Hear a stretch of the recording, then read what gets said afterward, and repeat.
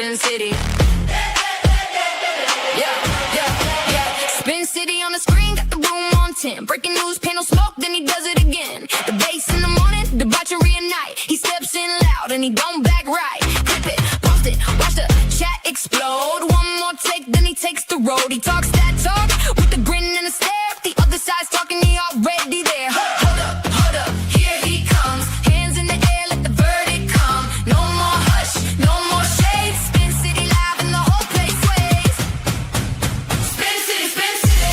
He don't play it safe. Spin City, bringing fire to the face. MAGA on the mic, and he says what he means. Spin City, shaking up the scene. Panels in a circle, everybody wants a turn. He leans in hard, let the hot takes burn. Protest on the ticker, riot in the thread. He talks over the chaos with a raised up head. Yell a little louder, make the point land clean. Cut through the noise like a headline machine. If they come for the room, he comes right back. One more clash and the whole beat snaps. Hold up, here he comes. Hands in the air, let the verdict come. No more hush, no more shade. Spin City live and the whole place sways. Spin City, he don't play it safe. Spin City, bringing fire to the face. MAGA on the mic, and he says what he means. Spin City, shaking up the scene. When the mics get hot and the comments fly, he laughs at the noise and he calls it live. One more round, let the sparks go wide. Spin City standing on the right side. Spin City, he don't play it safe. Spin City, bringing fire to the face. MAGA on the mic, and he says what he means. Spin City, shaking up the scene.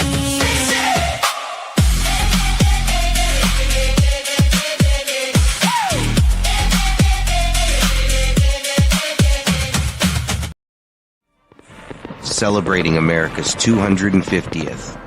We will be there live. Spin City News, teaming up with America Rising Media to broadcast a very special event with exclusive content. You can help crowdfund this below. Links in the description. DC, we will be live and we will be there. Spin City News and America Rising.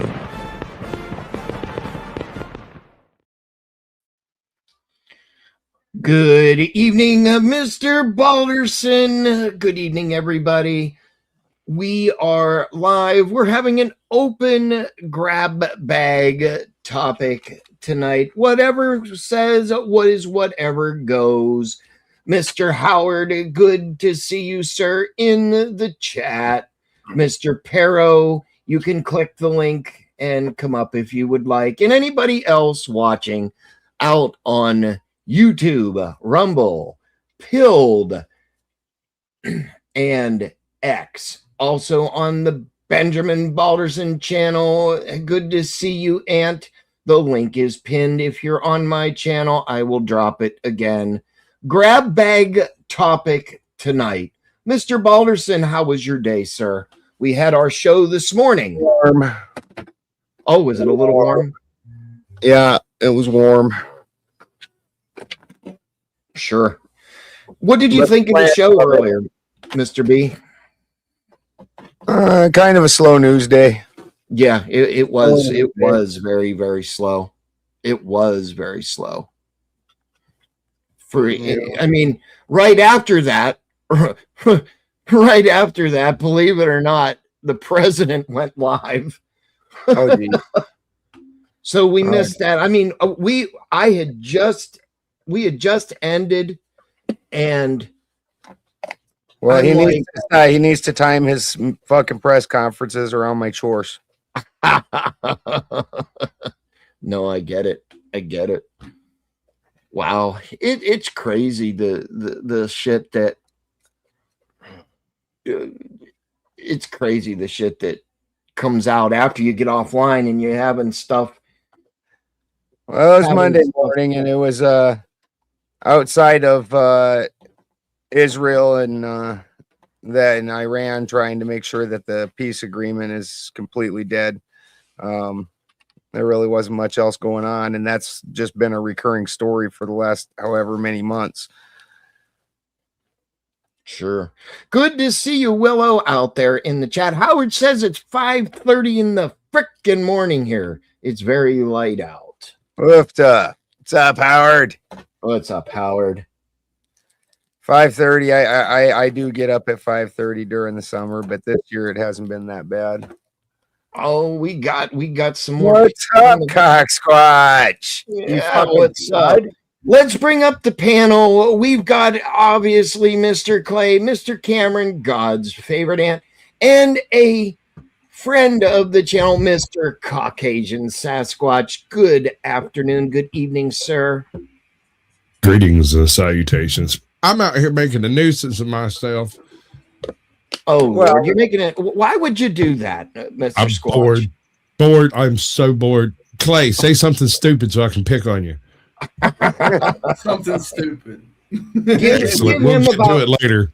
Listen, give him about 10 minutes and he will say something and you can pick on him. It's okay. And then I'll probably rage quit afterward. Yeah, we'll let's not rage quit today, sir. Let's not rage quit. Good to see everybody. We have Salty Santa in the panel. Good evening, sir. We have the magic elf helper in the background, of course. Mr. I'm not sure Ant, that's how safe. are you today? They actually, second of all, I do want to hear. What's up, Cheryl? What's up, Are You Moon? Yep. So, give us a topic. Mr. Sasquatch, what is a topic that we want to discuss tonight? It's an open grab bag panel. Okay, I got you. I'm sure people will rage quit before the night's over. Are angels infallible? Mr. Clay, No. it is your topic, sir. And Mr. Salty Santa. Yeah, that's a no from me. Okay, we should probably be concerned because I agree.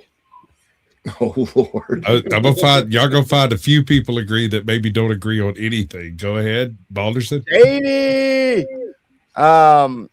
There isn't angels in my culture.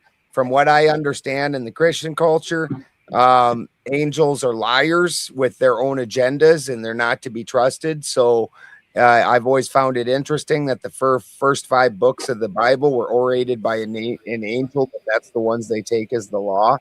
But then also say that angels are liars and have their own motivations. So I'm not sure what to say about all that. Okay. No, I accept that. I knew you're pagan. I know this is going to be kind of an odd question for you, but Salty Santa?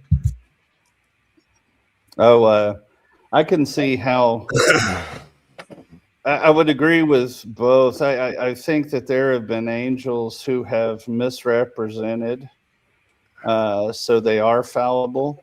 So yeah, they're fallible. I agree. The very first angel in question, of course, was the morning star himself. Lucifer. All right, well, that's wrapped up. Next topic. Okay, next. Thanks, Squatch. Well, the more interesting part of that, from my perspective, is from my perspective. Let's look at the way my pantheon is set up. You've got Odin, the Allfather. He's above and beyond all the other gods. He's something else. And then you have the gods.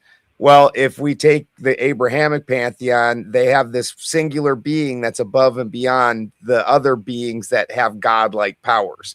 So I'm not sure how people don't understand. The best analogy I think we can do would be the Valkyrie, maybe, kind of. But they were once people, weren't they? They're not like some special Aesir, Vasir.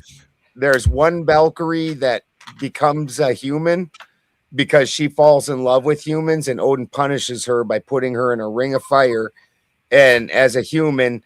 And then the only person that can possibly free her from that is a son of Odin. And so Sigurd is the one who ends up going through and freeing her from the ring of fire. We have Mama Tomato in the chat, Mr. Balderson. Please Tomato. put tomatoes in the chat for Mama Tomato. She has blessed us with her presence. I know she's probably missing her beloved daughter, the raging Tomato, so she decided to stop by. So please, tomatoes in the chat for Mama Tomato. And from what I'm told, the Raging Tomato has had a stellar day, and lots of big tomatoes for her. The entire Mater crew really kicked ass today and made a perfect showing.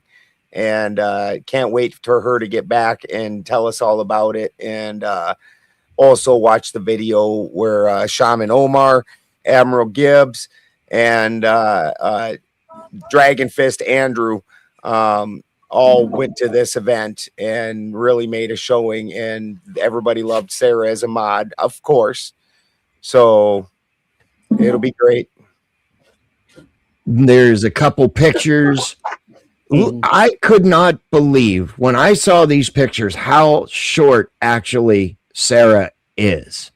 Dude, she's tiny. She is freaking itsy bitsy. She sent me that Crucible jacket, and when I went to put it on, I couldn't even get my wrist down the damn thing. I mean, my hands were too Fat big to man in a little coat. No, I didn't even try, dude. That's exactly what I said to my wife. I giggled at her and went, fat guy in a little coat. She was like, now, no. she has 2-inch platforms, maybe even 3-inch platforms on. Imagine if she took those shoes off. How short she would stop be. being insensitive, dude. Listen, I'm not. If you want to see the if you want to see the foot pics, you got to pay like everybody else, bro. The funny part is she's like 2 or 3 inches taller than my wife. And this was a picture that was taken last night, I believe. I think this one was last night, wasn't it, Ben? Where everybody's holding her up. That was the first night that they arrived. Yep. I guess. Yeah. So yeah, that is crazy. And then, you know, I don't know if we can show this picture or not, but yeah, no, probably not. Anyway, the tallest man in my wife's family is 5'4". So the women are all 5 foot or under. Wow. She has a grandma who's like 4'9", and she was something like 1.5 pounds when she was born, and she slept in a shoebox above the fireplace. Mooney's only 5'3". Well, you are taller than my wife. You're all fucking gnomes. What the fuck? Everybody is taller than my wife. When my wife actually sees somebody that she's taller than, she gets so excited. It's like Christmas for her. She'll like come over and tell me all about it and everything. It's like this was the best day of her life. She's like, I was taller than a person today. Howard says, growing up, gnomes. They are gnomes. No, gnomes. I knew a whole family of gnomes. When I was growing up, my best friend was one of the shortest guys I knew at a whopping 5 foot even, right? He was absolutely aghast by it. But then consider this, he was the second tallest person in his family, and his mom was 5'2". His dad was like 4'11". His sister was 4'9". She's tiny, bro. Yeah. And so as a natural consequence of this, they had like small furniture, right? Straight up. This is Christy's parents' house. They custom built their house. The shower hits me right here. Right? Exactly. That Mama Tomato. The refrigerator in this woman's house come up just barely to my shoulder, right?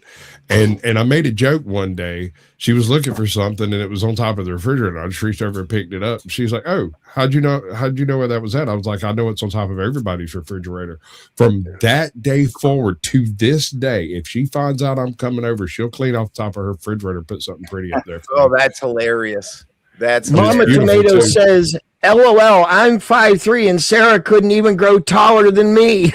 That is how tall my mom is, Mama Tomato. She is also 5'3". She was so proud when I married somebody that's shorter than her. Howard says Sarah didn't fall far from the plant, Mama Tomato. Oh, it wasn't a very tall it wasn't plant. a very far fall. That's true. What do you want her to do, man? Maybe you can get her a bigger dress so she can float away like Glinda the Good Witch and actually, expand out there. Something. My tomato plants were like 10 feet tall. Not yet this year, but last year. Have you ever tried any of those Trip L tomatoes? Nope. Look up a Trip L. I don't remember the name exactly, but it's one of the massive tree tomatoes that are like selectively bred to do the multiple layer thing. I don't know what it's called. I stumbled across them. Somebody gave me one, and these things will get as big as a pie plate, bro. They will get ginormous. Oh, damn. My biggest Not ones are the exaggerating. pineapple. My biggest ones are the pineapple tomatoes and the pink tie-dye tomatoes. Here's my wife in front of one of our tomato bush sets. Wow. Yeah. Wow, that's crazy. Yeah, ours are only like what, 2.5 feet?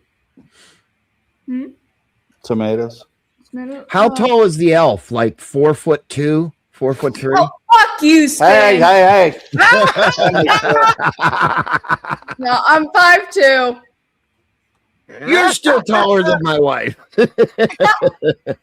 She's just hostile because I keep singing that, was it Randy Newman song? Sure. But then I also told her the small feet joke, but I guess I like that one. I tell it to people all the time, especially guys, because they're like, I've never heard a woman say that. Do they immediately ask to see your feet? No. Yeah, I grow about a dozen different types of heirloom tomatoes throughout the year. Yeah, those are fun. I just did this because dude was like, all right, so it's a guy I went to like 4-H with. And I don't know if y'all know what 4-H is, but it's like I'm from farm country. What do you mean? You're born into 4-H. Pretty much that. Pig farms. We were doing pig showings. But anyway, we were in 4-H together. And homeboy, I get to see him like once every 10 years or so. And one of these times he comes through town, I happen to run across him and he pulls something out of his pocket. He's got a whole pocket full of what looks like goodies powders packages, right? And as soon as he sees me, he's walking along pointing one of those things at me. Dude, I want you to go home, plant this, tell me what happens. And I was like, okay. And I didn't get to it immediately. And of course, it got too late in the year. And so I saved it till the next year. And I started it super duper early inside. And I'm already in the South. So it had plenty of freaking time to grow. I grew this thing up over the back of my house. The damn thing would not grow on the roof because it was too hot, but it did grow down both the gutters. And it made tomatoes almost as big as my head. I had a problem with watering because it was raining a whole bunch, and so a lot of them split. But if that was regulated, dude, oh my god! And one of my buddies said it were the best tomatoes he ever ate, but as I understand it, he didn't really like tomatoes. So make of that whatever you will. Hey Clay, did you understand that thing for OBS? By the way, from the chat, the Telegram chat. Store tomatoes suck. They grow the most commercially productive tomatoes. They don't grow the tasty tomatoes. They don't grow the good tomatoes. Yeah, 4-H, FFA, and Ag were the three where I lived. There was also Ag during the school year that was all ran by the school. Sure. There is nothing that smells like fresh tomato, and I love that smell so much. Yeah. You talking like tomato vine or the tomato itself, cutting a tomato? Yeah, all that stuff. Somebody's gonna have to show me all that. Okay, that's no big deal. I can show you how to do that. Yeah, man, it's crazy. My wife made salsa out of our tomatoes, and I don't even like salsa usually, and that shit is so good. And we have a atomic grape tomato that's a stiffer tomato and really flavorful, and that's real nice in the salsa. We don't use the big ones like the pineapple or the tie-dye in there. I'll tell you what, Brick. Yeah, OBS seems to be the hardest to use, but also has the most features for if you're able to use it. Brick. Yeah, Alan knows his shit. Yeah. OBS, hold on. OBS has all of the power that a mid-90s news network has. It can do everything. Yeah. If you can find it on YouTube, there are several ways to reproduce that effect using OBS as some clever camera work. Yeah, like I told Spin, if it wasn't for YouTube, I would already know how to do all this because I would have been doing it for myself. But now, because somebody else wants me to do it, I'll learn. Oh, that was a good one. That's a good idea too. Trippy knows his shit completely. There's no doubt. Yeah. Anybody who wants to show me, I got to learn. No, you're not inviting Alan up to fucking talk about OBS. I'm not. Jesus Christ, I can't imagine a worse show. No. OBS is as hard or as easy as you want to make it. Like that's true. That is, it depends on what do you're you trying know to do OBS? with it. That's what he's using what do you for think that. I use now? This is how I do my little avatars. That's this and that and the other thing over there. This dude right here. I mean, there you go, Clay. There's two people. It's exactly as hard as you make it. If you want to go in and try to download a bunch of docs and hook them all up, it's going to be just as difficult as you think it's going to be. If you're just trying to set up a decent green screen and, do the kind of stuff that he's doing or like what Trippy does, that's kind of a different bag of worms. There's the other person, Trippy. I keep forgetting about him. Yeah. No. In case you guys Trippy is a magician, bro. He's a wizard. Reason that the subject comes up is because Mr. Spin City over here, along with a couple other people from ARM, which is American Rising Media, they're going to DC to cover the DC. And so because of that, I got to run the back, and so I gotta learn this shit. And okay. It's not a problem. If somebody else is setting up the OBS, for the most part, you'll just be clicking buttons at the right time. Yeah, that's really all he's doing. You've got to sit down with whoever you're working with and get them to show you the titles in each of the buttons and when you want, and that's it. You're good. Load it all up, get it all in there. And just that's the thing is like click. Doing all of that is complicated with layers and all kinds of stuff. But if it's going to be set up when you're ready to do it, all you got to do is have the timing down on the different triggers. Yeah. Speaking of that, up in the left-hand corner is a give, send, go. We're doing a little bit of crowdfunding. I'll play this little short clip. If you can, please help us out. And Mr. Sasquatch, I did just send you an email, sir. I'm looking at it. Celebrating America's 250th. We will be there live.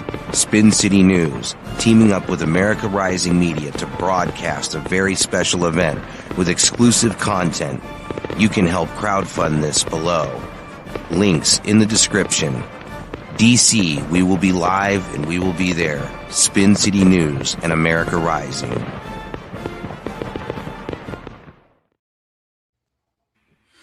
Yep, up in the left-hand corner again, there is a donation link. It will help us out tremendously. The cost is very, very excive to do this. Put yourself under it. What's up, Chris Meyer? Okay, yeah, you can I was put me thinking under the it. That's same fine. thing, either that or one of the avatars or something. Because Yeah, you know what? I'm I'm do too this. goddamn sexy to be partially blocked. We need ugly people like you. I'll put myself in between. I'll put myself down here. Sorry, Cameron. You're under the. I don't care. So again, $5, $10, $20. It helps with the cost. It is very costly to do this, but at the end of the day, it's history in the making. It's history in the making. It's Why don't the you biggest or the biggest. Swap me and you out there, Spin. Oh, okay. It is the biggest or the biggest thing that I have ever undertaken in my life. And what this is helping out with is food and gas. I mean, I'm driving from Central Florida to Washington, D.C., pulling a trailer, a really heavy ass trailer. So yeah, it would help. It would help out.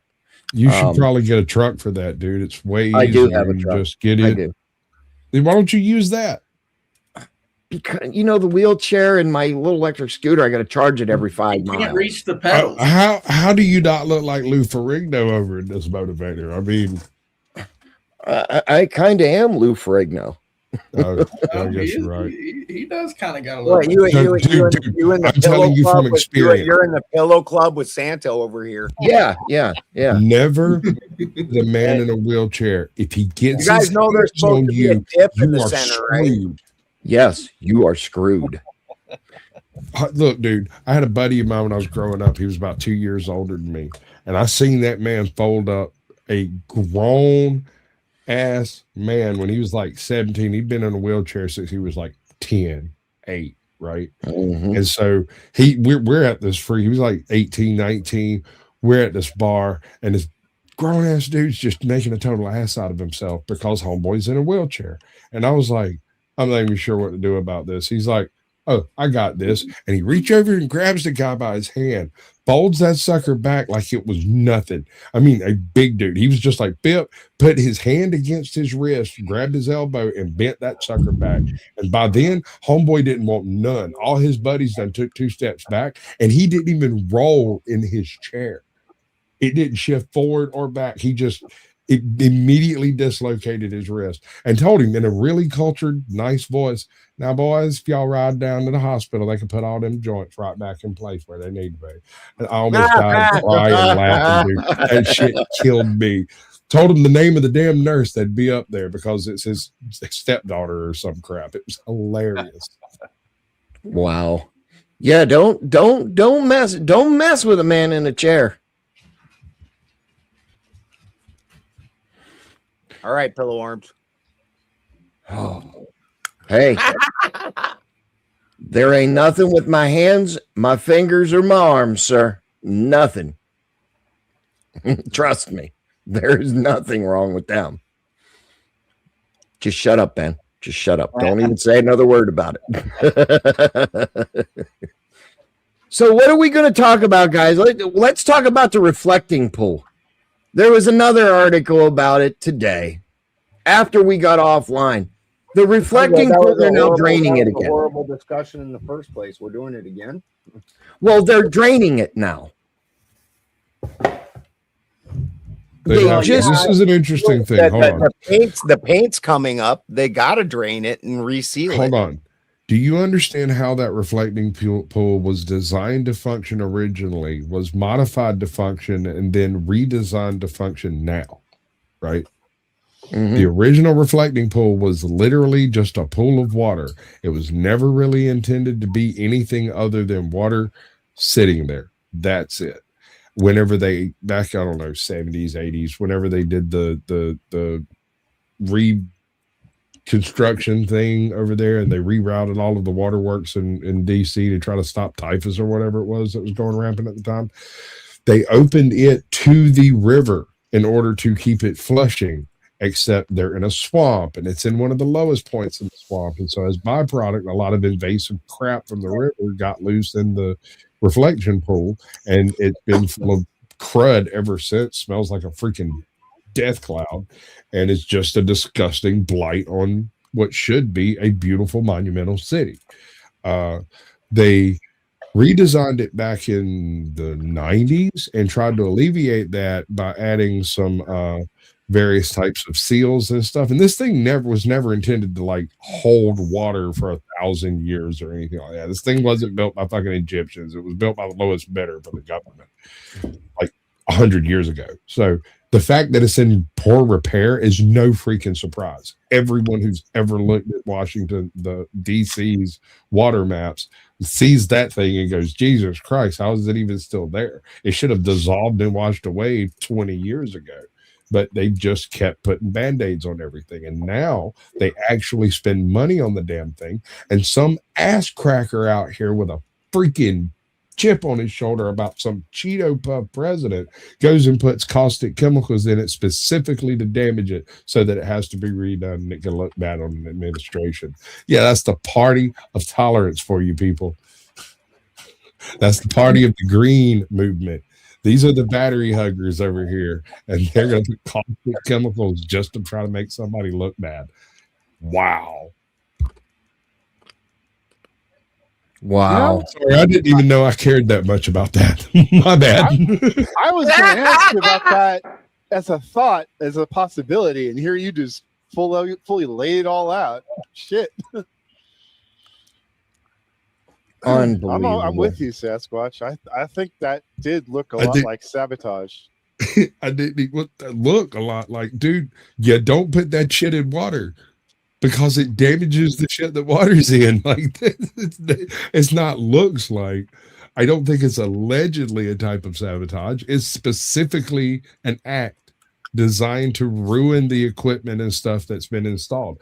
That shit and a pump is I haven't a seen as much disaster. evidence as you have, so I'm not as confident in saying that it is a sure thing. Let me put it this way.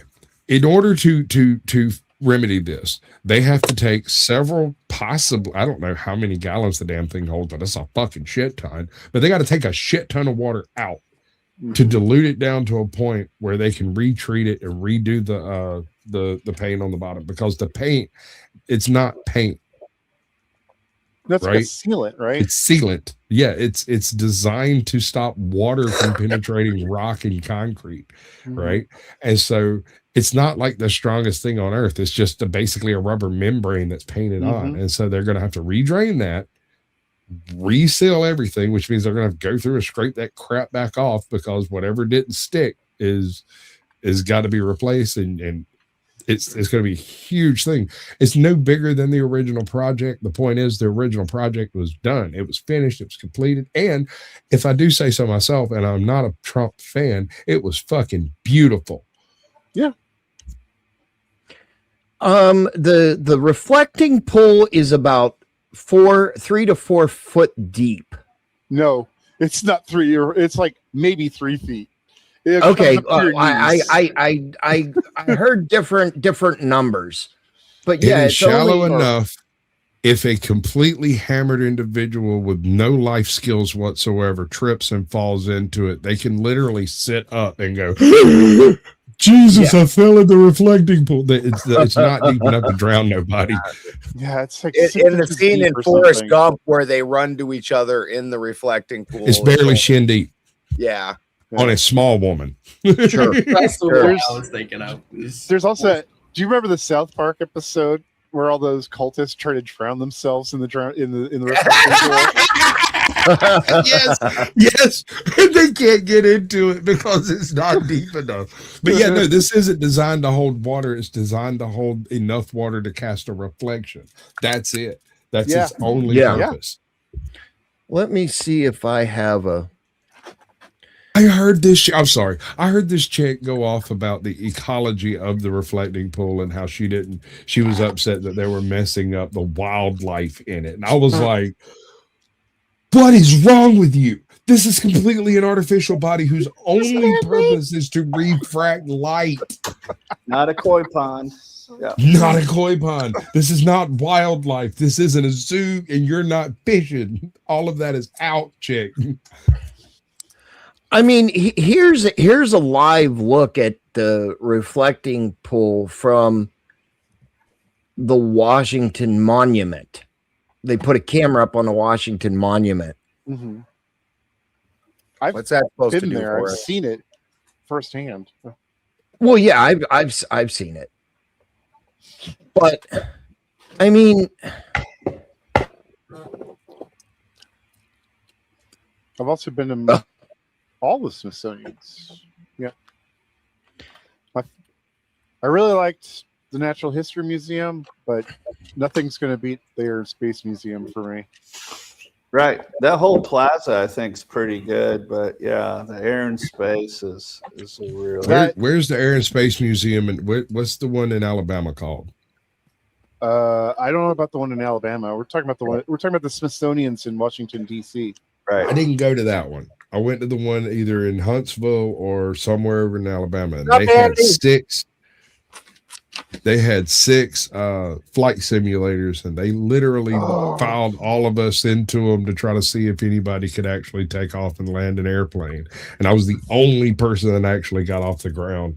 And that is cool. I came within, like, I ran out of time. I didn't crash the airplane. I didn't realize I was timed, right? And so I did the first orbit and got a grip on all the controls. And when I came in to do the landing, it ended just as I was coming down to touch my freaking wheels down. And I turned and looked at that dude, and I looked at him. I said, man, this is rigged. And he was like, we're probably going to be calling you in a few years. I was like, I want to complete it. My autism is itching. Stop it.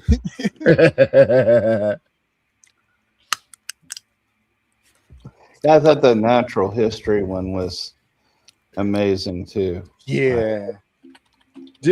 I got to go there. Maybe it's still there. When I was there, they had the Hope Diamond on display. Oh, damn. That would be cool to see. That would be cool to see. But they rotate exhibits constantly, so like my experience is going to be completely different than yours, even if we went to the exact same museums. Yeah, I think Air and Space doesn't change as much, but I can't be sure of that. And mostly because there's certain things they don't want to take out and would be way too cumbersome. They have a 1-to-1 replica of Skylab with a cutaway, so you can see the inside of it. And it's amazing. It's also freaking tiny, bro. Yeah, I know. You're like, whoa, people lived in that? Dude, all right, check it out. You remember one of those 1970 minibus vans made by Volkswagen that looks kind of like a tin can with two caps on it? Yep. Yeah. It's like 3 of those put together, but you can't live in 2 of them. It's just equipment. Yeah, it was very, very small. So Ben could fit. But it was really useful for determining, like, could we put something up in orbit that people could live in, even if temporarily? And it was very good proof of that concept. That's what led to ISS.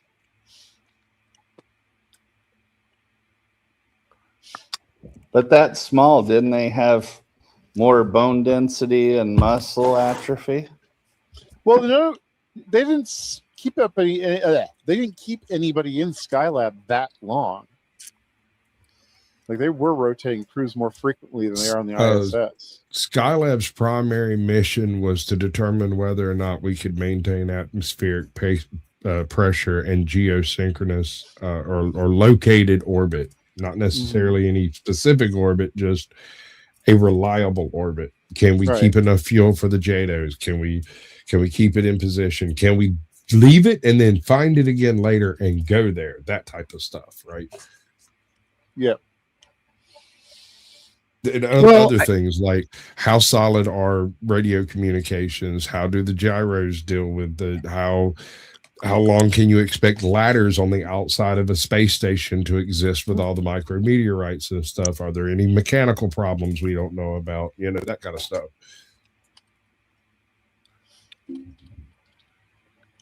It's interesting, but you actually have to worry about oxidation. Birkin!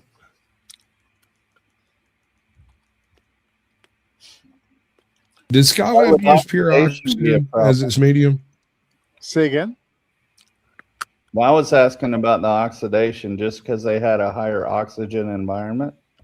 No, I'm talking about the process of oxidation, which doesn't just mean oxygenating anymore. It means losing ions. Yeah. But although usually through oxidation. But you can still see oxidation even with like chlorine. Yeah. Just saying that's the most common for sure. Yeah. Well, that was what they originally thought it was, but chemistry evolved, or they learned new things and found out there's more things that can do it.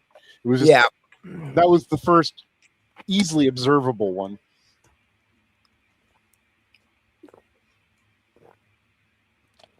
I think it's cool to learn that, because I would have thought oxidative stuff was, from that.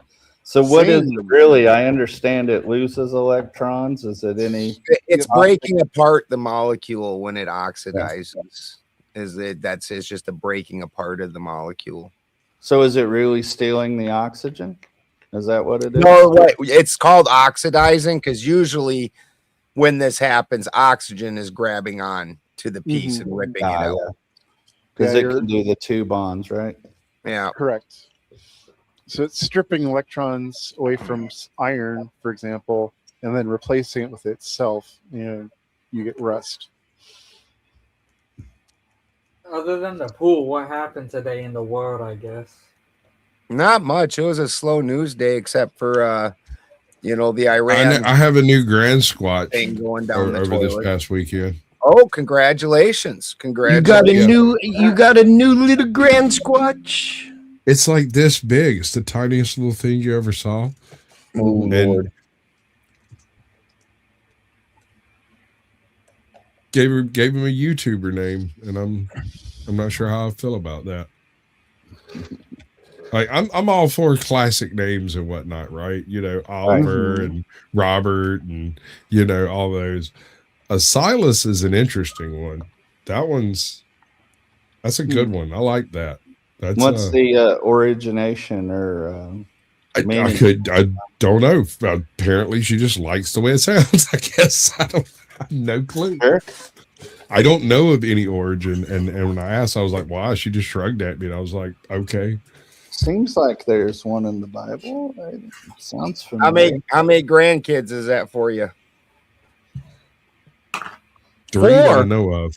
3. 3? Oh, 3 that you know 3 of? that I know of. Yeah. 3. I'm just, yeah. And all from the same daughter. So. Well, are they all 3 by the same person? Meaning you have 3 grandkids. Are they They're all from the same daughter. Okay. Are they from the same man as well? My lawyer told me that I shouldn't answer this question. I'm pleading the 5th. You plead the 5th. I got nothing for you, bro. That's not even my business. Yeah, Spin's hired by the opposition just to make sure. No, Spin is not.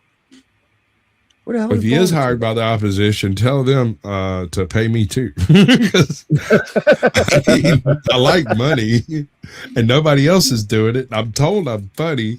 Tell me the ideas I'm supposed to have and maybe I could make a joke out of it. It's probably hilarious if you have to pay people to say it. It's hilarious on its surface. Here's the thing. People nowadays, even as a grandparent, I'm a grandparent, right? I love my kids. I love my grandkids. I'm not judging them. If they decide that they want to, have children, okay, fine. I'll love them no matter what. And that's how parents have to be. Even if they're a bastard child or not. And I mean bastard, they're out of wedlock, whatever. Dude, I could go deep dive on the crazy freaking shit that surrounds the life of these kids, and I just don't want no fucking part of it, man. Like, it is your classic blended family situation where I knocked up some chick, had a kid, that kid has siblings, and we raised all of the children. Well, first of all, children don't get to decide who their parents are going to be. And so you can't really judge children based off of what parents have done, right? So whatever bad decisions took place up to that point is nothing on the kids. And so we just kind of treated all the kids like they were on. When that relationship exploded over there and there was no longer, they all come and stay with us. Like every single time it went tits up, they came and stayed with us. And so now they're all adults, right?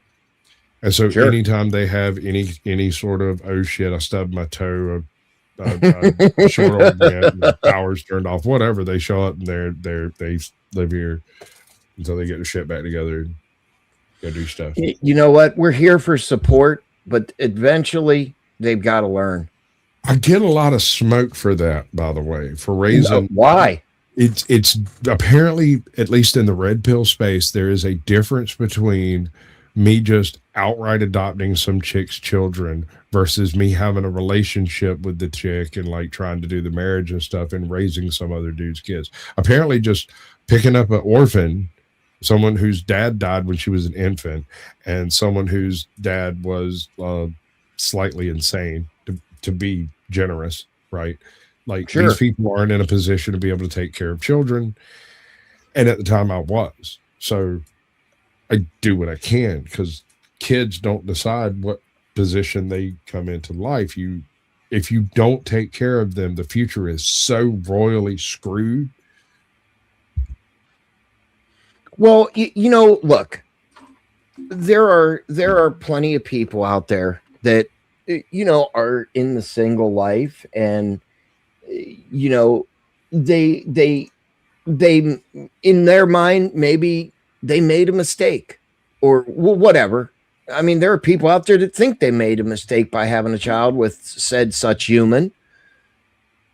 But should people not be with that person because they have a child to another marriage or another father?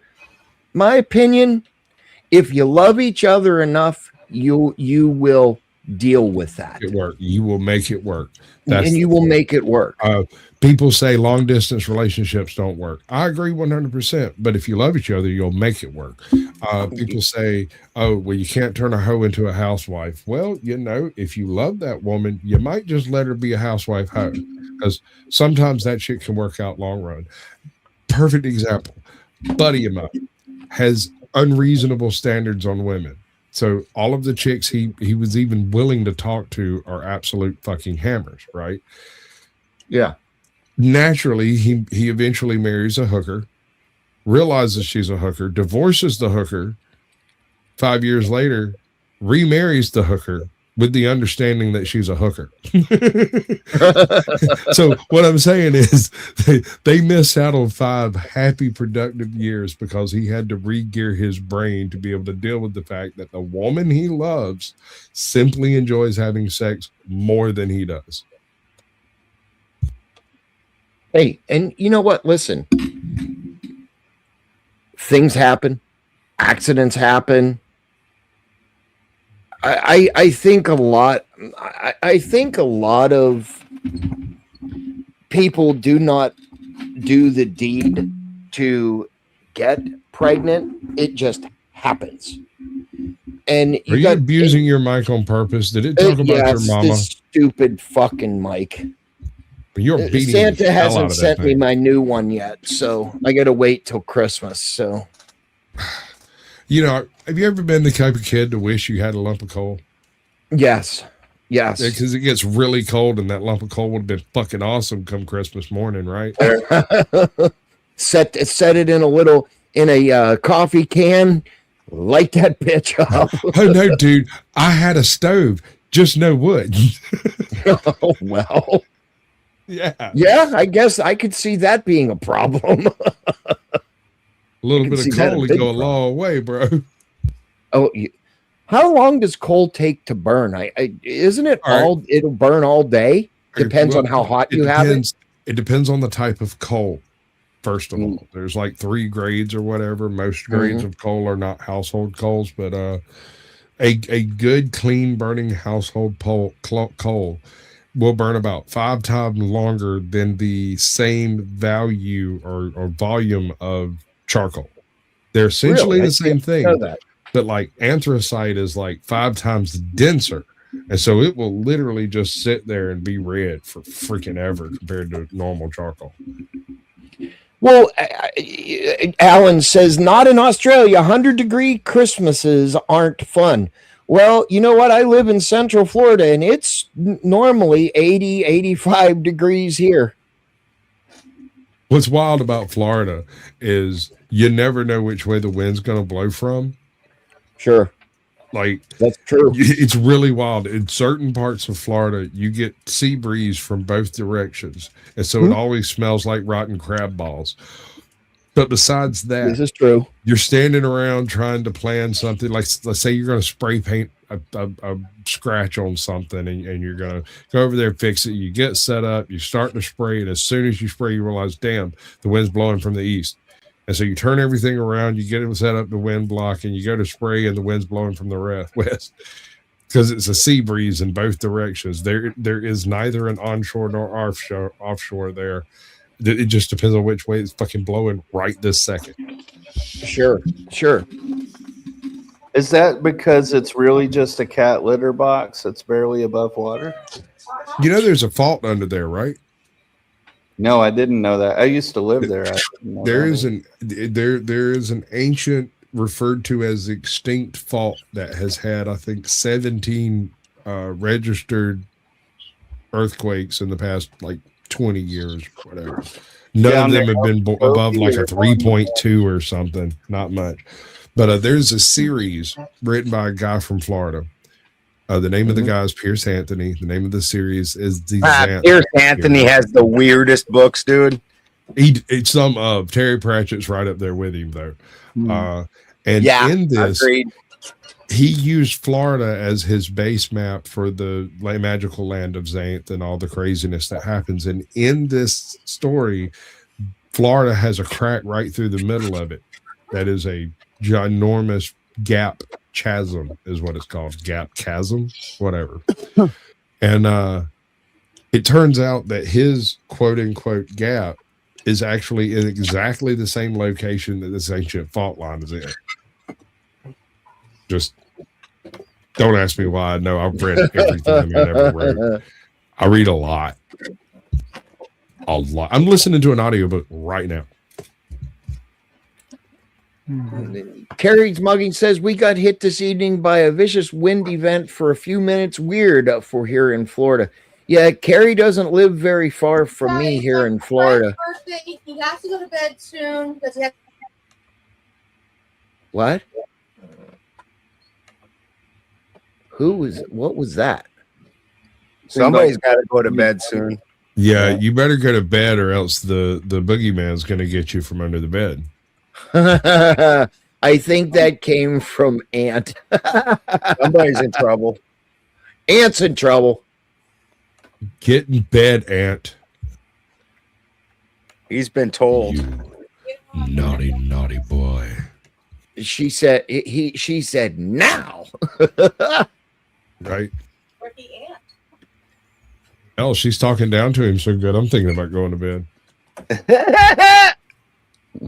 You ever be at a family gathering and there's a bunch of kids running around like Thanksgiving, Christmas, Halloween, whatever you throw parties for? And all the kids are running around and you see one of those ants come in and go, all right, children, y'all need to chill out or somebody's going to have to take a nap. And I look straight at the kids and go, it's good, guys. Y'all keep going. I got this one. I'm going to take the nap. That's when you know you're old. Yeah, that's true. Naps are cool. You hear someone threaten with a nap and you think, fuck yeah, I got this. Threaten me at a good time. Right? Yeah, I take my daily old man naps. I do too, but it's mainly because I end up doing crap like this up till sometimes 2, 3, 4, 5, 6 o'clock in the morning, and I never know when that's going to happen. And so I just, crash out for about an hour at noon. And it's like clockwork, bro. Like, I don't care where I'm at, what I'm doing. I'll pop up, post up for 15, 20, 30 minutes, an hour. If I'm driving from somewhere and it's like more than a 2 or 3 hour, 4 hour drive, my ass is liable to post up in the middle of that drive. Yeah. You should put Ben next to Squatch, then Squatch next to Santa, and call it the evolution of Santa Claus.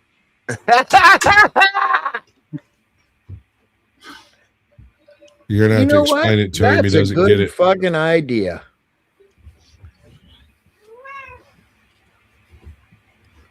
Is that where you want him at?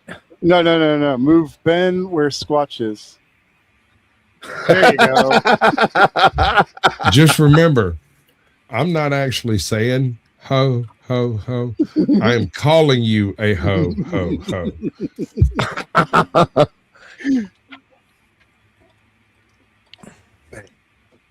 Well, Santa definitely has the whitest beard for sure. Yeah. This WC. Yeah, I look like a telling milk me to use vampire. some purple shampoo so it can get whiter. I'm like, I've been told I look like a milk vampire. Mine is not much changed colors. I got a couple white hairs in there, but not enough to really. I feel like Now balding, that happened. yeah, I had really dark hair until teenagers. But you know. I hear about that type of stuff. It hasn't happened to me. I got hairier as I grew older. Mine's standing, but it's not going. Well, see, I guess it is pretty far, and this light doesn't help. But I think I lost about half an inch of hair for every grandkid, and I got 8 of them buggers now. So I had a buddy of mine had a receding hairline when he was 17. He had a full head of hair when he was 16, and he a whole bunch of stressful shit happened to him. Like he was in a car accident, his mom was in a coma, his dad ended up like passing away a couple of months later, completely unrelated event.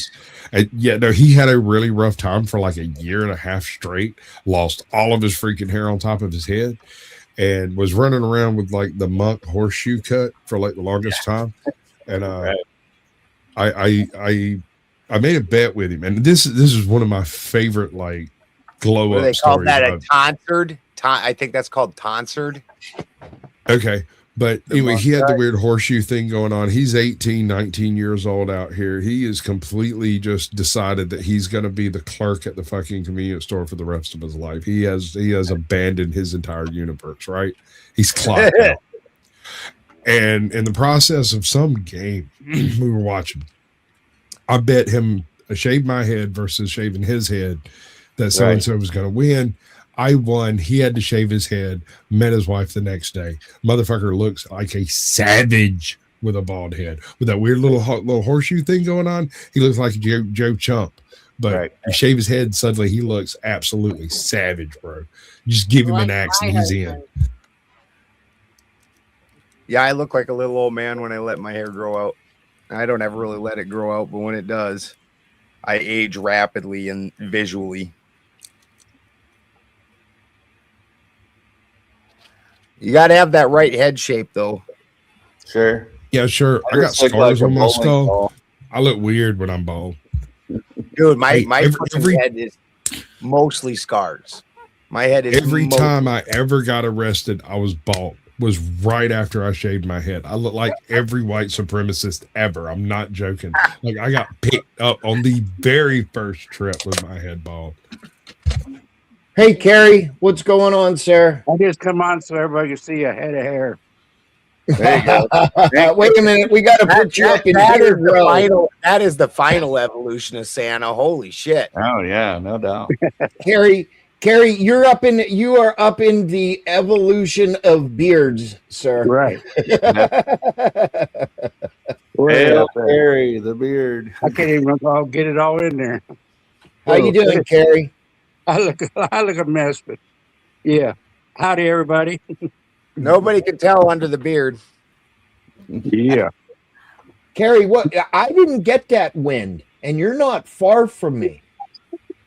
No, it just all of a sudden looked like it wasn't a tornado, it was just a straight wind. It just it blew through here like, you know, and it showed on the radar as a storm, but there was no rain. Well, it thundered and lightninged up here for about 20 minutes, and that was it. I mean, we didn't even get a drop of rain. Holy shit, Yetis are real. We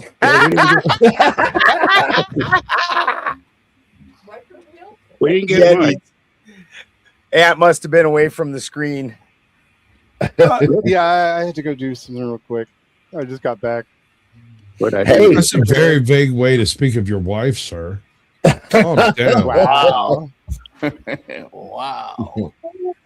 She's No, a wolf, I just not a hope Elf yeti, doesn't sir. come back because she wants me to grow mine out like Carrie's, and I'm like, oh man, I just Well, seems like I started this when they caught the J6ers and they wouldn't let them cut their beards, their fingernails. oh right on. So it started like 4 years ago. Well, I she haven't gets cut it. annoyed because mine grows so quickly, and yeah, I could get to about Squatch or Balderson in probably about a year, which is fortunate. But what was yours? About 15 inches long now, 16? I don't know. Yeah, well, when they weren't allowed to shave or maintain. Yeah, they weren't allowed to do anything. So I started to cut it because I heard they got their privileges back. And Mickey, Ashley Babbitt's mom said, "No, Carrie, no, they took them away again." So I said, "Okay." And yeah, I was big into that group. Humiliation that they took them away. Yeah, it was more. Yeah, that was what it was. It was, they tried to downgrade them.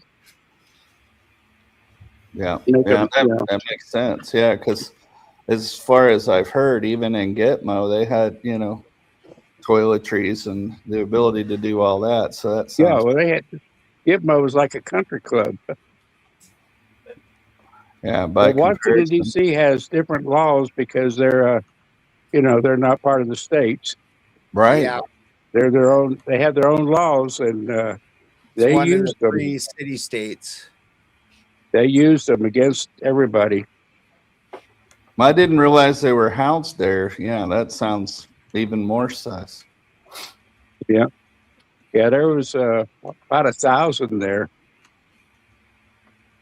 You can get Really? The Gulag. Right, Yeah. right. Well, that sounds like an appropriate name for it as I've read the Gulag. Yeah, they called it the Gulag. No.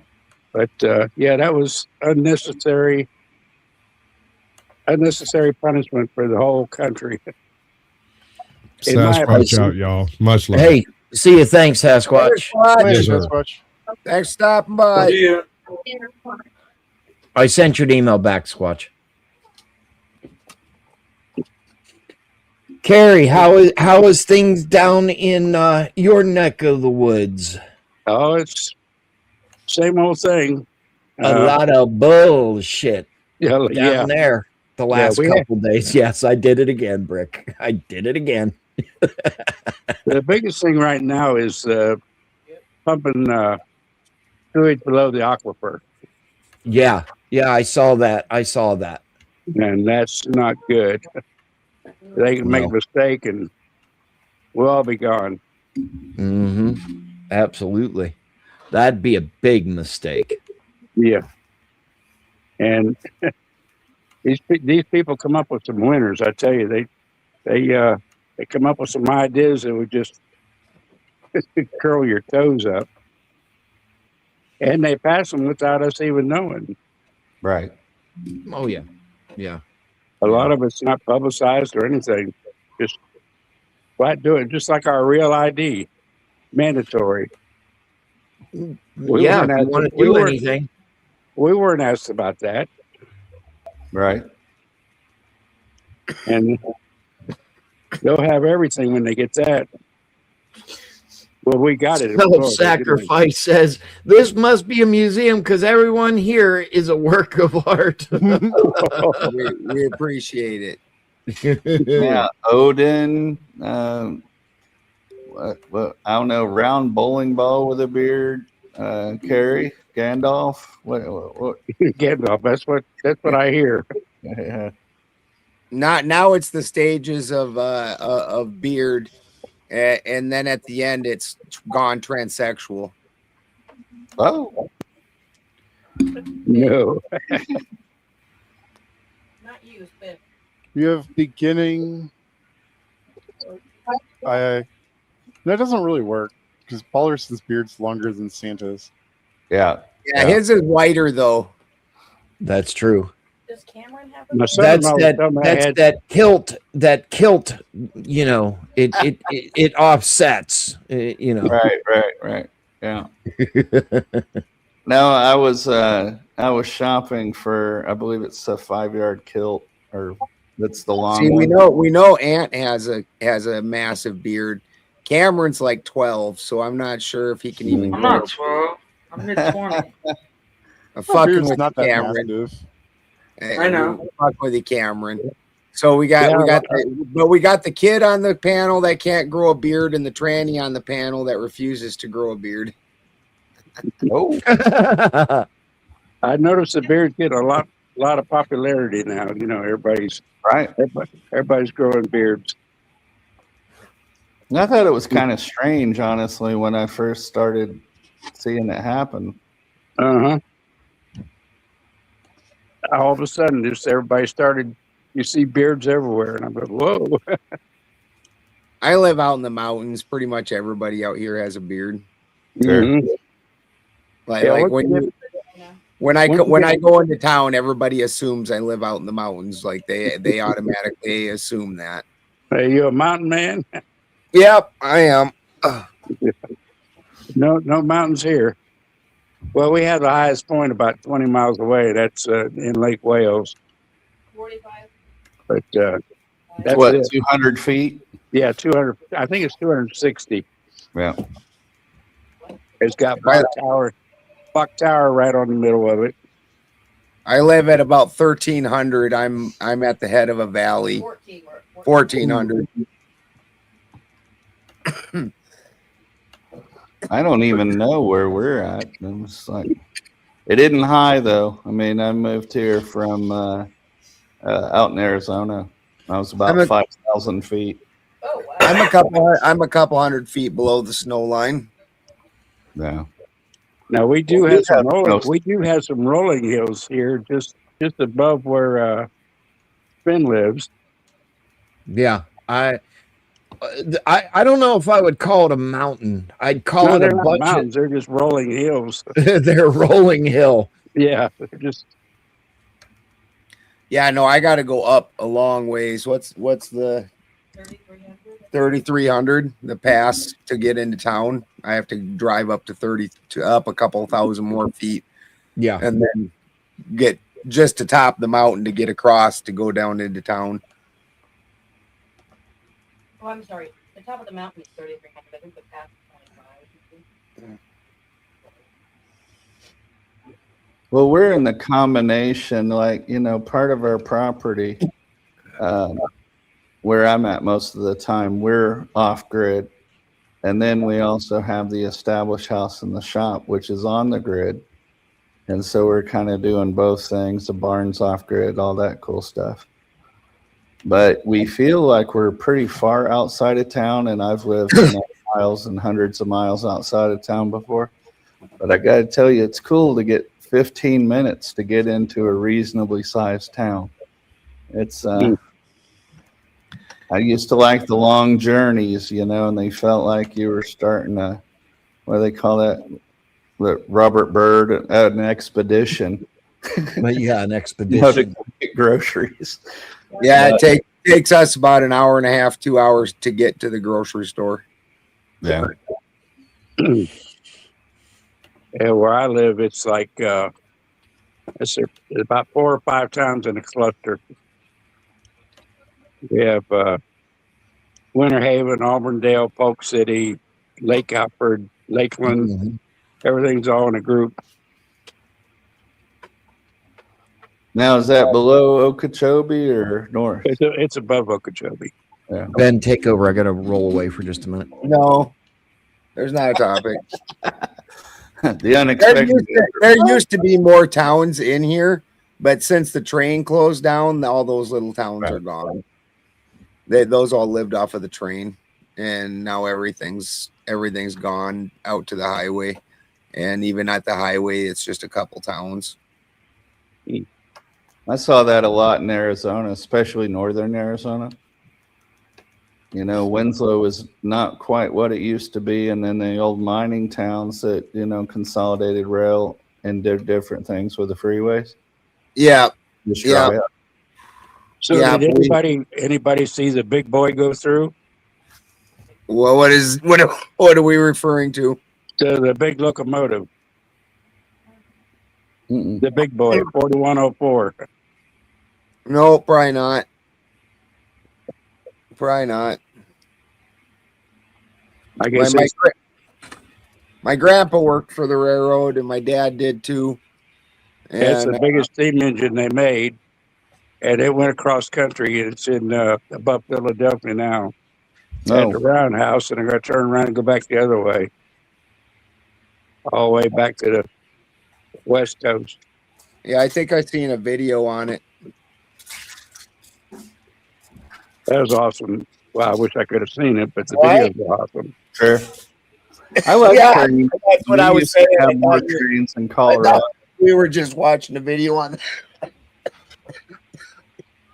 I guess a lot of the trains that I've seen have honestly been with mining.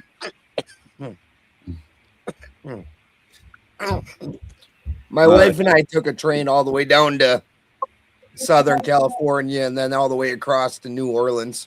Oh, wow. That'd be cool. Yeah, I hated it. I thought it sucked balls. Just not a train guy, huh? Well, I smoke pot, and I smoke, and so I don't like that. And then on the way to LA, our train ran through a semi, and the semi got tangled under the train. So then we had to sit there for like 8 hours with no power out in the desert cooking in a fucking tin can. And then we got a hotel in fucking LA, and the train that was coming to replace that one killed a person and got set back. And then the train that we got on and went the other way killed a person. At what point did you consider that an omen? Well, I kind of actually came up with the theory that trains must run on human souls. Yeah. Yeah, the hotel got hit by a car too. The hotel that we were in. Right. One of my friends is like, it's like that. It's like a fucking. They're trying to get you, but they just keep slightly missing. Hey, it was funny. But that was a rough trip, and then the trip back, I got an ear infection, which was wild because I haven't had an ear infection in my adult life, and I got an ear infection. And let me tell you what, an ear infection and riding on the train, not great together. Yeah, if you ever need to ride a train again, let me know. I'll make sure I take a cab, anything but a train. Yeah, my friends told me, they're like, don't get on a plane. Yeah, exactly. Well, speaking of real ID, I don't take planes anymore. They said you need to do that. I said, no, I don't. But in order to fly, I don't fly. I flew rather a lot. And I've flown internationally a lot. I've had enough of that. And, all the extra stuff, the security for insurance companies, I'll get so frustrated. I'm like, I'll just drive in my truck, crank the Jimi Hendrix or whatever it is, and make an adventure out of it. That's what Christy and I do. Yeah. We drive. We've driven across the country numerous times. We've been all over the place. Yeah, Chris is mentioning just use a passport. I did that for a while. It was just okay, little background. My mom passed away, and then I flew back with her ashes.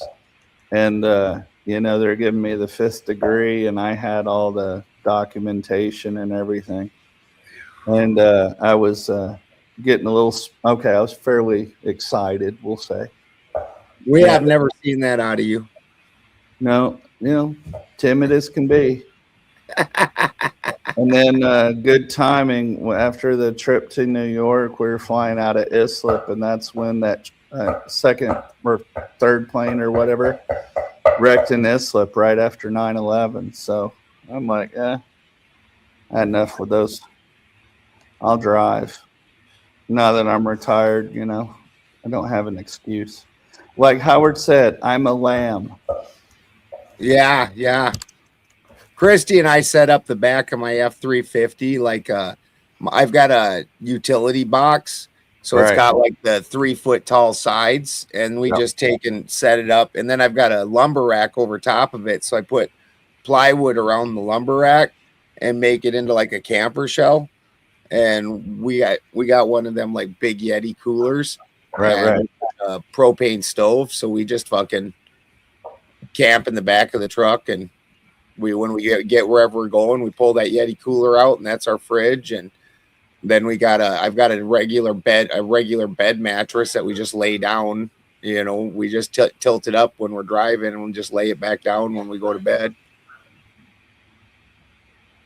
Yeah, we're Elf and I are hoping to go around to some of the national parks and stuff. She's interested in photography, so I'd had this cool little, I don't know, it's a canvas tent. It's a bed tent, but it's heavy duty, and you can stand up inside it. It's quite a bit more.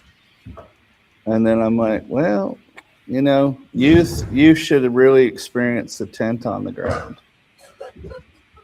And I'll take the cot, thanks.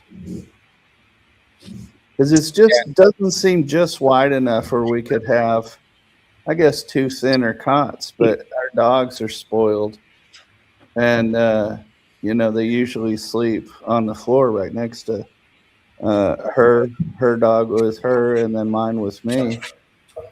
And so, I don't know. What does anybody have any advice for bigger dogs in that kind of scenario? Dude, that's what we have. We got pit bulls, and they just sleep with us in the truck. Yeah.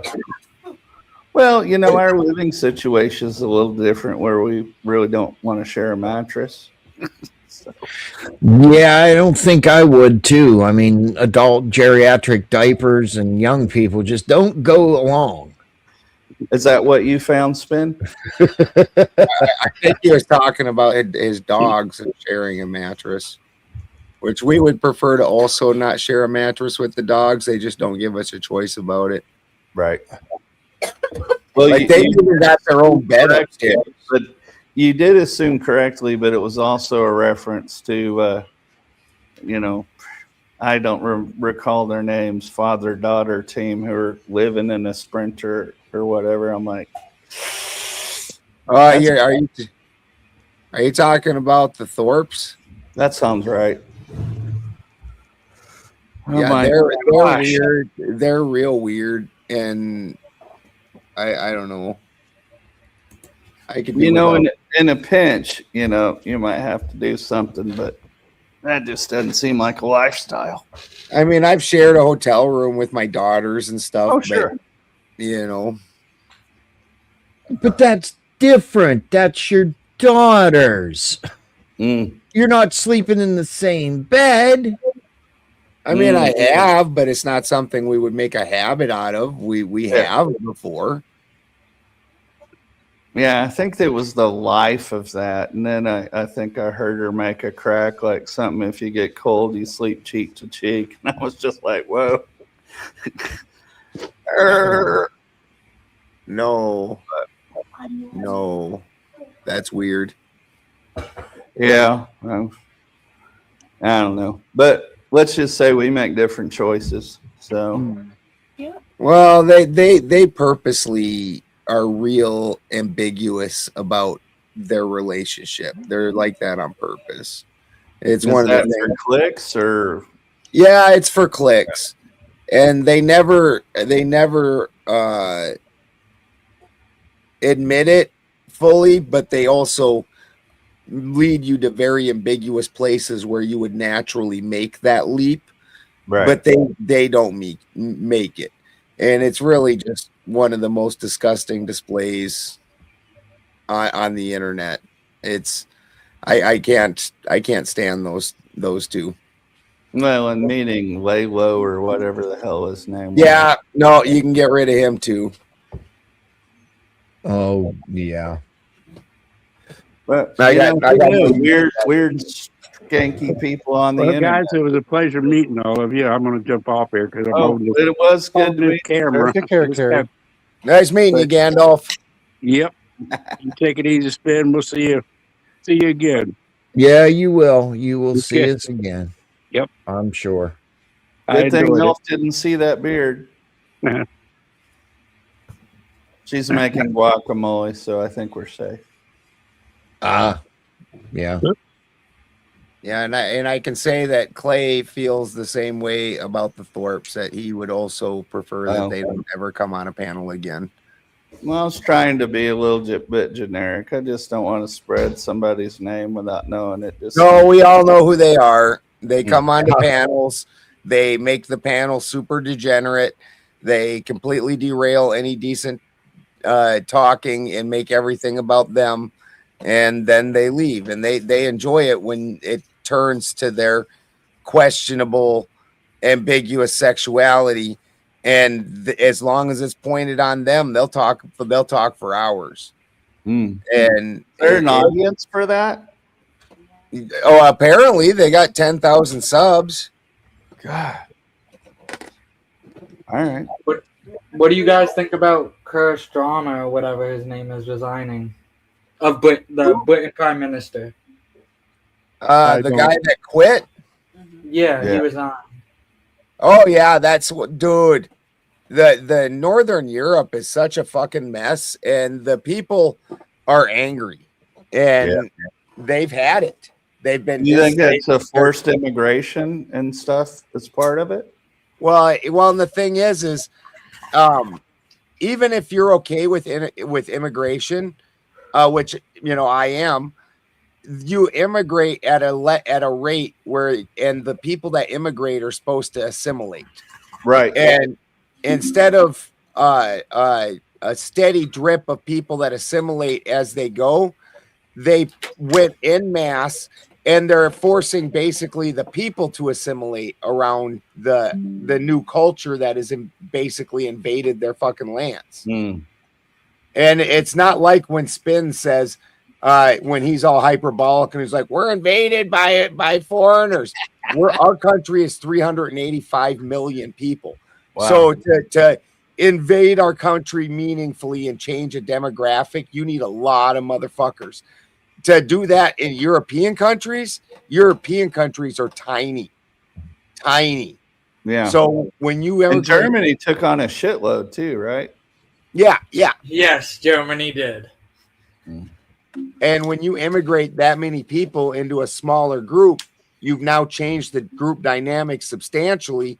And then when you don't force that group to assimilate, and their culture is so wildly different than your culture, it's not going to go well. And the people are mad. I could see it not going well for anybody except those who wish to disrupt the normal order of previously relatively stable countries. Yeah, this prime minister had to step down. And you're seeing, but it's not just Northern Europe. You're seeing this kind of upheaval all over the place. Canada had to, Trudeau stepped down as head of his party because there was such upheaval in Canada. Wow. Fucking the United States, God only knows who's going to be a dominant figure after Trump's done, which is only a couple more years. There's no strong candidate for either party. That's going to be crazy. In California, there's such an upheaval that they just about had an election with 2 Republican candidates and no Democrat candidates. Was that for the governor or the? Yeah, for governor. And that's absolutely wild. Indeed. Yeah. Like they're lucky that Swalwell had to drop out, or else that might have been a reality, because Swalwell, all his votes got redistributed because he had to drop out. Right. Is that the way he was staying in Congress, Swalwell, or did he resign? He got in trouble for he's the guy a couple of years ago who got in trouble for dating the Chinese spy. Yeah. And now I think it was some fraud. It was some heavy fraud, I think is what it was. And he had to resign. Fraud in the Congress? Who'd have heard of such a thing? Yeah. That should be the prompt, Spin. What's that? Fraud in Congress. Who ever heard of it? That'll be hard. The charge. Vote harder. Oh, he had a bunch of sexual misconduct allegations. You know what? That'll be the prompt for Multiple tomorrow night. women. Multiple women. That'll be that. Well, we can discuss it now. Go ahead. The claims ranged from unsolicited, multiple women with claims ranging from unsolicited explicit messages to unwanted touching and severe accusations of rape and drugging while the accusers were incapacitated. Wow. Serious charges, but he gets his day in court. No, but I'm saying he resigned because of all that. And because of that, the votes were redistributed, which is what brought Democrat into focus. Because once before that, they were too dispersed. Mm-hmm. I remember back in the day where they had to go after the congressman for writing so many bad checks to the special Congress people bank. You guys remember that? No. I guess only been mine. No, I don't remember that one. Was there a Toronto mayor that was like got involved with crack cocaine? Yeah, crack. He was he was fat to be a crackhead. Yeah, he was. You're like, how are you a crackhead and fat? Money. So it's not a diet option. Okay. Yeah, that dude was partying hard though. It wasn't just doing the crack. He was at nightclubs at 2 a.m, fucking partying it up. Like he was governor party man. I think it was a mayor. Yeah, mayor. Yep. You're right. And then what was the one over DC, the mayor who was also doing crack or maybe even selling it? I forget his name. Barry, I want to say. Isn't that all DC mayors? Well, they definitely install people they want. Yeah, if they don't have dirt on you, you are not going to get to a higher level because then they can't control you. Right. So do you think they brought these allegations or allowed these allegations to come out because he wasn't playing ball on someone else or for someone else? All right. Either that or occasionally something happens from the public, and that's probably what I would put my bet on, that somebody in the public got a hold of the story, and because of the internet, the story started making waves. I mean, there's a million stories in our country.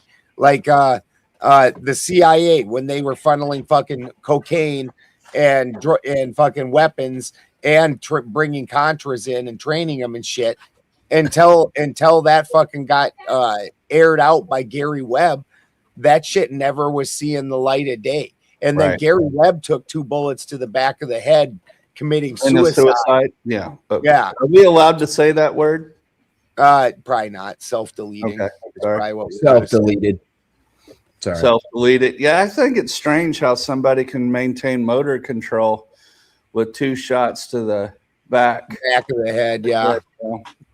Yeah. It's fucking where I'm from. Many of them are related to politics and other families in politics, but it's okay. Where I'm from, there was an outspoken gay college professor, and he self-deleted with 2 bullets to the back of the head, and then somehow threw the gun in a dumpster like 50 fucking feet in front of him, which I think is impressive. Bro, do you and guys the chat know? reminded me it was Marion Barry. Yeah. Do y'all know why the whole IUN, like what country the Contras were from? That we allowed them to. That was South America. Yeah. Seems It was like El Salvador. Nicaragua. It was Nicaragua. Thank you. Like all that to overthrow one country, and we did eventually with Well, there were a lot of resources coming out of that particular country, as I recall. Well, we were afraid that they were going to turn communist. They were already left wing, yeah. So we funded the Contras, which were a right wing militant group, to and then a whole bunch of stuff. But like us pick sides and it not work out. I don't know what. Well, we shipped weapons to them, and they didn't really have as much fight in them as what we thought that they wanted. What they wanted, and then we ended up diverting a lot of that for the Iran-Contra affair. That's why it's the Iran-Contra affair, because then the weapons got diverted to Iran instead. When we had that could be contentious, and that question would be: so what did with Oliver North, were his actions lawful? No, that's part, and that's they were part treason, of right?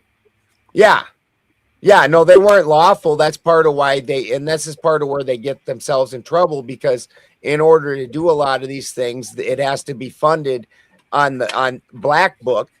So, like in that instance, the CIA literally was flying planes through the radar systems and had maps showing where to fly and sneaking shit in and out of the country. And that's, part of what funded their fucking entire operation. Now, weren't some of those plans landing with William Jefferson Clinton? Who was he governor for? That was Arkansas. The whole event happened in Mena, Arkansas, and Clinton was the governor that oversaw that. Yeah. Now, I believe that was confirmed by third parties, right? That wasn't just some conspiracy. Oh no, this whole thing's been completely broken wide open. Right. Like it's not a conspiracy at this point. All the evidence has been let out. There's a Hollywood movie about it, fucking with Tom Cruise. Like, the people like me aren't the only people that talk about it anymore. The whole thing's been blown wide open at this point. Well, and no blowback to the families. Huh. Weird.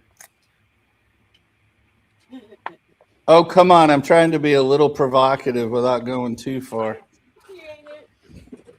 Wasn't that same family related to some weird real estate deals? The Barry Seal? Well, he accidentally had a problem too, as I recall, didn't he? Well, Barry Seal's the guy that was flying the and the drugs. I just recall that the same family that was in the governor's place and a brother related to some of that other activity. Oh yeah, 100%, 100%. And I believe we gave Motor City. Was it Persia or Iran at that time?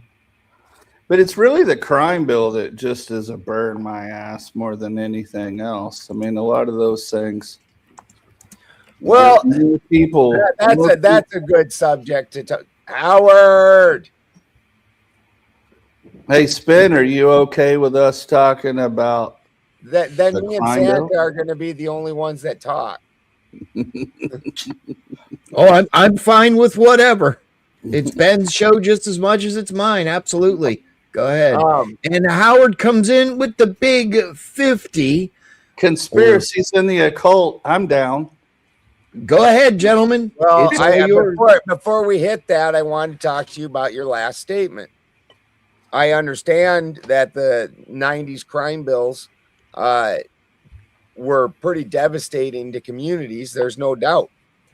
But you and I are both old enough to remember the violence of the fucking 80s and early 90s before the crime bills.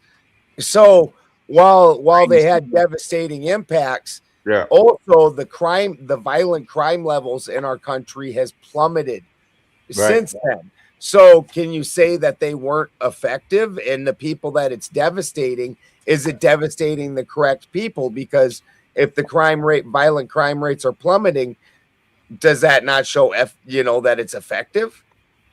Well, I've heard arguments that it's disproportionately affecting some communities. Well, of course, it's going to disproportionately affect some communities. Like Is there's that one certain, of those ipso facto kind of things?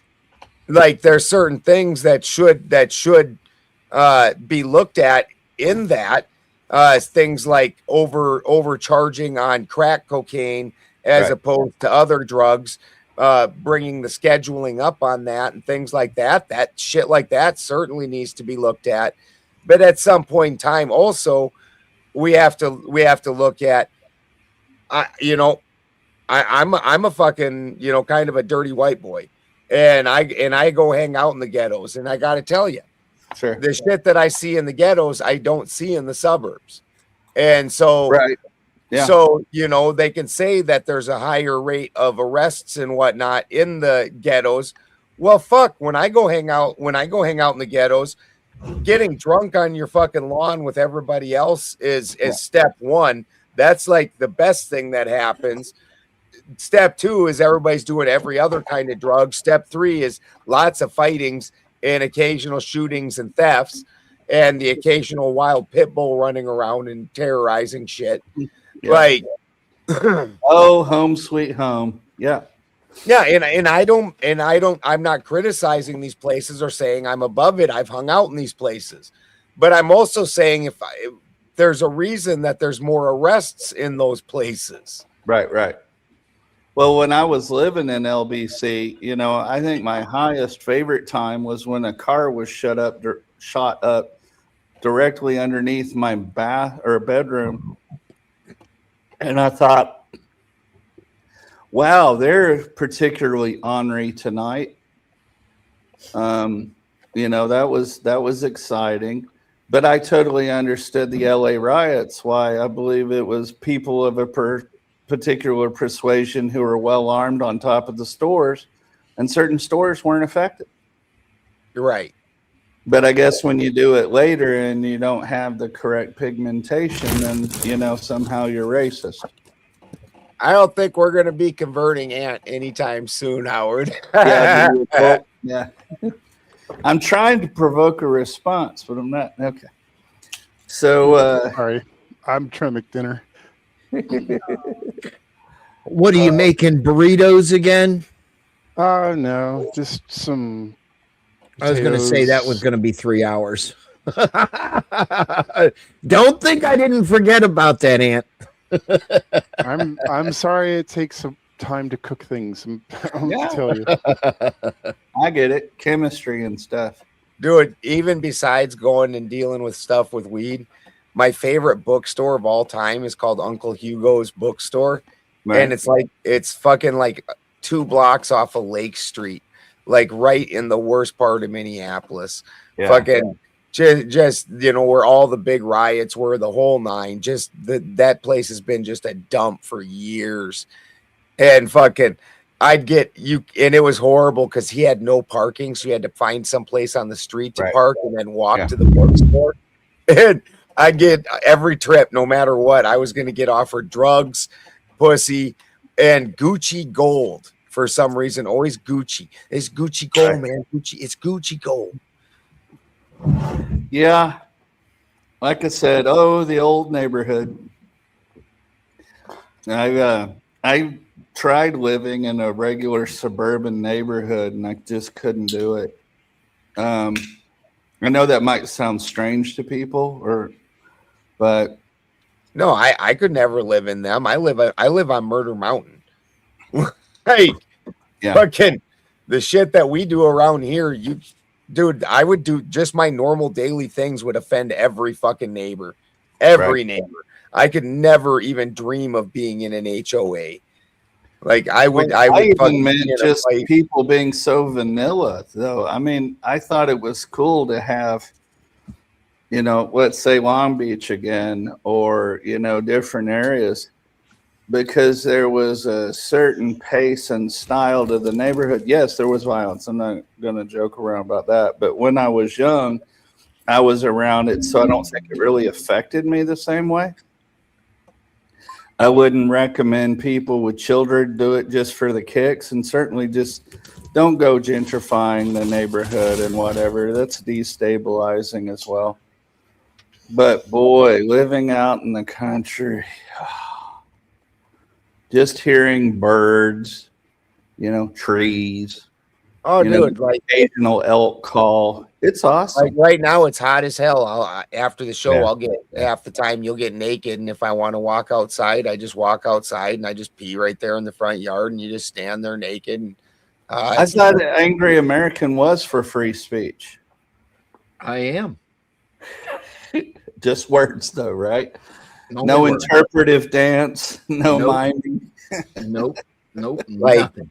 like No yesterday, straight up, one of the neighbors started shooting, and we stopped, and fucking after the third shot, I went back to work, and Christy yells, at me, and I was like, "No, they're just shooting, fucking around." No, I thought maybe Brian was trying to tell us like maybe it's Yeah. Yeah, I was like it's the shooting's too repetitive right now. Somebody's target shooting or something, Right.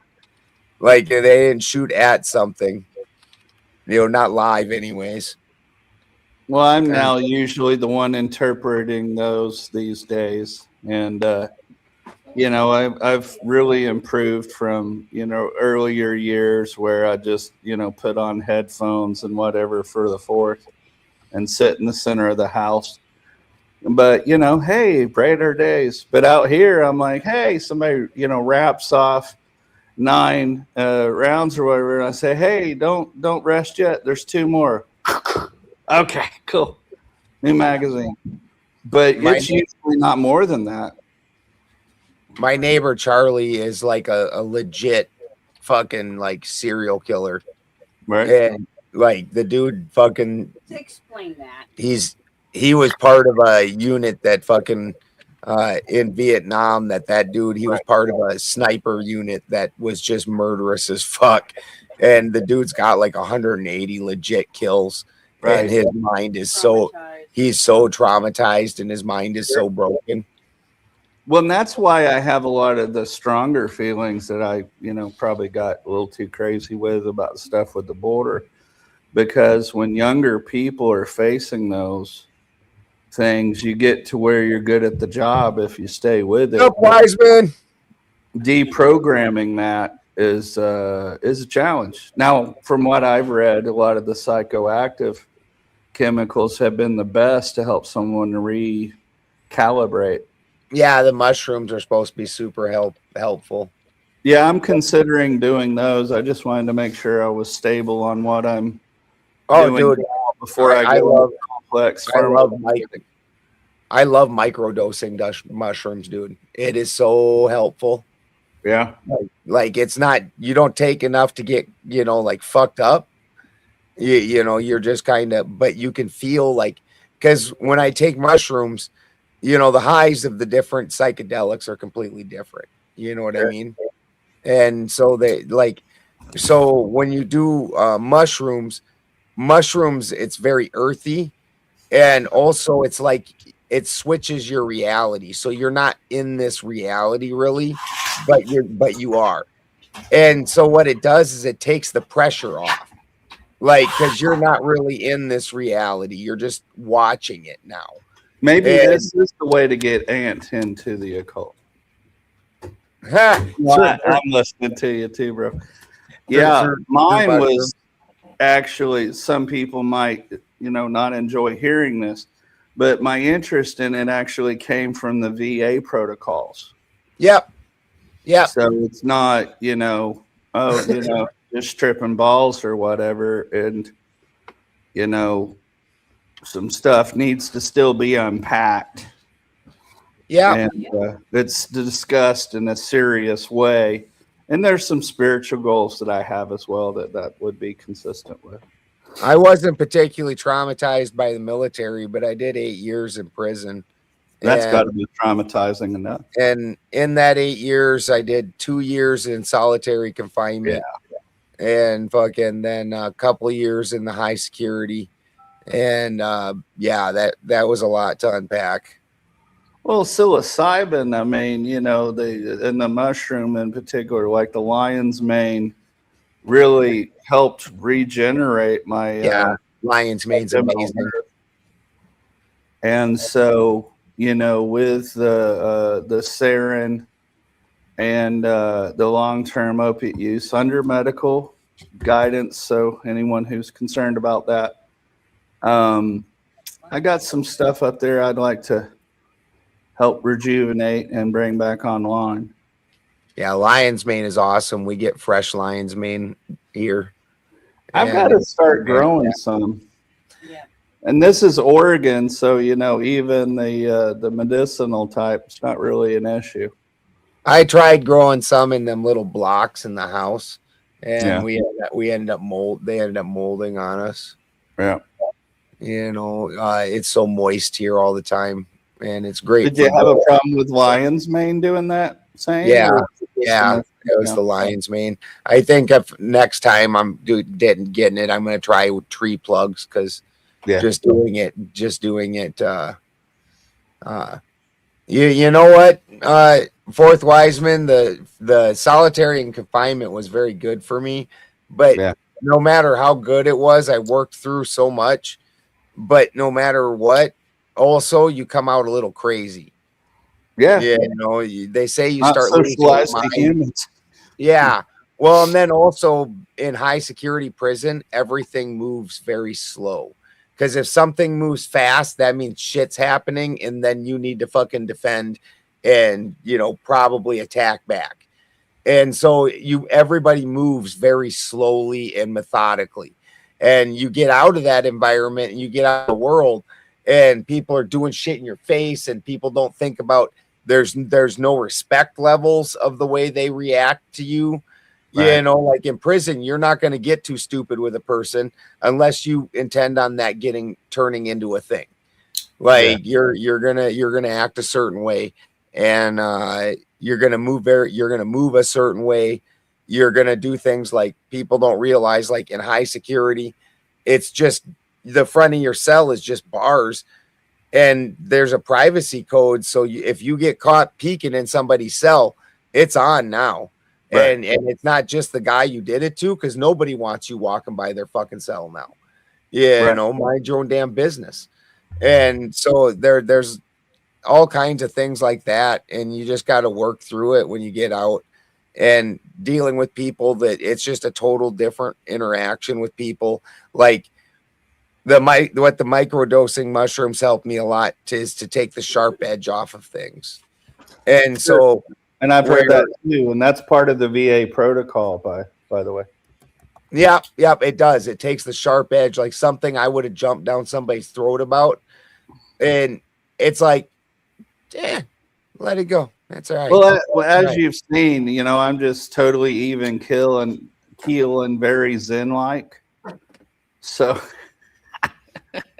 well, you couldn't really write a book, Wiseman. The only pencil they give you, because in solitary they don't want you to be able to hurt yourself. So it's a pencil that's like this rubbery material that you can like tie it into a knot and like a little bow and everything. And it doesn't even really work for writing either. But they give it to you. And then like the like if they're really worried about you self-harming, then they have it's called a suicide gown, and you don't get a pillow or a blanket or nothing. You just get this suicide gown. It's called a turtle shell. Yeah, it's pretty horrible. Yeah, it doesn't sound exciting. Yeah, no, it's not great. And then the worst part is like one time I was in, and for 4 months, the fucking librarian didn't show up. So the only books that you burn through the books that you have, and you can only get like 6 books at a time, which is basically about good enough for a week.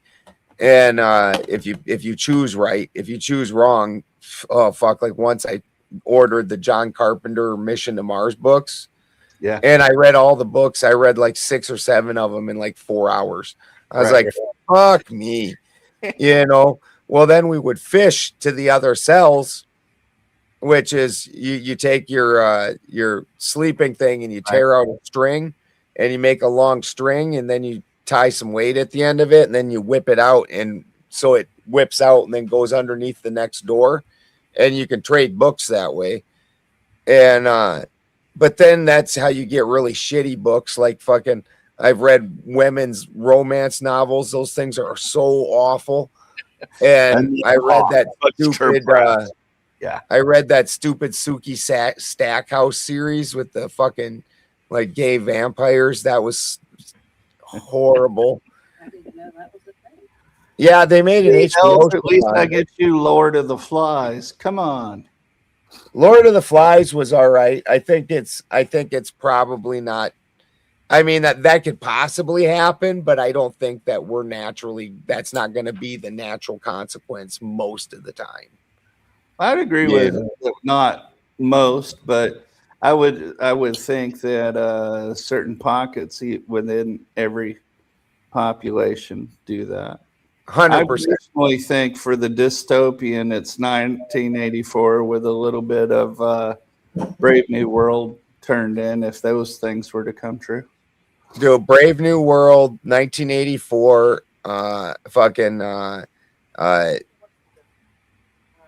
no, there's a couple more. Actually, the movie Demolition Man. You got to add that shit in there. Animal Farm. Right. Logan's Run.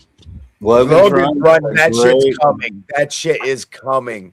Well, you know Future Shock is already here. Harrison Bergeron is the one I can remember. The Vonnegut's Harrison Bergeron. It's like one of them fucking charts where everything overlaps, and it's like you are here in the center of dystopian hell. So in solitary, could I have my cat? No. No. I did see a research study from a prison, and this was like a breakthrough thing. And they somehow figured out how to decrease violence and just general misbehaving by 400%. And they just gave the inmates cats. And then if you weren't behaved, you got your cat taken away. And fucking, they said they had a 400% drop in violence.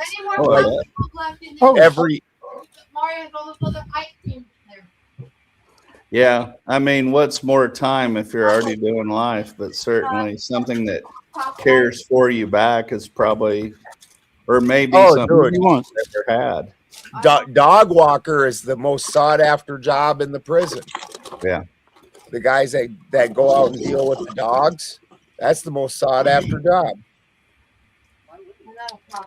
So going back to the mushroom thing, you know, the one mostly that I think was Amanita.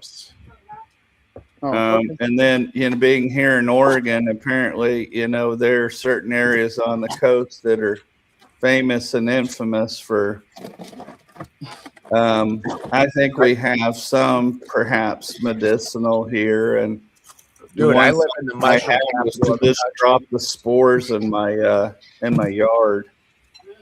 Well, you got to get the tree plugs is what I'm thinking. That's what I'm going to do for my lion's mane next time I try. Instead of getting those bricks, I'm going to get the tree plugs. Right. Yeah, like the cat helps me a lot.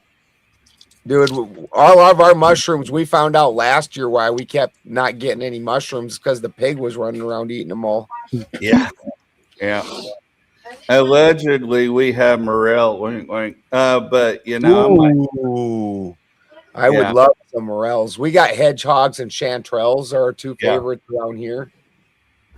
Yeah, and what are the ones on the trees where they're kind of fanned out? I know there's several kinds, but they're more tan. The oysters. Yeah, oysters. That's right. Yeah. Yeah. Yeah.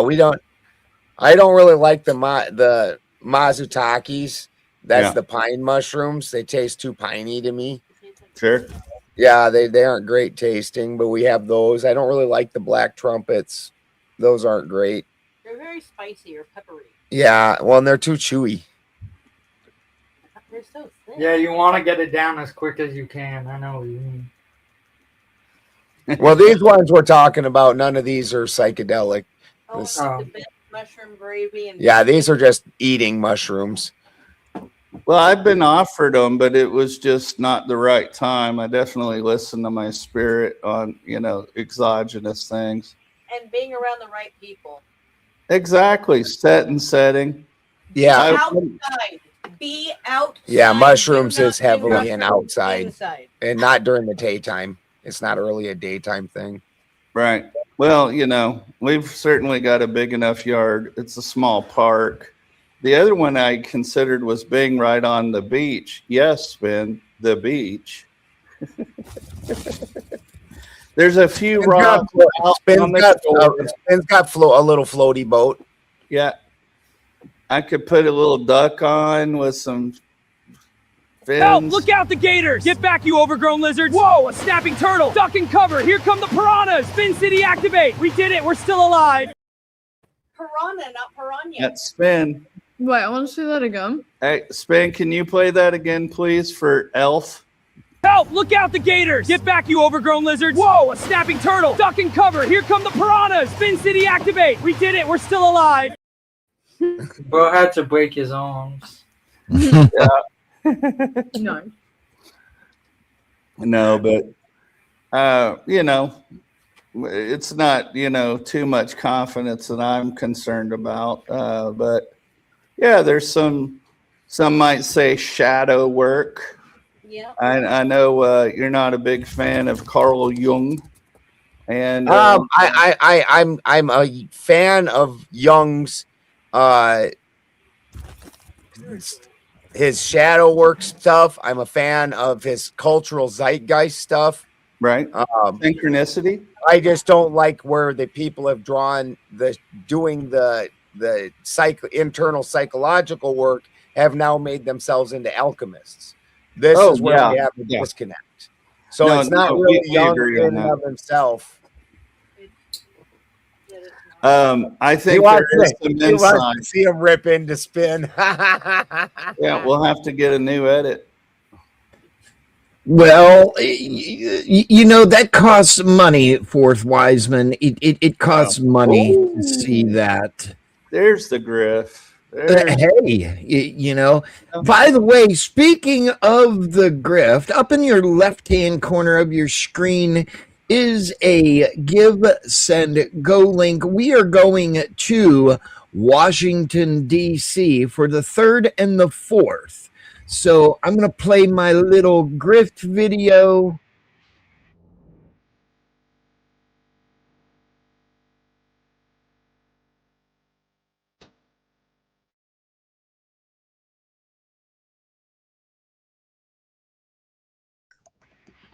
Nice. And then I've got this one that we are going to play. Celebrating America's 250th. We will be there live. Spin City News, teaming up with America Rising Media to broadcast a very special event with exclusive content. You can help crowdfund this below. Links in the description. DC, we will be live and we will be there. Spin City News and America Rising.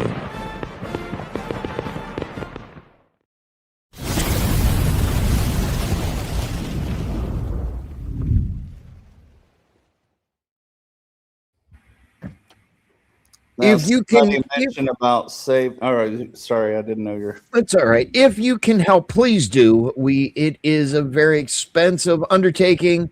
We will be live all day on the Spin City News channel, the Benjamin Balderson channel, bringing you live coverage from the America 250 or Freedom 250 in the International Mall in Washington, D.C.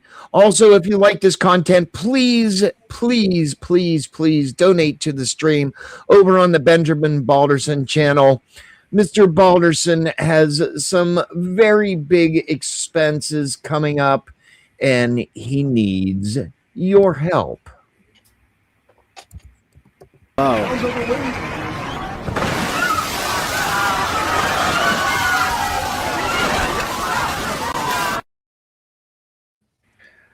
You said you weren't going to show that again, Spin. Well, I couldn't help it.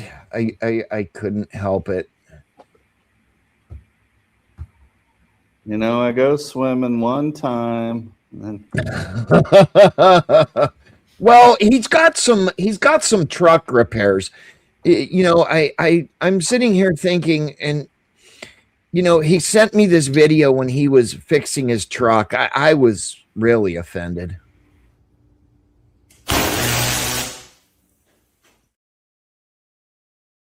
I don't know what happened there, Ben. You're gonna have to explain this. Well, I think that shock made his power turn out in the house. Maybe he's just not a good electrician. Hey, I mean, you do that to a cat. I mean, no, it's all out of fun. So we could do stuff. Christy's making me a cocoa, so the flashlight got moved. Ben, you need to explain. You need to explain. Unlimb yourself. Oh Lord, unlimb yourself, Spin. I'm not sadistic, but it'd be funny. You got to yell and scream too. I can make that happen, Mr. Wiseman. Well, now I said I would match that, but you know, in StreamYard, I don't have the dono thingy. So you want me yes, you do. Oh, yes, you do. Mr. Santa, you know how to match that, sir. You know how to match that. Well, I know how to use a particular app. Yeah, you have to use a particular app, sir. Okay. Absolutely. You have to use that particular app. Promote the green app. Yeah, it's a green app. Yeah. Mr. Fourth Wiseman, thank you very much for that. And I am going to make that happen here just very shortly. It will be funny, I am sure. Alligator Alley. What do you guys think was America's biggest mistake in their 250 years of existence? Allowing the centralized banks. Letting you up on this panel. Okay. Wow. Said that. That was for the win. I'm waiting, Santa. I'm waiting. I sent it, I think. Hold on. That's a good one. My wife says letting corporations count as people. Oh, I would agree with that one too. You better let the technologically advanced. There you want go. to stop chirping and receive it, or you want to keep that mouth running? I'll keep it running. I was married twice. I know how to deal with that. I would say I'm playing. Okay. I would say letting weak men vote. I could see that. I would say letting states put their electoral votes up to the popular vote within their states. We already have our representation in the government through the Congress. But I see that one rolling out both ways. Do you think so, Ant? How do you have checks and balances if we have 2/3 of it? Yeah. Okay. So, Fourth Wiseman, Salty Santa has matched that donation. So, you may need a graphic violence disclaimer prior to posting, just so PooTube doesn't strike you. Yeah, that's true. Now remember, we're both, EMS. I want to see something I haven't seen before there, Magic Man. Ben, can you explain why your electrical skills did not favor this cat?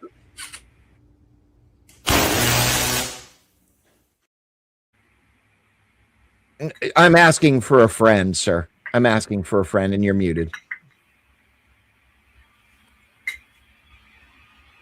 It's because somebody let the black cat. Yeah. I was asking for a friend. It wasn't on a train. I'm sorry. Wife needed my attention. Were you asking me something? I apologize. No, we were asking who asked or said the snark thing about inviting Cameron on the panel. Yeah, never let the black cats work. Never let the black cats work on your electrical. No. Yeah, that becomes a problem every once in a while, doesn't it? I like the tuxedo cats. They have personality. I've had 3 black cats, and I have not found that they're bad luck. No. But they don't get along with Jack Russell's very well. Yeah, we got. I have a black and white cat right next to him. That's it. My profile picture. Oh, I love that one. I'm partial to calico cats. Yeah. I'm not sure what this counts as, but you know, she's Miss Priss. She drinks her water like a sophisticated lady. So, hello, Kitty. Yeah, I like cats. I see why a lot of men might not like cats for different reasons, but I like them. I don't. They're, like my cat's awesome. I don't know why people would not like cats.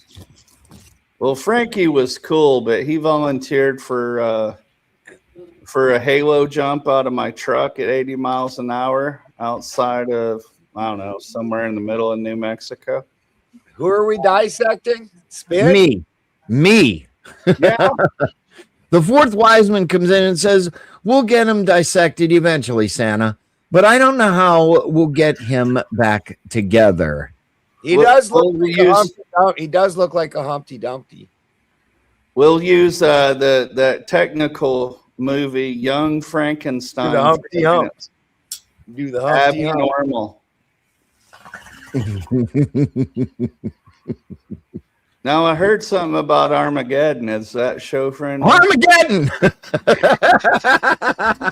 I'm still scarred.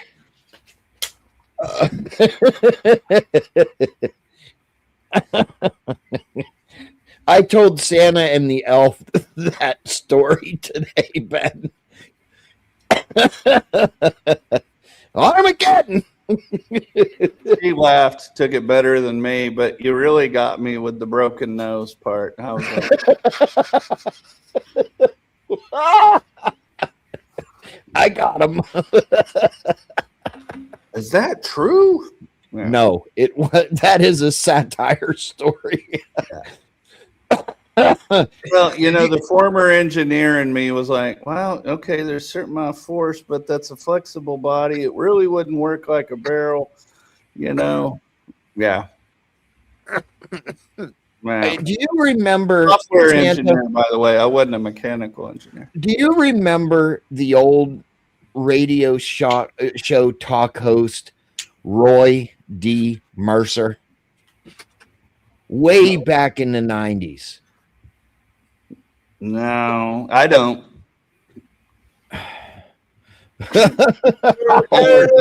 Armageddon! I'll tell you what. For another big 20, I will tell the story. I will tell the story for another big 20. You will regret it. You'll regret it, but it's funny. El Perro, good to see you, sir. He remembers. He remembers. Now, was that like? Would that be talk radio? As in, you know, we have to get prepared for that kind of talk radio during the day with a very big Southern drawl. Okay, because I was more coast to coast AM when I was programming, but yeah, it was a fictional character. Yeah, yeah. I listened to Coast AM, but not the one Spin talked about. Yeah, but I mean, you know what, Howard? I do have the proofism that it was satire. I do have that proofism. So the big 20 gets me to tell the story. Two-hit thing. Start again. Do I want to be? Oh no. Go ahead. Okay. I can't. Oh, there you go. There you go. Oh, there it is. Oh my God, he's a pussy. Hey, there it is. Hey, Ben. He got paid. Dance monkey. Dance monkey. Come on, Steve. Sorry. Even my dogs are saying, "Come on." Okay. The organ grinder cranks. Oh, God. That's not an organ. Okay, Ben, you have to let me tell the story. Okay, you got to let me tell. We were paid to do it. So, okay, this was a satire story from 1997, 1998. Roy D. Mercer come out and said this story. So here it goes, and I can't do it on camera. I laugh too much. In retrospect, lighting the match was my big mistake, but I was only trying to retrieve the gerbil. Eric Tomaszewski told the bemused doctors in the severe burns unit of Salt Lake City Hospital. I can't do it. Tomaszewski and his homosexual partner, Andrew Kinky Farnham, had been admitted for emergency treatment after a felching session had gone seriously wrong. I pushed a cardboard tube up his rectum and slipped Raggett, our gerbil, in, he explained. As usual, Kinky shouted out, Armageddon! My cue that he had enough. I tried to retrieve Raggett, but he simply would not come out. So I peered into the cardboard tube and struck a match, thinking the light might attract him. At a hush press conference, a hospital spokesman described what happened next. The match ignited a pocket of intestinal gas in Kinky's colon. Flames shot out the tube, which in turn ignited Mr. Tomaszewski's hair and severely burning his face. You don't want to know, Layla. You don't want to know. I was paid to do it. It also set fire to the gerbil's fur and whiskers, causing it to scurry further up Kinky's colon, which in turn ignited a larger pocket of gas further up the intestinal wall, propelling the rodent out like a cannonball. Armageddon! Yeah, I've heard this one before. Tomaszewski suffered second-degree burns and a broken nose from the impact of the gerbil, while Farnham suffered first and second-degree burns to his anus and lower intestinal tract. Armageddon! This story, like Roy D. Mercer, is completely fictional. Oh. Where's your evidence, Ant? Where's your evidence? Where's your evidence, Ant? Shut up, Ant. Just fucking laugh. You know what? You're just drowning down everyone, okay? You just drown. This is all you ever do. You just rain on everyone's parade. Oh my God! Salt Lake City got a 2-for-1 special with a fucking cannonball of a gerbil being launched out of a guy's ass. That's fucking hilarious, dude. Yeah, visualizing it twice. Vaguely funny in the 90s. Yeah. Oh, that was wholesome. So where do we go next? I mean, what's the palette? What can you go to next about a gerbil being fired out of someone's ass? No. I was thinking of more of a palate cleanser. I agree. If anything, though, I wish he said fire in the hole. Fourth Wiseman says, "Arg, for fuck's sake, Spin. That's a negative 100. You gate out on us." Yeah. Oh. Armageddon. Pero said it. That's the whole premise behind it. Layla, my friend. I'm putting the link in the chat. Come up here and bring some class up to this place. Holy smoke. It is degenerate in here all of a sudden. What? Armageddon. You tell me rich people don't do the same thing?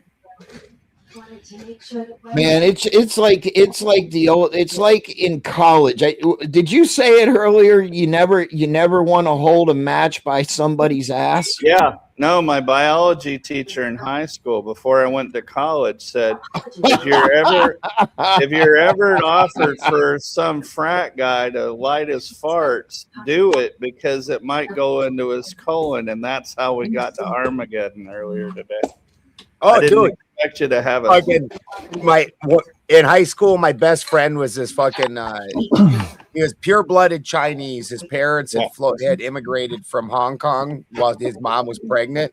So he was born in America, but he was pure-blooded Chinese. And fucking we got drunk and ate Taco Bell one night, and we were watching Pantera's fucking vulgar display of power video. Because back then, you know, they'd make VHSs and shit.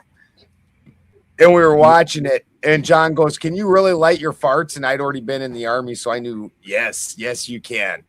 And so John puts his legs up in the air like he's fucking like he's birthing a child or something. And he lights a Taco Bell drunk fart, and that shit shoots out past his knees.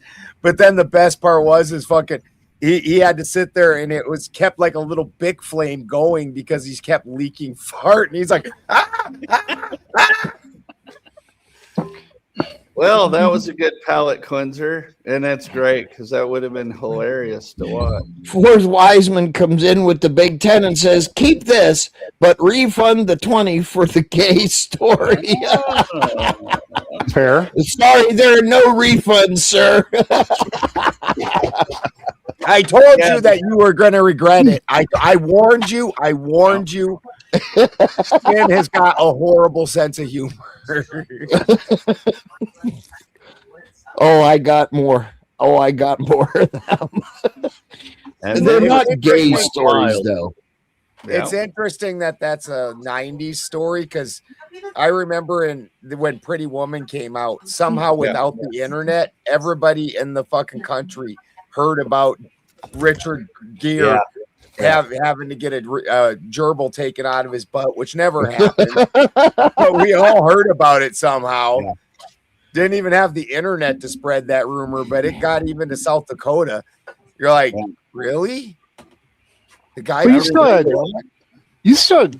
other ways. You had BBSs. You had people that are just chatting on telephones all the fucking time. You had AOL throughout the 80s. Dude, there wasn't. Well, where I lived, there wasn't no AOL. I didn't have anything like that. You have a telephone? We had telephones, yeah. But you could have gotten on AOL. It was a nationwide number. I thought AOL's like we still had rotary phones. Oh, okay, yeah. You wouldn't find a modem that would work well with that. I think you could use acoustic, but it would suck. Dude, we didn't have 911 where I lived till I was in high school. Yeah. That's a different. Hero, where are you at? I'm saying we were that far behind, and we didn't have addresses. We didn't have. Oh, yeah, I get it. You were out in the sticks, but not everybody else was, and we were able to propagate information.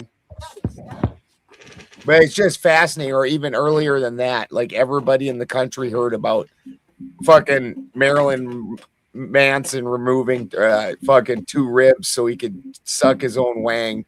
Like, how does everybody know that story? That's just weird. I did know the story, but did it really happen? No, that did not happen. Hey, I'm an inquiring mind. I thought there was no such thing as a stupid question. He doesn't have two wives. There's only stupid questions and horseshoes and hand grenades. Okay. Is that close enough? Yeah. That's close enough. Here. Catch. also teenage sex. Or no, here, can you catch? Close enough, huh? I'm assuming was what you were riffing off, Ben. Absolutely. Yeah. Well, and that fits Spin's miming as well. Teenage sex. Here, catch. Okay.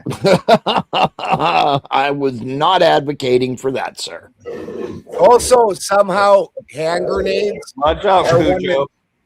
Somehow hand grenades are one of the only things in movies that isn't overdone.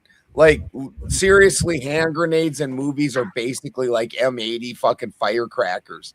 Right. Like in reality, you throw a hand grenade, you duck and cover behind shit. Like that thing is just a fucking ball of death for everything around it. Like everything within 50 yards that's not behind cover of a hand grenade is basically guaranteed dead. It sounds like a bummer to have to carry all your armament, though.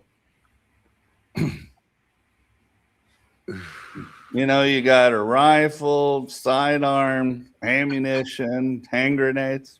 How do you I think never had knights? an extra sidearm? And like some guys had M9s, I didn't.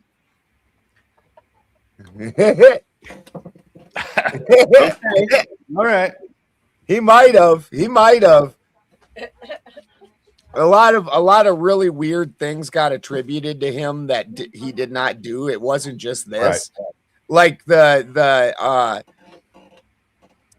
Columbine shooting, for some reason everybody pinned that on Marilyn Manson, and that's not even the band that the kids were wearing. They were wearing a much more obscure band fucking clothes, and everybody went with Marilyn Manson, and like basically Marilyn Manson became the face of the Columbine shooting.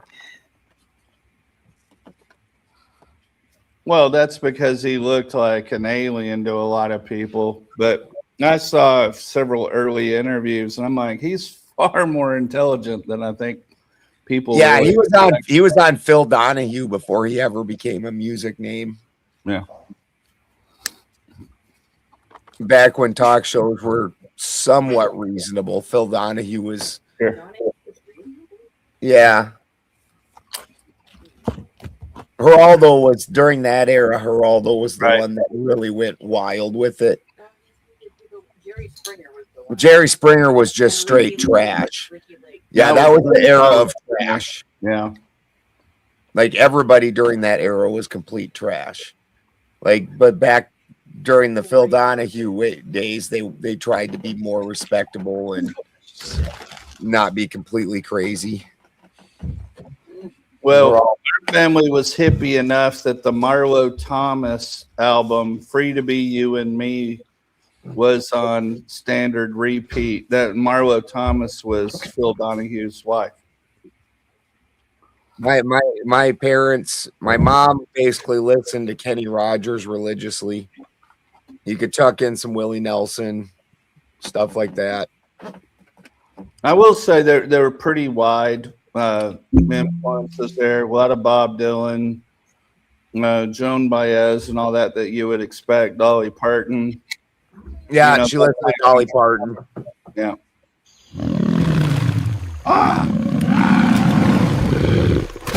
Yuck, you are MAGA and you taste like crap.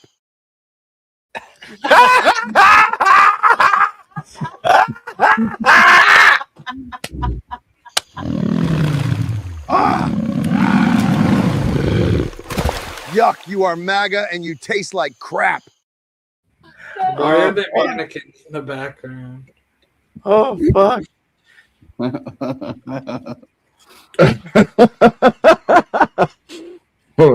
Was that worth it, Forrest Wiseman? Well, as the co-sponsor, yes. I approve of this message. Well, hey, you know you're making noise while I'm on the stream, right? That's them processed foods. I love you. That's the ADHD teenager. Fuck you, fuck you, fuck you, and especially fuck you. You're cool.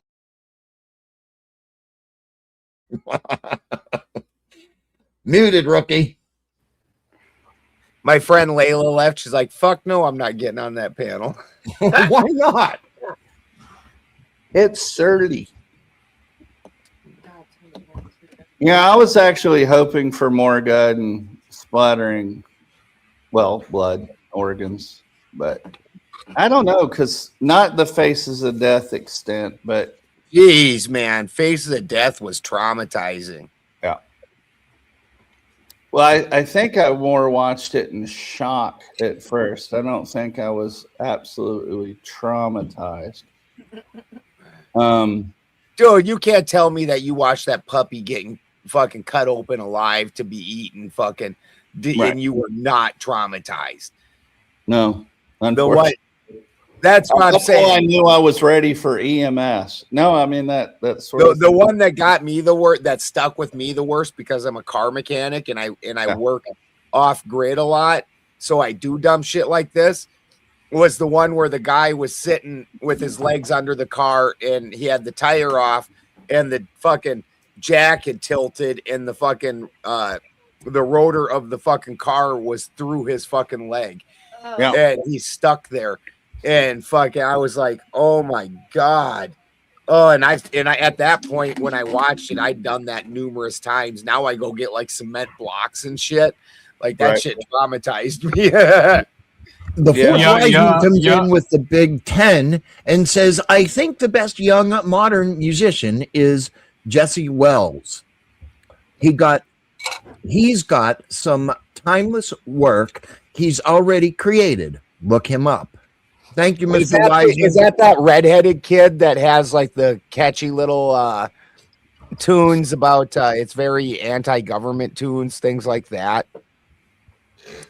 He had a I think that's who you're talking about, right? What's up, OG Double G and Mr. Pero? I'm pretty sure I know who it is. Y'all's generation grew up watching Faces of Death. My generation grew up watching Chinese industrial accents and ISIS beheadings. We are not the same. I watched both. Yeah, I watched both. Yeah, this is who I was thinking of. This is the kid. The worst that I actually ever saw was motorcycle rider goes under semi. And unfortunately, the Richard Gere part was facing forward. Now, did it bother me? I was more surprised by the smell, honestly.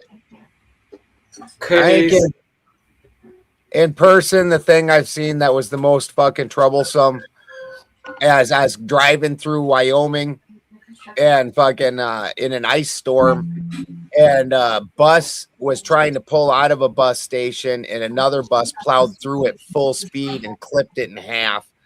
And half of it was tumbled upside down in the ditch over here, and the other part was over here. And there's people all dangling upside down and shit. Yeah. Oh, it was horrible. Yeah, the worst thing I've ever seen. It traumatized me to this very day. I walked in on my grandparents. Ooh. Yeah. No. You're right. That would have done it. That's bad. That's really bad. Seen a lot of fucked up shit in real life. that I wouldn't wish that on my worst enemy. That is. So that's not something you think about during personal time, hey? Okay. Oh, that's something that'll ruin the moment. Yeah. That's like ruin the moment for the rest of the moment or moments.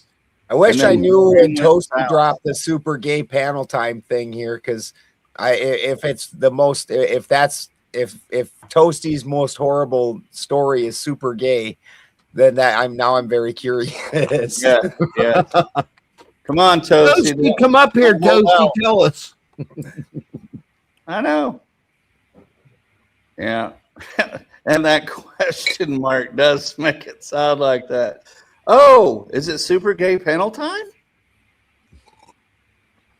Yeah, I know my stories are I don't have any super gay stories. I don't know why.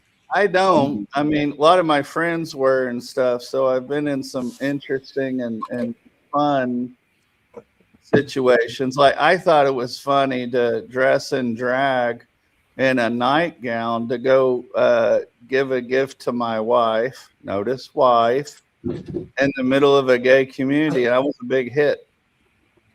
And then I recognized that I was receiving more information even than I expected. And I went, okay, time to go. But that prepared me for the fresh meat story. So I lived. I didn't hang out, with Spin very much then. So I like that Jesse Wells kids. I like those kids that are like that. My favorite current singer-songwriter is Freddie Badger. Personal friend. Amazing person. What's that for? Or was that to me? No, I was doing something. Oh, I just figured every time you flip off the camera, it's for me. So No. Not with the elf there. Now, if you were by yourself, I would get. Never mind. you know, you're losing your edge, Spin. You know, what is this softer spin? You know, are you just holding back for DC, or is this the kindler, gentler spin? This is Clifton Hicks is great, and he definitely, that guy's got banjo mastered. Like, he can make a banjo out of pretty much anything and fucking whip it out. He's definitely an old school banjo master. His ballad of Kyle Rittenhouse is fucking hilarious. Oh, cool. What can we do? Okay, so what's next, sports fans? Yes, love your family alligator. Love that, El Perro. Thank you. So what's new with the OG double G? See, Elf, they are like dogs. Well, they're teenage boys. So. No, sweetie, he's holding his pet alligator. That's just good, clean fun. What else would you do? Pet it, feed it. For the win, it's fucking good. So for the win, how's your ankle feeling tonight? I'm currently icing it, and it is elevated on 4 pillows. Not 3. It's not good. It's not good, guy. It's not good. I told you what to do. They ain't gonna do shit, bro. What kind of advice are you giving about walking? Yeah. Spin said to go to the hospital and go see those crooked motherfuckers. Right. And I'm like, what are they gonna say? What's he know about elevate it? I know a lot about it. They're gonna tell me to do the same exact things I'm already doing. If it's broke or not broke or whatever that case may be, it is what it is, you know. Nah, it hurts different when it's broke. Yeah, but I've seen it. It looks like something's fucked up. You should send you a photo. It's gonna be like purple and swollen. Yeah, Brian rolled his ankle. The fucking thing was like this fucking big. It was horrible. Bruised up, almost up to his knee. It was fine. Oh, it swelled up like a motherfucker. Don't get me wrong, but I've broken it before. You know, maybe not in the same exact place or whatever this is, but my whole foot turned black and blue and shit. I didn't really get much of that. Like I got a lot of redness on the top. Sometimes with a fracture, it doesn't. I mean, Like I've seen. Right. Yeah, I mean, it could be. And the way you're describing it and the way it looks. Here, Sam. Localized around the ankle might be a ligament, you know, bad sprain. I mean, truthfully, for the win, that's nothing to fuck with. He's gonna tell us he knew people. I had to pass the 5 bad jokes to Spin. It's not kind.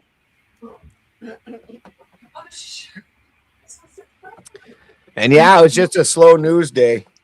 Yeah, everybody was expecting Israel and Iran to keep bombing each other. Everybody expected that, so fucking that's not really news. What's with all these warehouse fires everywhere? I have an opinion about those. Hey, Santa, look at your Discord DM. Right. So does anybody have any opinions about that? About why all of a sudden there's a cluster of warehouses? Hold the fuck on.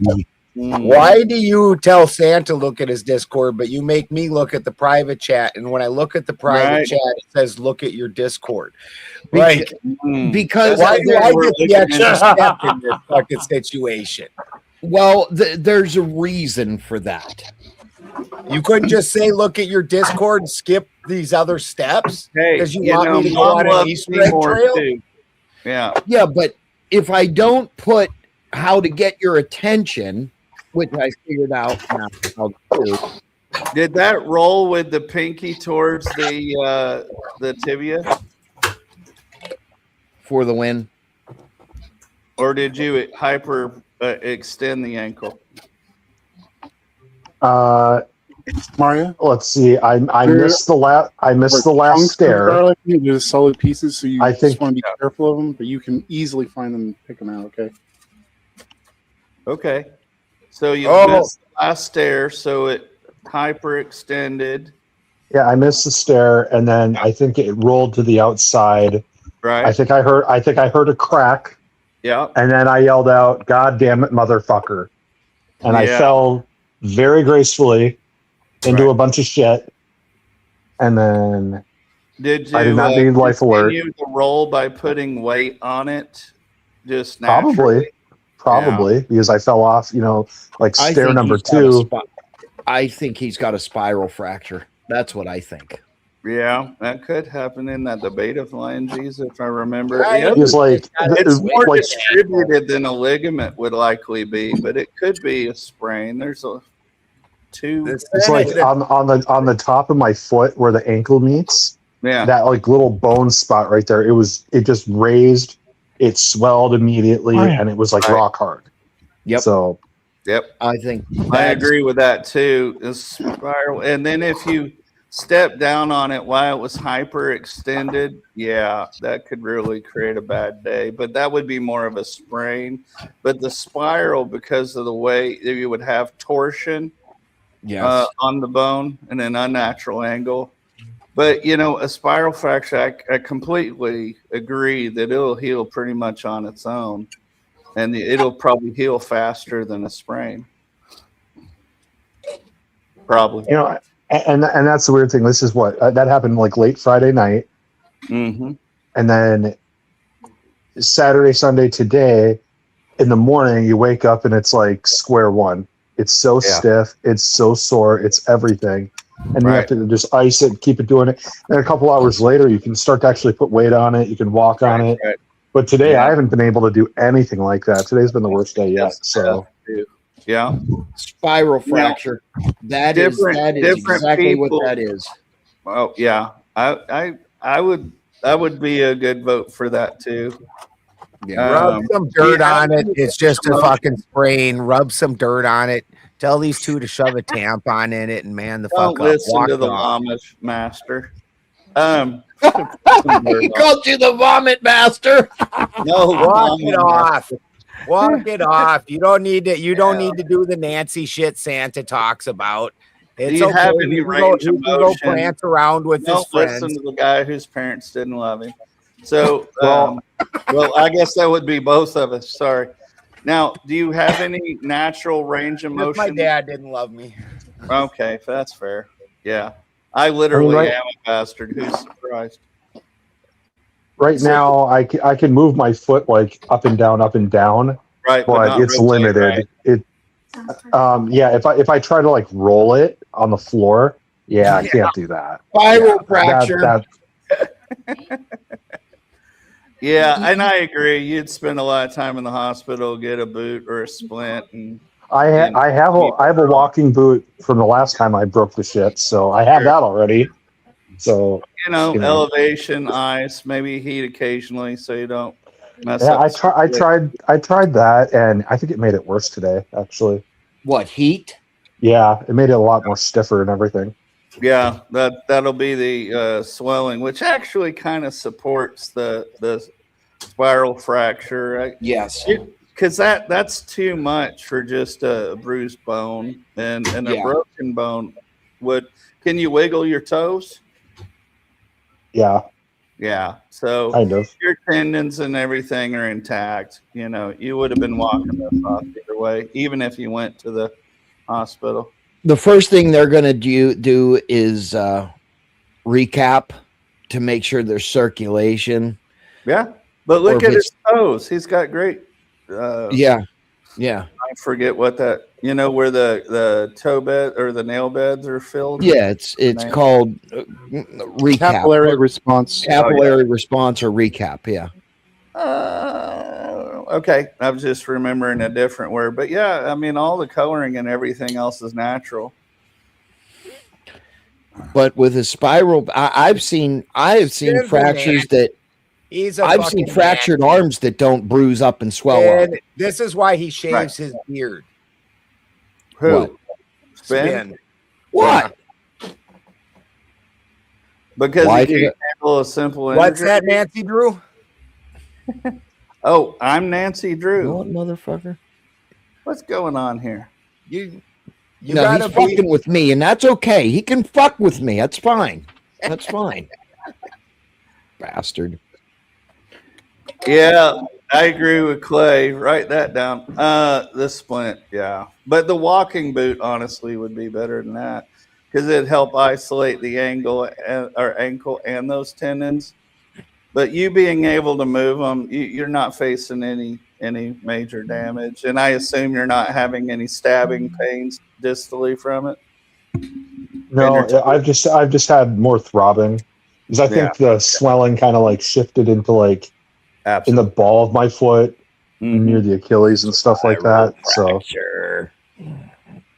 You're talking the spiral fracture talk, sir. Because a serious sprain would be far more discolored than that. Oh yeah. Oh yeah. That's what I was trying to allude to. Yeah. and I did hear a crack. So yep. Yeah. My took. It's not gonna get. I'm going to tell you. Go ahead. You know they will cast a spiral fracture in a minute. Oh yeah, easy money.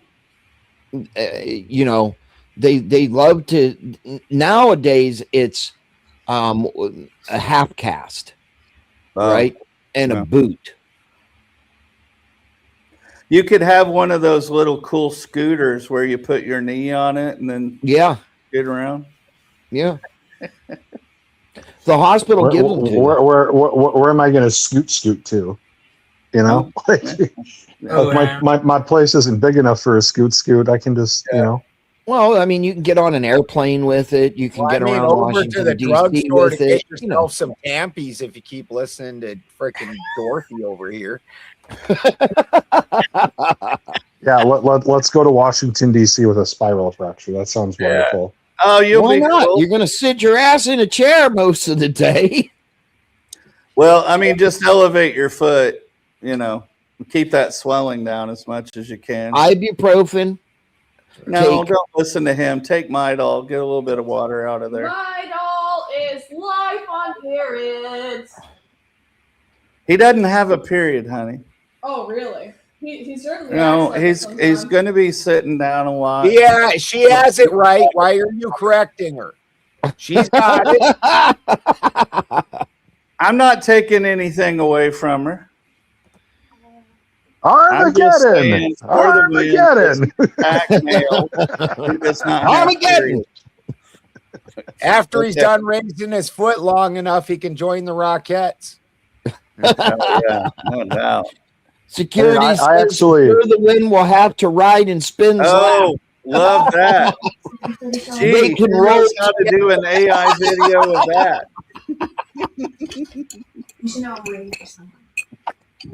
For the win and Spin go down to the river they go. Yeah, I don't think Brick can hold both Spin and For the Win on his shoulders when they go fucking Master Blaster style. Here's something to think about. Premise: women sit down to pee. Right? Minor premise: angry American sits down to pee. Conclusion: angry American is a woman. Angry American, a woman. Yeah. Yeah. Weird. Deduction. You are a woman by deduction. That is crazy. It's science. You know, I did like you, Ant, until just about 30 seconds ago. that does go with my premise one. Adult men have facial hair. Premise two: Spin has no facial hair. He has a mustache. Conclusion: Spin is not. Right, he an has adult that male. gay porn mustache. He looks like a biker in gay porn from the 70s. Hey, Howard, if you want to make that AI the big 20, and Santa has to match it. Oh man. And I'll make it. Come on, all my trinkets. Listen. I'll tell you what, Santa. Yeah. You started out, and Howard will finish it. The big 20. No, let Howard go first. That way I know. Okay, all right, that's fair. Howard, the big 20. Howard's trustworthy. Well, I'm trustworthy, but I'm on the trust but verify crew. I agree. I don't care. Between Howard and the fourth wise, I'll tell you what. The fourth Wiseman and Howard and Santa. Yeah, I'll do it. And it'll get done. But that means you have to have photos or something of for the win, and I haven't seen anything but those wonderful feet. Oh, don't worry. I do. It was the deadpan stare. Why did you say it with that voice like that? What kind of pictures do you have? Oh yeah. I think it's even weirder that Spin's sharing pictures of my feet with Santa. I'm like, this is kind of weird. Well, understand, brother just got fucking violated, dog. And then fucking Spin's like, Santa, check your Discord. I'm like, this motherfucker's sharing my feet. And then Ben's chiming in like, why are you making me do all these extra steps and shit? I'm like, motherfucker.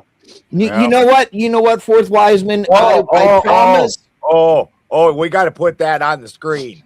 Yeah. He's got a legit point. The last time the man donated money, he did do that. Yeah. He did gay out. Well, it's not going to be gayed out, I promise. Yeah. Okay, let me get this. You're going to have them riding in your chair together. It's not going to be gayed out. Okay, I look forward to that. Well, you know what to do, sir. Yeah, artistic. Or should I put autistic? Artistic. Ambiguously gay duo. Yeah. Yeah, so much for ambiguously. Yeah. Yeah, see. Hey. Come on. So is anybody else doing this? Apparently, when I have English and Spanish in my phone, it's like I instead of gay. So I was just looking, and the Senate earlier actually did something good for once. What? They passed a bill bipartisanly that limits these investment firms from buying more than 350 individual homes. Oh God, a dingo, really? 350. A dingo. If you want that, that's the Big 10, sir. But it's okay if they buy up their that bad boy if it comes. Yo, that'll be my background screen. Spin has to have a little rainbow flag coming off the back of his chair. And how are they determining like who's buying how many of what? Because these are Oh, corporations. shit. They're not like real people. You can multiply them indefinitely, infinitely. Right. So it's like let's take BlackRock. BlackRock would only be able to own 350, and it was single family homes. Yeah. I like that. My young. Okay, sorry. My Then you get white rock and gray rock and brown rock and blue rock and all these. I'm from the generation that had pet rocks. Under the umbrella, under whatever umbrella. Huh? I'm just saying, like, there's easy ways to get around. Like, well, I'm saying that we understand with the parent corporation, and yes, I get that they can make shell corporations, but they're still a parent corporation. Mm-hmm. I'm just saying that this is something that the Senate's doing that's a good move, in my opinion. Yeah. Like the housing affordability problem is not going to go away if investors are buying up the homes. But that's okay, Howard. Okay, Howard, we need it now. You're the last one. You're the holdout, sir. Don't hold out. You know, Lord Wiseman's not Odin homophobic, but his has, bank account is. Oh, I hadn't thought about that with the intersex bathrooms. Yeah. Now, do you find, honestly, Spin, that all of the male bathrooms have that handicap access? Say that again. I'm sorry, Neil. Do you find that all the male bathrooms, within reason, I'm not talking about a 76 gas station outside of Blythe, but within normal city expectations, do you have accessible bathrooms, or do you have to? Yeah. I mean, normally everywhere I go. Why did the 76 gas station outside of Blythe take a fucking side shot in this? Have you been to Blythe? In 76. Okay, I could have said Conoco. Yeah. Come on, Howard. It's already ready. Crazy music to play in the background, And Dingo, if you want the gay pride flag on the back, it's the Big Ten. Gay pride flag. Freudian slip. Yeah. That's oh shit. Oh, here we fucking go. Yeah, here we fucking go. I don't know, what that exchange rate is, but I can't match that one. I did my 20. I'm a good guy. That's $10. Oh, okay. That's $10. All right, Dingo, if you want the flag on the back, you know what to do. Off with $10 and I spent 20, so I already did the flag for 10. No. Howard and Fourth Wiseman put the other 20. If Dingo wants the flag on the back, it's the Big Ten. Hold on. Wiseman did 20 and Howard did 10. I feel like Howard paid. No. Yeah. The Wiseman did 10. Yeah. Hey, Ben, he's just playing favorites again. He's right. Wiseman did 10. Wiseman did 10. He's right. So, Dingo, you want the flag or not? I've already been in there. I'm going to have to send you carrots at this point. Hey, you want the flag, you know what to do. Oh, God. That would make my day as far as background for Well, you know what? Yeah. You know what to do, sir. Okay, I can do another 20. You're fleecing us for 40 again. No. Another 20. Another Now, 20. do I get exclusive usage rights? Yes, you get exclusive usage rights. Yeah, it's not really a threat when I don't even have a YouTube channel. I have like 4 subscribers or something. Well, start a YouTube channel. We'll make it a YouTube channel. All right. We're gonna make We're gonna make you being homo into a YouTube channel. I was just adding competition for you Probably. to learn to survive and excel and win. What are you trying to end up being the director of the RNC or something?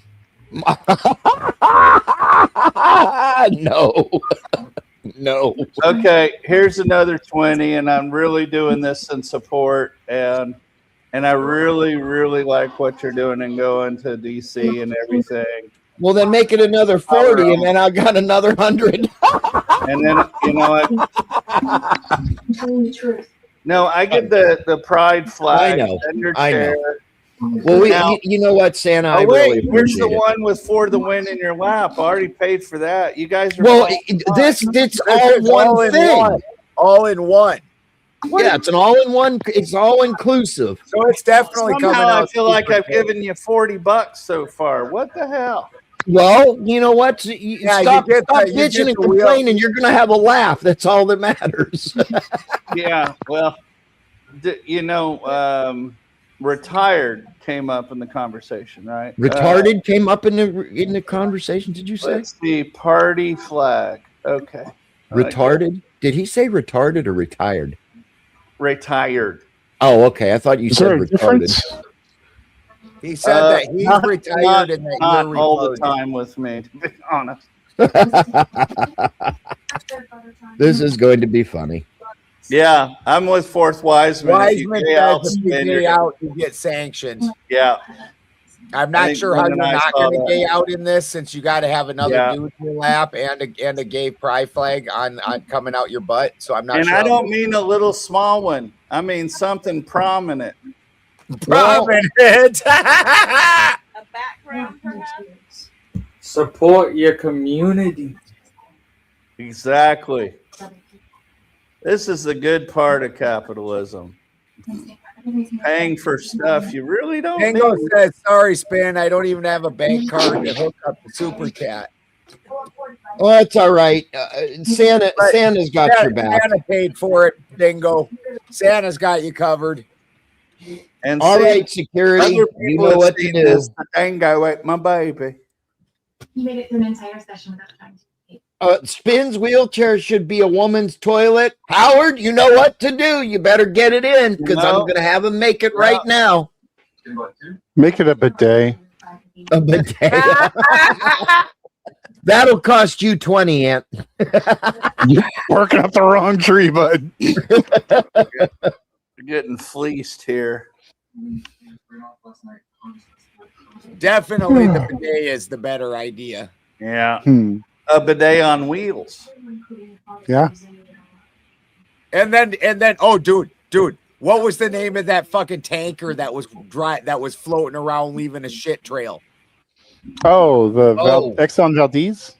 No, the one recently that was literally the sewage was fucking backed up. The Gerald Oh, the cruise ship. Yeah. No, the military ship. Oh, it's a military ship. Oh, the aircraft carrier? Yeah, dude, they were calling it like the USS Outhouse.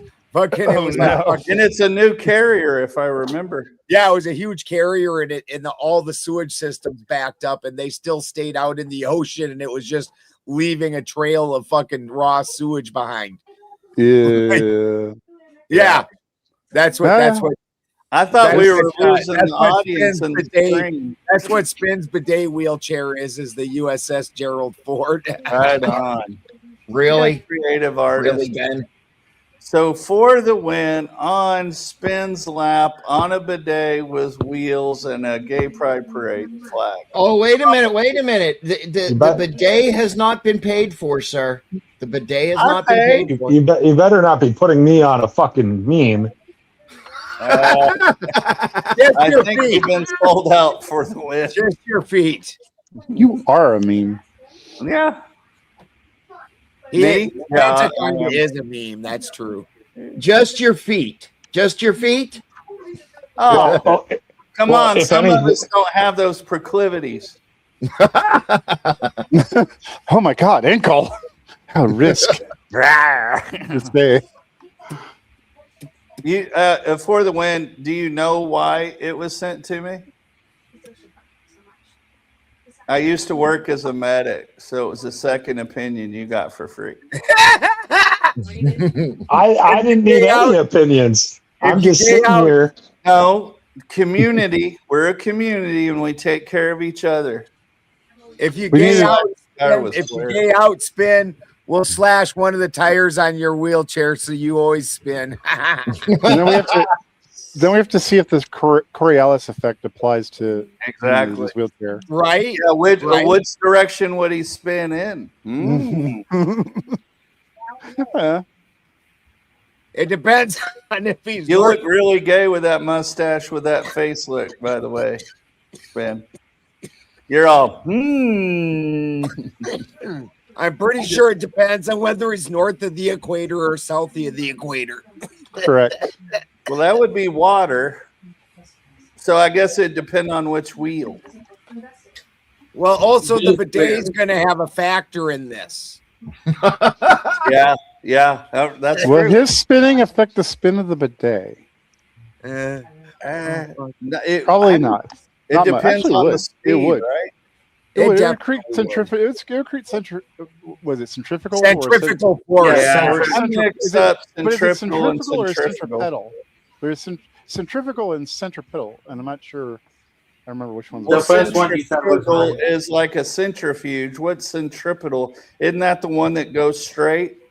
It still goes straight? I forget. Centripetal force is like water in a bottle, and you like spin it around in a circle, and the water still stays in the cup.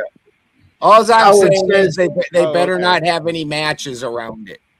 But you guys missed. I was doing a setup. I thought centripetal is where it wants to go straight, because spin wants to go straight too.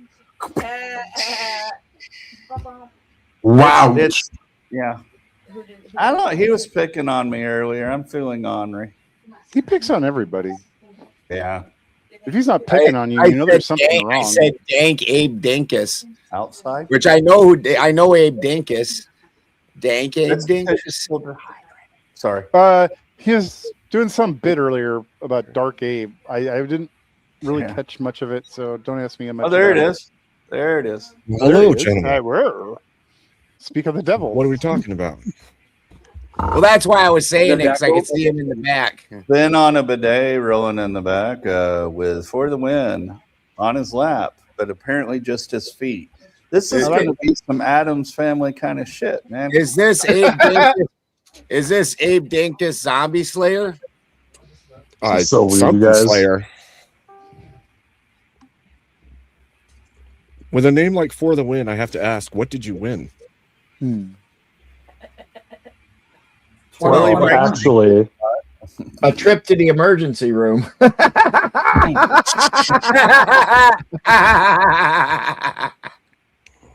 Joke's on you. I didn't go.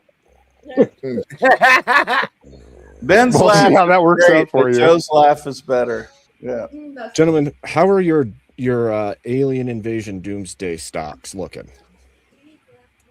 The stops? I mean, if we have an alien invasion, your stocks won't mean shit. Oh, socks. Well, I have a fresh towel, so. No, socks. I thought you said stocks. Socks? I got plenty of socks. How's your Stock. backup? Your backup reserves. How about I say it that way? Oh, there we go. Yes. I've got about a 30-day food supply, and I have a creek that gives me access to water pretty much indefinitely.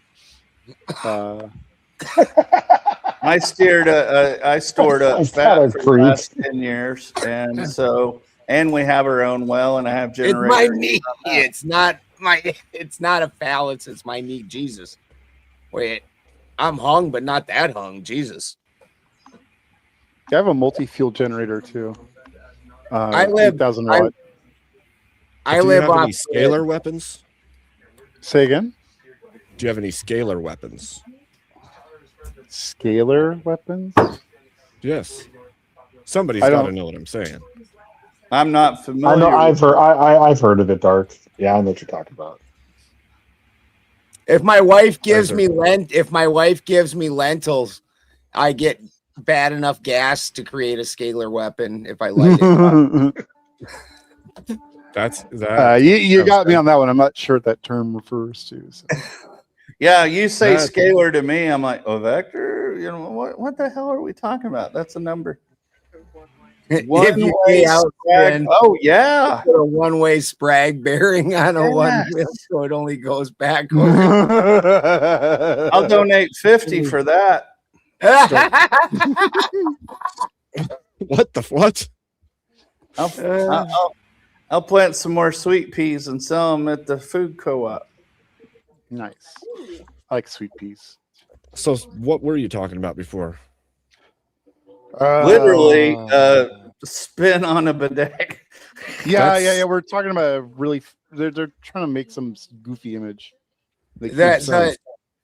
Spin's got a friend that makes AI clips, and so they were making up a clip where Spin's on a wheelchair, and his wheelchair is now a wheelchair that's a bidet on wheels, and another guy sitting in his lap, and then there's a rainbow, or there's a gay pride flag coming out of his butt. Yuck, you are MAGA and you taste like crap. Wow. I was looking for more dismemberment, but the spirit of it was there. Don't let AI script your characters. I don't think. Let's see. And before that was Armageddon, and before that was Faces of Death, and before that was medicinal and otherwise mushrooms. I don't think any gator is saying that though. I think the gators are all happy because of Gator Island, and they're like pro MAGA at this point. I mean, if you're eating processed food a lot, I could see where, like, if most MAGA guys eat a lot of processed food, they probably do taste like shit. You know, Clay. Oh, Clay, where are you, Clay? What's up? And Spin eats a lot of processed food. Clay really likes these. Do you have hurt feelings? Get a bottle of fake tears. It will man you up and regain common sense. Yours for 3 easy payments of $39.95. Holy. Do you have sad feelings? Do you need to cry but fake tears? It sounds like What duck. the fuck? What the? The voice sounds like duck. Oh, poor Clay. Poor Clay. Yeah, and you know, they're dark. This fucking prick up there with the bald head brings up the commercial Flex Seal. So my security and my best friend decides to come up with this shit. Tired of your wheelchair falling apart at the worst moments? With the power of Flex Seal, those worries are over. I like how you're also using Flex Seal for your pants. In the This is very strange.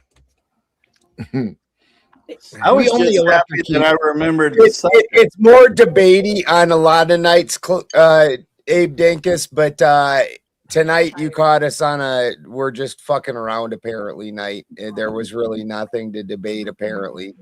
It was very slow for news. Oh shit. Hey, Spin's passive now.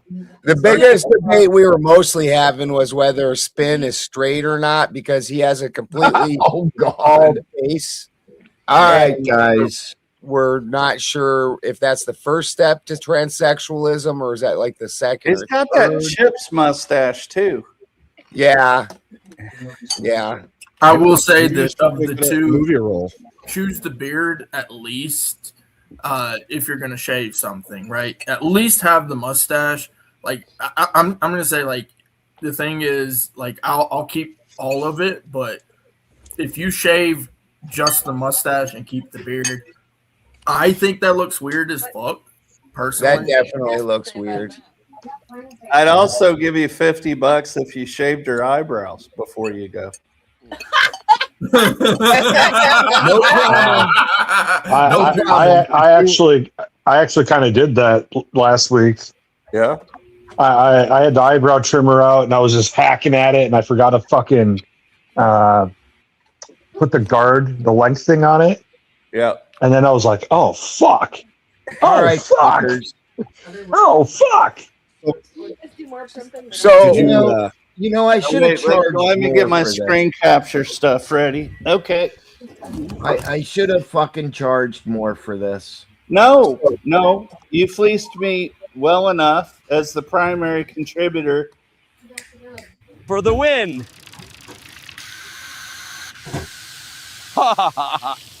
Do you like my sprinkle tinkle? Yeah.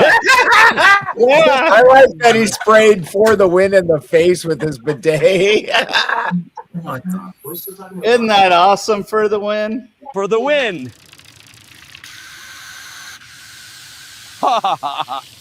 Do you like my sprinkle tinkle? Oh shit, I was muted. That's wild, you guys. That's fucking wild. That's close. He doesn't even shut his mouth as Spin spraying him. He's like, I mean, I got like Adam Sandler's foot from Big Daddy in that. It's like black. So bidets or toilets or something else AI doesn't understand. I was trying to make an ant inside of a pillory the other day, and it just did not understand how pillories work. It kept putting me like in front of it instead of behind it. Right. It was,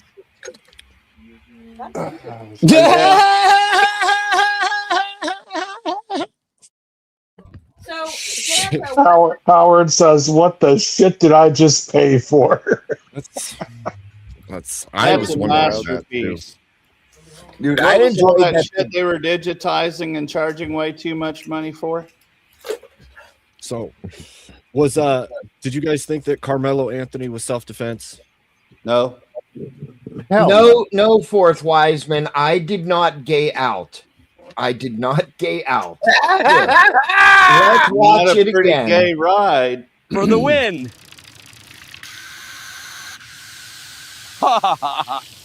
Do you like my sprinkle tinkle? You said sprinkle tinkle, dude. How is that not going out? I did not. You're in a bathtub sink combo with another man. Boy, the funny thing is that doesn't look anything like Spin. That doesn't look anything like me. Spin's like anime character behind him looks like a real person, and Spin looks like the ghost of Christmas past. He's fucking barely shit in front of us. Well, fortunately, I have enough skills to make sure. Howard says you went full gade. You went full gade, Spin. Oh God, that be right was back. pretty gay. I'm not gonna lie. And you're talking about the black kid that stabbed the other kid in the heart. Yeah. Yep. Yeah, no, that's not self-defense. Do you think he got a big enough sentence? That's questionable. First offense. I think it was reasonable. I think anything more, you might as well have given him the death sentence. Yeah. I don't subscribe to death penalty, but 35 years. I'm saying functionally, if you're going to take away the entire productive years of his life and let him out with an old man. Yeah, well, with this sentence, he'd be 62. No. 17 and a half years. If he gets out on good time at 17. How old is he? It's 35 years, right? Yeah, but with good time at 17 and a half. Well, what's the minimum, though? So no, 17 and a half. Yeah, it doesn't work. 17 and a half before he can go up and try and get parole. Yeah, which already basically is taking away all of his young adult years. And the whole thing about going to prison, if you go to prison as a younger man, basically whatever age you go to prison at, you deduct a couple years, and that's what you're going to come out of prison at. Your maturity is going to drop down a substantial amount, and then you're going to get out. So this guy, he's going to get out. He's never going to have responsibility or being an adult. The only ways that he's going to know is trying to do slick shit. It's going to be rough on him. Right. Yeah, but it ages him out of that period of time in most men's lives that become violent. It's like within a certain age range typically, and that sentence will age him out of that. Well, it's not like it's going to guarantee he won't do anything if he gets out. I'm just saying it's. Look at what he went to prison for. I understand. I don't think he should be let out. He is violent. I agree. I'm just saying that if you take away a substantial enough portion of a person's life, what's the point? If you take away all their productive years and you're basically letting them out as an old man, you might as well have just offed him. Yeah, or because really what's going to happen is he's going to get out and then he's going to be on some type of social program for the rest of his life. We're out at 60. We're letting him live for us, not for him. It's for our benefit, not his. It's so that we have the capability of reversing a wrongful conviction, wrongful punishment. If we put them to being unalive, we can't reverse that. We can reverse.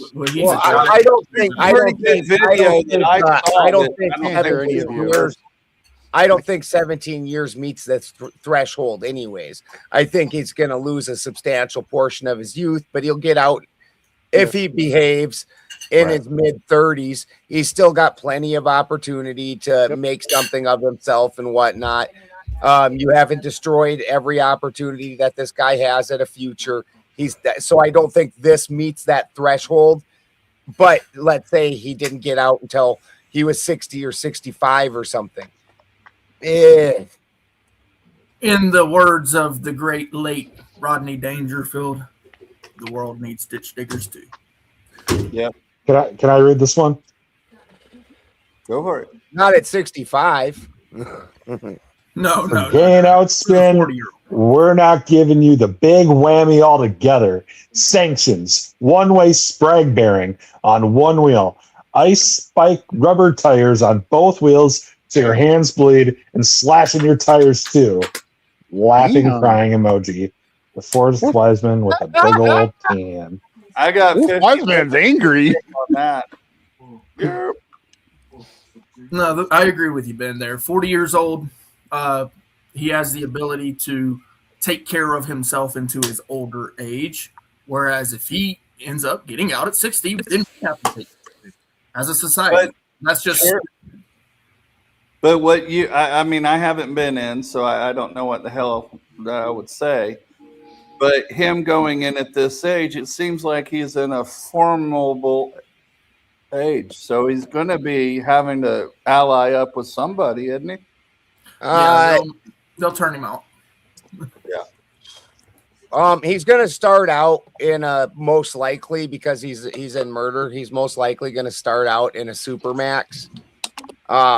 And in a supermax situation, actually, you're kind of safe because you're not really allowed open time with other inmates. You're moved from one cell to one area to one cell. You know, you don't get those same opportunities. If he behaves, eventually he'll get down into a high security, and high security is actually, as opposed to max and supermax, high security is where you really get in trouble, because in high security you've got just enough fucking freedom of movement to start causing them problems everybody starts thinking about. But even in high security, for the most part, and I will grant you, I was not in prison in a very harsh state, but in my experience, if you don't want involved in that shit, there's ways you can keep yourself out of that shit. Right. So the fourth wise man, if Santa covers another $10, yeah, I'll make it happen. You're going to really put the one-way sprag bearing on the wheel? Yeah, it will be made. That seems if Santa awful. covers $10. Okay, how about some of that old 80s and 90s spike punk rocker stuff? The only thing we can't do is put anything gory in it. Nah, that's okay. I can envision blood well enough. Whoever has whoever's got a TV going, cut that off, please. All right, another $10. Yep. Kids need new shoes. Why do I feel like I'm at a casino? House always wins, brother. So what here's a was question for you. Oh, sorry. Go ahead. What was the impetus to dark Abe Dinkus rather than just Abe Dinkus? Tired of being nice. Oh no. Was that a singular event, or was that a series of events over a duration that you just eventually got tired of it, or was there a specific things? No, my hat came off. My hat came off, and the nice went with it. So I don't know what to say. I see. I get that. I get that. When I was young, I used to get real mad when my hat got knocked off too. Did it occur? It didn't occur like when Joe Biden went dark. We had dark Joe Biden, and we had like him all creepy looking. No, because he didn't go dark. Going dark for him was just forgetting everything and falling asleep. So that's true. It's called being based. He did get ice cream out of the deal, though. So I mean, Mr. President, what's your favorite ice cream color? If you mean based by like being buried in the ground, yes, you're right. He's probably pretty based. I will admit that I normally don't get down with the body double thing or the replacement thing, but I've seen the pictures. If you go look up Senator Joe Biden and then you look up President Joe Biden, one has unattached earlobes and one has attached earlobes. Like, what the fuck? Why would that be? That doesn't make sense. But you could find not epigenetic. Yeah, like your earlobes are either attached or unattached, one or the other. You don't change that halfway through your life. Like, that's weird. He evolved. Is there a dark Abe tie-in with alchemy? Oh, you're going through Dark Abe's going through Nigredo? I was just asking questions. I mean, Joe Biden looked like 5 different guys. He was That's because he different guys. 5 different guys. Santa, I want to hear your theory on the warehouse fires. Oh, sorry. Yeah, I did forget that. She didn't. Whenever I look and see a pattern that's repeated in different areas, you know, like feed warehouse and then different different warehouse fires with different kinds of materials. Yep. I immediately go to dispersals, insurance, and supply chain. Okay. Now, those actually are more sinister than they might sound. Because a lot of, depending on the chemicals, and I'm not a chemist, whether I'm not stirring the Ben and Ant thing about chemistry, but I am familiar with a lot of the petrochemicals, unfortunately. And depending on the warehouses, those things have almost an infinite life. They're endocrine disruptors, which means it would affect all living things that have endocrine systems. So that impacts not only food supplies, it affects local health. It's a really good way of making sure people are not functioning well. The food that they would be eating would be further poisonous, and it would reproduce, or it would lower reproductive health. That's the one side. Right. Then the second part with supply chain is it continues to raise prices, which creates more fear and loss.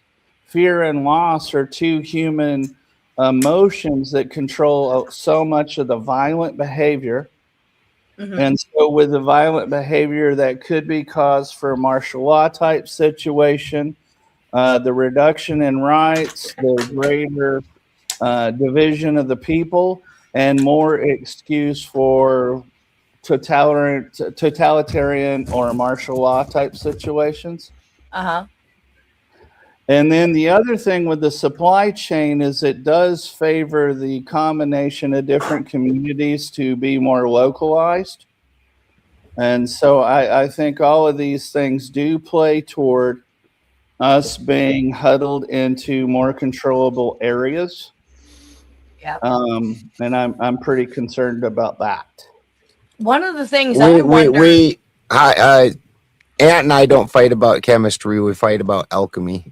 And Fourth Wiseman comes in with the axe will drop spin if you gay out again.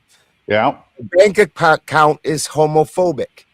Howard and I are forming an allegiance now. You be in trouble. Yeah, and Fourth, I've been joining every step of these as well. So puts the lotion on it. It's not that long of a drive, Spin. You know. One of the That's all right. It's only across the country. You're good. I've done it in 3.5 days. Meow. I got 3.5 days to be somewhere else. Yeah, but you still have to come home. Yeah, Howard said it's okay to be gay, but don't go full retard. Yeah. This one's going to be. This is going to be a good one. Show me your proofism. So I was interested in. As soon as I get it, I got the proofism. What was that, Santa? I was just wondering. I thought you were getting ready to say something I was keenly interested in. Like when there's a bunch of school shootings or mass shootings, all of a sudden we see legislation that favors gun control. So I'm wondering what kind of legislation might be coming down the pipe that, like you were saying, just furthers the totalitarianism, brings in more regulation, and strangles us just more rules and legislation at a time. I agree with everything else you said as well. Well, I'm following groups that are, you know, small independent farmers, ranchers, etc. Yep. And the increased legislation, pressures on water, pressures on land. They really the water shit is a real fight right now. Yeah. So when they centralize production facilities, we really lose freedom. Yeah. Well, and the longer it takes to produce, you know, to if you're, let's just talk vegetables, because one of them was a frozen vegetable plant. Right. when you centralize the production of food, you also are extending the shelf life before it gets processed if it's coming from farther and farther to get handled. So I mean, you're talking about increased loss and or crappier food on the shelves, like that. Yeah. Well, and saying and along the line of the crappier food, we already have depleted soils, so we have so many issues where it's not as nutritive as it was. And then on top of that, any age before processing, those vital elements, just strings of proteins, those raw things, they're breaking down once they're removed from the plant. Growing your own food. These chemicals to make them look fresh, and it's just a horrible mess. When you taste a tomato out of your garden, when you have done the work to make your soil actually soil again and not just dirt, and then you taste that tomato, and then you taste the store-bought tomato, they're not the same thing. Sure. They're not even the same thing, and it's the same for anything else you can grow. Grow as much of your own food as you can. Absolutely. So Abe Dinkus. What? I'm gonna take off. You guys be good. That was our best. Take care, Abe. Take it easy, Abe. Later, Abe. But 10 years. Here we go. Ow! Ow! Ow! Ouch! Oh no, this is not working. Stop! Stop! I like that. See? I like the short circuit at the end. Yeah. There you go, fuckers. It didn't gay out. Yeah. Can you play it? Actually, it wasn't. Can you play it again?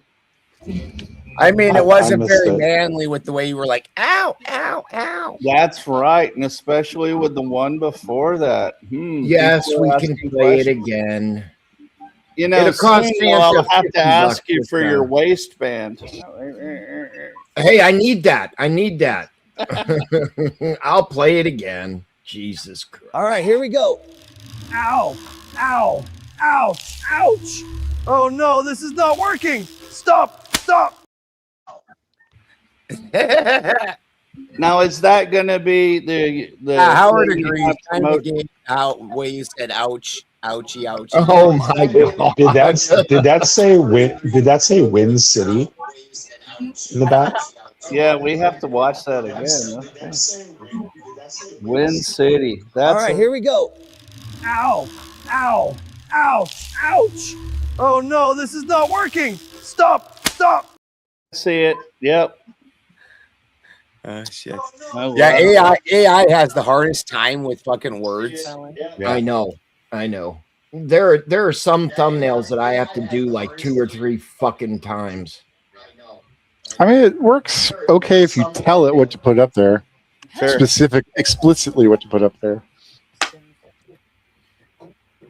It just can be a nightmare sometimes getting it to actually put it up there how you want it. Yeah. Oh, we know, Stinky. I've said it multiple times. Oh, fuck. Spin's intro isn't too manly as it's a sing-along with a woman's voice. Yeah, just reaping the love. Hey, Spin. Yep. It's all right. As long as we keep paying, you keep dancing. Okay. That's right. Pay. I've been to those places before. Allegedly. Santa, what Pay the man is the most important thing a person can do to be more self-sufficient? Control over your own water supply. Oh, agreed wholeheartedly. Uh-huh. Yeah. Yeah. Because, I mean, everything stops real fast without clean water. Yep. From what I understand, we're already full of the microplastics. We already have the endocrine disruptors. And then I would say being able to grow your own food so that you could grow the things to help you purge or chelate or do whatever you need to do. Those items that are resident in your body.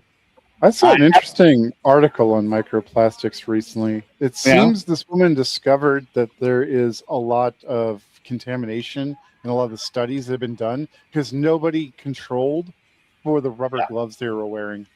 Yep. But rubber is plastic. Right. And latex is a petrochemical. Yeah. So it's apparently made the test results like much greater than they should have been. Not only do I believe that, but I forget the name of what it is anymore.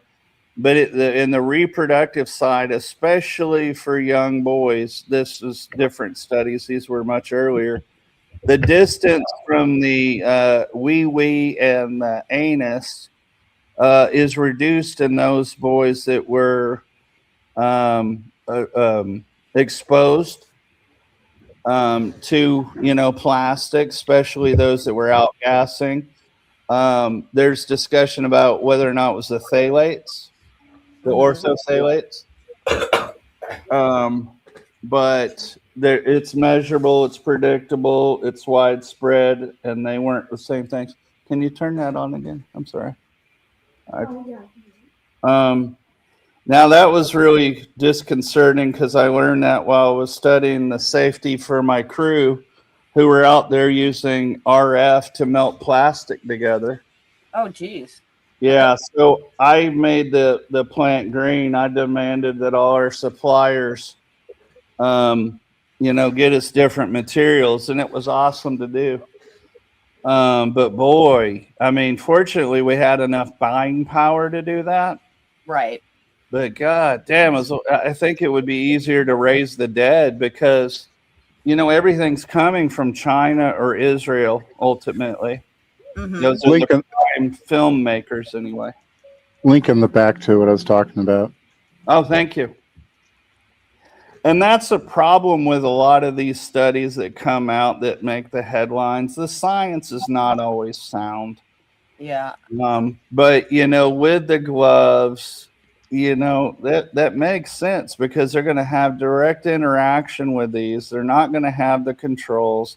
They're not going to be using the same gloves. They might, they could have just used perhaps metal tongs, and autoclave them or, there's a lot. And stainless steel is so fucking amazing in the lab. Sorry. Yeah. Dingo, I think, corrected me. I'd reversed it with the nitrile and the latex. Because one's organic and the other one's better life with chemistry. Huh. I'm learning new stuff. So I was going to say, I have like kind of I'm going to answer the same question, but in a weird way. I think one of the best things people could do to be more self-sufficient is that stop buying things they don't need. Oh, yeah. Well, because if you're not buying things you don't need, you can localize the space. You have more money to invest in the things that you truly need. Yep. And yeah, what could be more important than being vital, virile, and vicious when you need to be to protect your family? Yep. Having my walls covered in kitchen crap. Say that again. I said having my walls covered in kitschy crap. Yes. Way more important. That'll be important, but I've been in the tinfoil hat community long enough. I've seen everybody deny chemtrails, and then finally it comes out. Everybody denies XYZ, that finally comes out. Chemtrails have always been nonsense. Like, it doesn't even make chemtrails sense. Yes. Well, the farmers up here in the Pacific Northwest say you're mistaken. Yeah. I'll say they're mistaken, then I don't care. No, that's okay, because the opinion isn't proof of something. Oh, well, some interesting facts about chemtrails. Yeah. During 2020, when the planes got grounded, about 80% of flights got grounded, but chemtrails only dropped by about 10%. Yeah, in between 10 and 20, because separately from all the planes getting grounded, which you can look up, There's an MIT study which has been tracking what they call contrails. And weirdly, when you took down all the commercial and private planes, those things still happen. So it's almost like they're coming from a different plane. Contrails are formed by jet engine exhausts when the warm air hits That's the condensation. high altitude, But I am very talking cold specifically. There are additives in the fuel. Period. No, there isn't. Now, okay. I mean, not for any kind of nefarious purpose. Maybe to make it more efficient, or to clean the engine. But Sure, but that's part of the fallacy where that sounds like a conspiracy theory. That's dumb. I'm saying these additives do change it. Our government does a lot of stuff that they don't tell us about. And one of the things where the chemtrail part makes sense is the manipulation of weather, which has been demonstrated, and it is true. you realize anything I release at 35,000 feet at that speed is going to disperse so widely that it's going to be so diluted that whatever it was would not be functional. You'd barely be able to detect it with specialized equipment. Yeah, very real. Yeah, I see Dingo's comment. Yeah, I have almost no body hair, Dingo. Especially when you're talking about those high altitude wind speeds. Those winds at that altitude are very fast.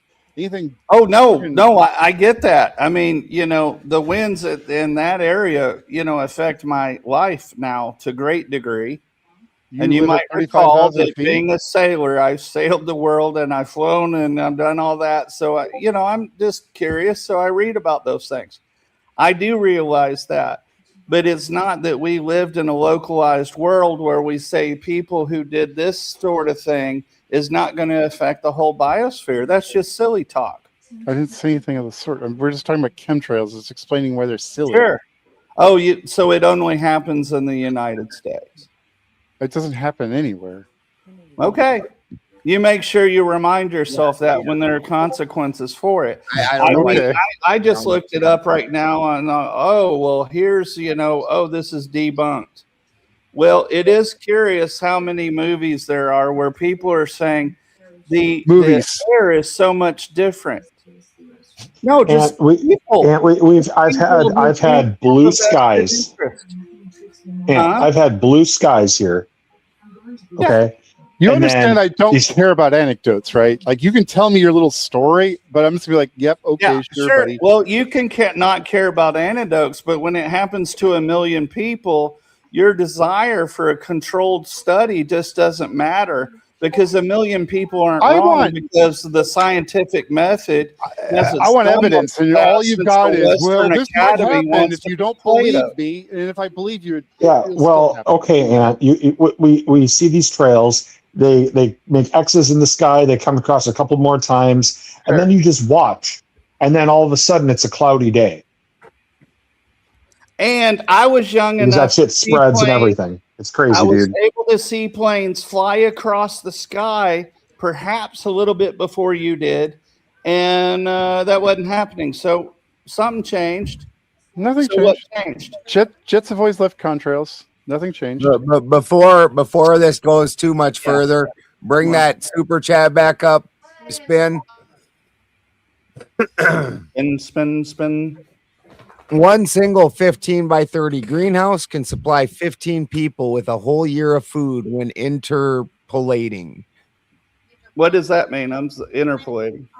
Putting in between. So interplanting. It's not a lot of space for 5,475 meals. And what would be the fruits or vegetables or whatever in that, for example? Because I'll be happy to go back to contrails, but about the sky painting. Before the last Hurricane Milton, over our city here, there was a big grid hanging in the sky that looked like a radiator. It was also done over North Carolina, also done in England, and all of us had terrible weather. I'm not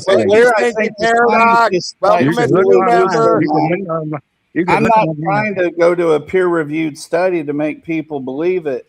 There were peer-reviewed studies about how safe the coof thing was in the beginning, You want to support and stand behind that original? I think it was Merck study. Like that was good science. I'm not going to just entertain every Chicken Little that tells me the sky is falling. No, I gave you a very specific example of shit science. Look it up. Which shit science was that? The original study, I believe it was Merck, for the efficacy and safety of the original vaccine. So one vaccine study was off, and that means all studies are bad? Well, the decision for tens of millions of people were supported by that singular study. You're coloring everything based off of one And event. I know, and you're worshiping science like people aren't in science. And the contamination that comes down that gets on the cars and their houses. Absolutely. And they say it's pollen, but it's not yellow like pollen. You can tell the difference between pollen. Sorry, Kerry. And what's coming up, that's pure evidence. Well, and it's observable with the small farmers and everything up here in the Pacific Northwest have had their soil tested. I'm not talking about people licking their finger to decide exactly where the weather or the wind's coming from. And you so everybody else is making this shit up because there's not a controlled study.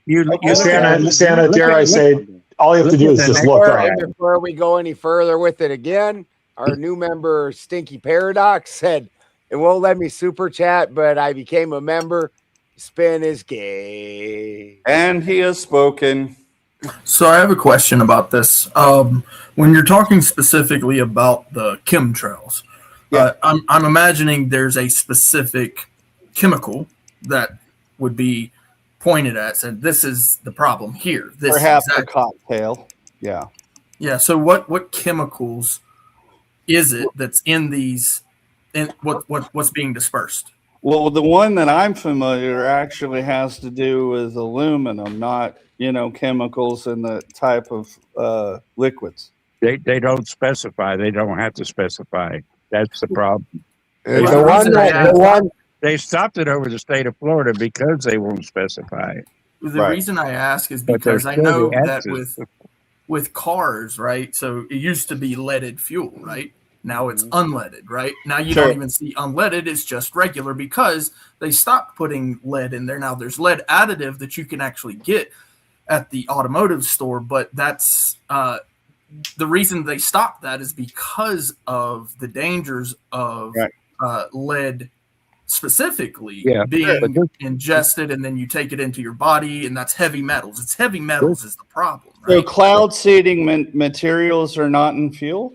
It's not, I'm with you with the leaded and unleaded, but that's what I'm asking about. So it's not exhaust. It's a chemical cannon. It's a cannon that they use to shoot it out. Sure. It's not. It's purposely put out there. It's not It's not a vapor trail or exhaust or anything like that. It is a chemical trail. Because I know that the EPA has strict standards. Sure, and the conspiracy is it's the long-lasting trail. I'm going to promote that you might not even see what's the real danger. Yeah. Well, one thing we probably all noticed, people are getting brain fog. Their frontal lobes are not developing. People don't have common sense anymore. Since these trails started, you can tell people are changing mentally. Brain fog. You're saying, I can't think straight or whatever. It's. I mean, I'm not sure I would attribute that to chemtrails. I'm not attributed to chemtrails exactly, but they are doing something. I mean, how do we know that? Like the thing. I would wonder about the brain fog and stuff, Clay. We won't know it. Sorry, Santa. How do we know about the brain fog? What was your question? How do we? Well, yeah, if we're so smart to figure out that we got brain fog or lack of common sense, how do we have the common sense to figure that out? That's just where I would agree with Ant, because it's not controlled in how you would measure.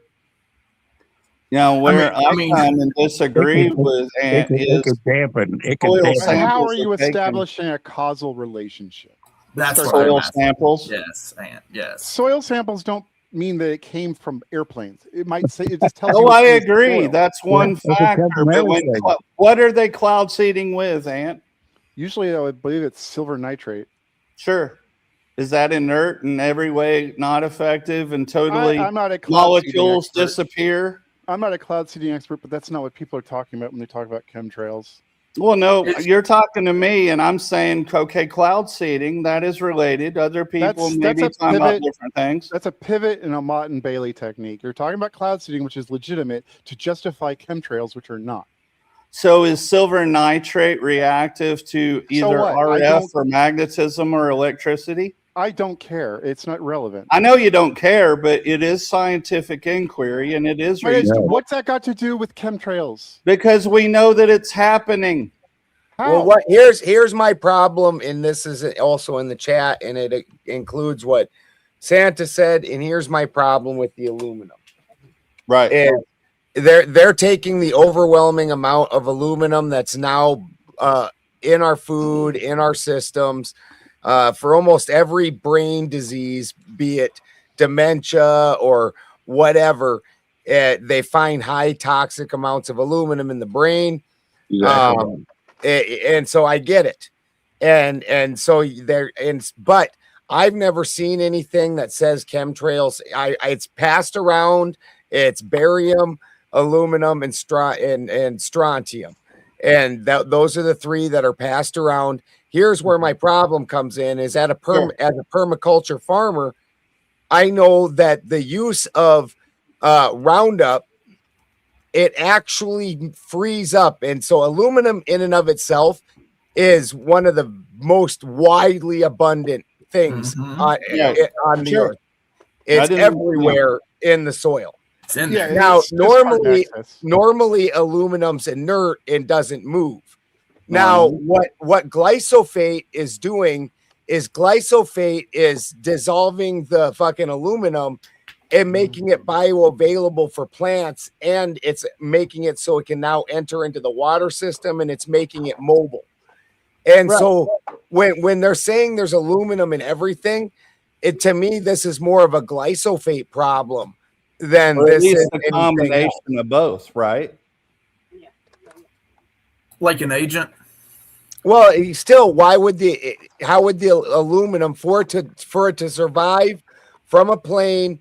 To me, it would have to be inert in the inert form, and but then now what's making it bioavailable now that it's reached me? Right, is the other chemicals. Yeah, because it's got to be able to cross the blood-brain barrier, and this is what glyphosate is making happen. Well, it does have toxicity, silver iodide, by the way. And whatever's happening is going through the blood-brain barrier. That's the problem. Right. Yeah, I don't. And this is what glyphosate is doing. Is glyphosate is breaking it down and making it capable of doing that. Whether it's from the cloud seeding or food or whatever we're intaking, we're getting it. I understand it's very sensitive to light and crystalline. Does that mean anything to the chemist or alchemist? The aluminum? No, this is the silver iodide. That's the cloud seeding is silver iodide. I heard you in the other one. Does the fact that silver iodide is crystalline have anything? It's super light sensitive, so I would assume that means it's going to break down along the way. Yeah, it should break down real easily. Sure. And so as these things would bioaccumulate, say people are using Roundup, would silver interact perhaps like aluminum? I don't know. So silver, unless you take it in its so if you take it in its monoatomic form, which is or more broken down, which is what we're talking about in this instance, it would be even more broken down than monoatomic. You can take in just shocking amounts of silver and it's fine for you. Where silver intake comes into a problem is when it's in its slightly more parts per million form. And then what happens is the silver starts binding.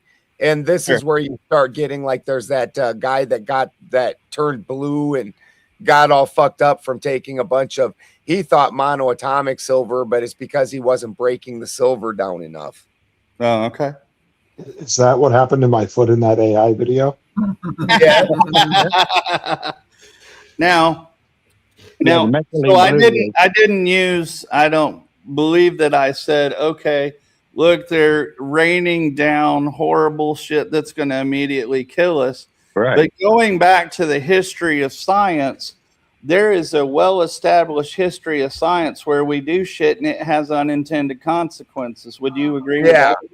Yes, bad shit's happened in the past. Yes. Sure. And we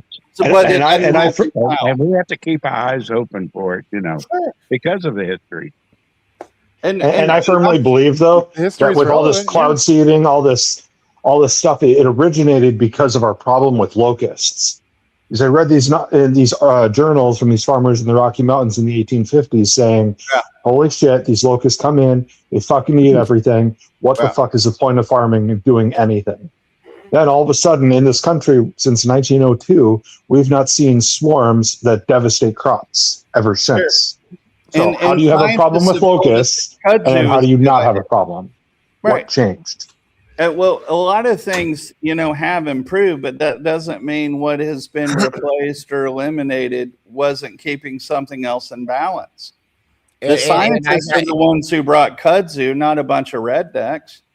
And I gotta say that I would say that the locust swarms have mostly died out. The reason that most insects, period, have died out because we poison the fuck out of everything. Yeah. That makes a lot of sense. There was a big rush in the 1800s and early 1900s to try and bring in like plants and animals to solve local pest problems. Yeah, making things a whole lot fucking worse. Yeah, I mean, was it frogs or whatever in Australia, taking over the continent? I'm just saying that rabbits. Australia got taken over by fucking rabbits because somebody brought rabbits. Yeah, you're not allowed to bring cats into Australia. Oh, really? They've got to take care of that rat problem that they have. Yeah, but they're not native there, so that they would become like basically unchecked predators for all the little birds and shit. Oh, dude, and cats are such fucking apex predators. Just balls of fucking kill. And when they want to be quiet and sneaky and killy, they are very good at it. Yeah. Oh, you watch that cat just appear out like magic out of nowhere. I'm like, where the hell did you come from? Now, see, I'm skeptical of everything, and having worked with scientists, I have a lot of respect for the scientific method. But I think anyone is being naive to say scientists go to work every day and they're not subject to any moneyed influences that might influence the outcome. And to that, I would direct anyone to look at seeking p-value as a giant problem in the research community, because studies were tailored to find a particular outcomes to support the hypothesis. Are you talking about Dr. Greg right now with his flag cape? This is the well-documented problem in the social sciences field. A lot of this in other soft sciences, like their peer review process was very it was a list of compromised, let's say, shall we say, for chemtrails. I would agree. I mean, I personally find it hard to call social sciences hard science. They're not. They're called soft sciences. Well, I don't call them science. I wouldn't either, but that's just my, unfortunately, just my opinion. They are recognized, even though somebody brought because they created the APA. Who the fuck brings fire ants somewhere? Like, you know what this place that I've been hanging out at is missing? Fire ants. Fire ants. It's not so much that people were like deciding to bring them so much as they would piggyback along with cargo. Yeah. I think Florida is the testing ground for all these science projects, insects and everything. I met fire ants. I still remember the first time I met fire ants, and I was 6 or 7. Florida's just in a real temperate area where it's very easy for things to like find a niche to live in. Yeah. It's not like when you get further north or in the more arid regions where because you have to be much more specialized to stay alive. Yeah, dude. Well, Clay was saying about Osceola, everything lives there to kill you. Where I'm from, we don't have any poisonous animals. There's Right. none. You don't have rattlesnakes? No, not. They do in the Black Hills, but in the flatlands in South Dakota. You're talking about South. I'm sorry. I thought you were talking about where you're living now. Well, you still There's got no rattlesnakes where I live now either. I think it's too wet where there is in Redding where I lived, but at my house here, I think it's too wet. Or you've gotten lucky. Yeah. Or my peacocks are just killing the fuck out of me. I would go with peacocks too. That's what I would go with too. Birds Raptors kill the fuck out of snakes. Birds, yes, they do. I hate birds. I mean, What that's about why I'm scorpions? like, oh, my barn's okay. We got plenty of roosters. You should have scorpions though. I do, yeah. And probably black widows. Oh, black widows out the ass here, just not in South Dakota. No, yeah, no. here They probably did. You just didn't see them as much. They might have looked different. Here, fucking, like, I think I've probably been bit like 8 times by black widows. Like, them fuckers are everywhere. Yeah, they're not. You don't want to get bit by them, but they're not nearly as dangerous as people seem to think. No, they are. it's like a wasp bite. Yeah, basically. it's unpleasant. I don't recommend it. Don't handle them, but you're not going to die if you get bit by one unless you're allergic or brown like recluse. severely infirm. Well, those can do a lot of damage. You don't get Oh yeah, treated. I had one eat the flesh on my left leg. So yeah, and it was made worse because it was where I had a tattoo, and the venom went under the tattoo. And then so it wasn't obvious. I'm like, I have this pain in my leg, and then once the infection was spreading, I have almost full calf tattoos. I'm missing I'm missing a chunk of my right thigh from one of those buggers. Yeah, they're special. Are you talking about brown recluses? Yeah. I've heard them are real bad. Black widows it's like a wasp bite. It yeah. swells up You and might it get- hurts, You but might it's get a not little like sick, like flu-like, mild flu-like, as that I've heard. sounds about right. But I don't know. I it'll got wet. bit by so much. I don't even know anymore. Like brown scorpions, recluse I'd is play gonna leave with a mark. them. And no big deal. But I Anything remember with- when we go ahead, Ant. I'm sorry. Sorry, I was saying anything with those necrotic poisons, you just don't want to get bit by. Yeah, most your camelids actually, most camelids are all soft-footed, and then camelids tend to not eat the nitrogen parts of the plant, so they don't uproot plants. They just eat the leafy material off of it, and then that allows the plant to stay alive, and so they're much better on the terrain. And then because of that, their poop is super potassium heavy because they only eat the leafy and the fruity parts. So camelid poop is really fucking good to grow with. And somebody had asked about the tattoos. No, they're not bows for presents. I have essentially yin yang, the tiger and the dragon, the fire and the water. Most of my upper body's tattooed. I have a gnarly spider on my back, and then I was hanging out with my friends on Pine Ridge, and they're like, "You know, we don't like spiders." I'm all, I ain't erasing it. Dude, Pine Ridge is fucking rough. Yep. Rough. There one time, and I didn't think it was ever going to end. It was like the biggest reservation I've ever. I didn't know they could be that big. Yeah, Pine Ridge, rough. It's rough is right. And when it's corn season, I swore I was in Iowa. Oh, we're so allergic to that. Dude, fucking, I've hung out on Rosebud, which is rough, but not as rough as Pine Ridge. I've hung out in Lake Andes. Lake Andes is part of the fucking meth triangle from the reservation, and that's a rough one too. I've hung out in Fort Thompson, which has Death Row on it. Right. And fucking none of them's as rough as fucking Pine Ridge. That place is rough. Yes, it's just a bunch of natives having a great time. Yeah. It didn't look like they were having such a great time. No, not so much. Yeah, that's it's a hard devil to get over the alcohol. In mass, as much as a lot of times white guys will make fun of natives for it, Sure. Which they definitely are caught in the alcohol spirit. that's really what conquered white men also, because white men were conquered by Christianity also. And one of the things that did it was Roman wine, because heathens drank mead, which is just a fruit, and it's very low alcohol. And it's really more of a preservation method than anything. It's not really getting you that drunk. They drank a little bit of fucking beer, but mostly mead. And just naturally doesn't have a high alcohol. Well, Roman grape wine, yeah. Is that has a higher sugar content or the yeast? Yeah, higher sugar content. Yeah. Yeah, I can't really handle, any of the red wines. Somebody told me it was a tannins or something like that.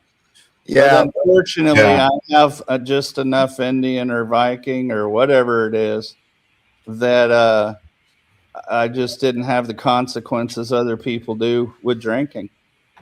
Right. And so I was in when they were just starting to reel the sailors in with drinking, and they're like, where do you spend your check? Oh, just hanging out, having fun. Where? The bar. Yeah. On shore in America, or the U.S., I should say, it wasn't uncommon for me to have 15, 16 Black Russians a night and then go over, back to the ship, ready to work the next day. And somebody told me, that's not good for you. And you might be processing the alcohol like that, but it has other consequences. I don't remember them now. I'm not a drinker. I mean, I'm not a teetotaler, but it was, I don't know, maybe you guys know, but I just wouldn't get hungover or any of those things. And they're like, yeah, that's a bad lifestyle choice. Well, your body just was metabolizing it better than most. Fucking dude, I'm from back when I was in the Army, we drank. And then Monday morning, you'd spend all weekend getting drunker and fuck. Right. And then Monday morning, the fucking first sergeant. I don't understand how every base has a roller coaster. But even when I got to Germany, there was a roller coaster. Like, we're running the roller coaster. How the fuck do you guys just find places that fucking have a fucking bunch of hills and you're like, well, we can make assholes run on this. And then we're going to plant a base there. Fucking. So, every Monday morning for fucking my entire military fucking service. You know where they didn't have one? Fort Stewart, because Georgia's flat as fuck. Nice. Nice. Dude, you would come back. You everybody in the fucking unit would peel out during the formation run. The first sergeant just getting it.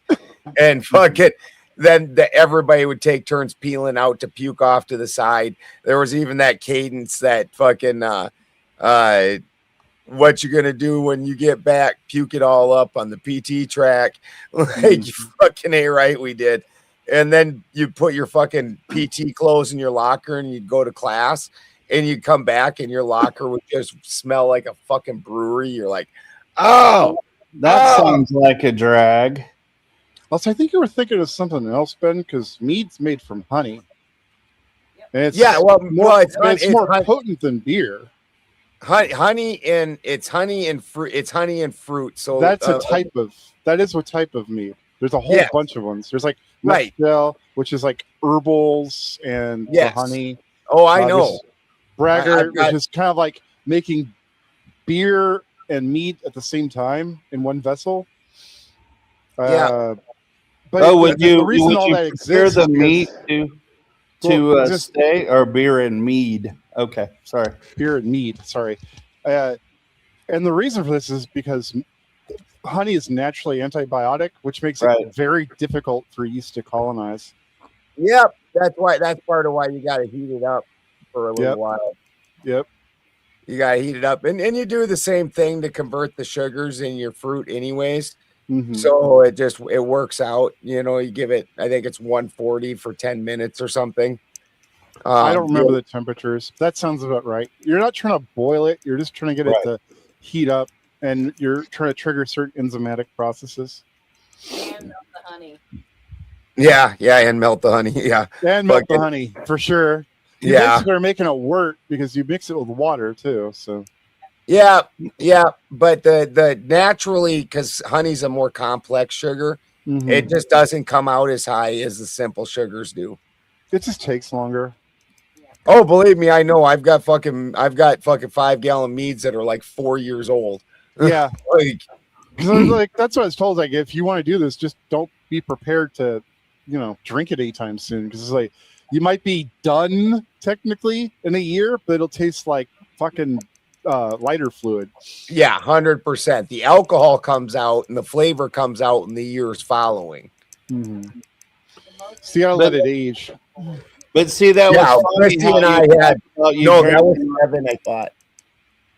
Christy and I had Nectar of the Gods, which is just straight honey with vanilla, and fucking it was aged for 7 years. Nice. Dude, it was like just drinking honey water, except for there was a little burn to it, and so good. That stuff sounds amazing.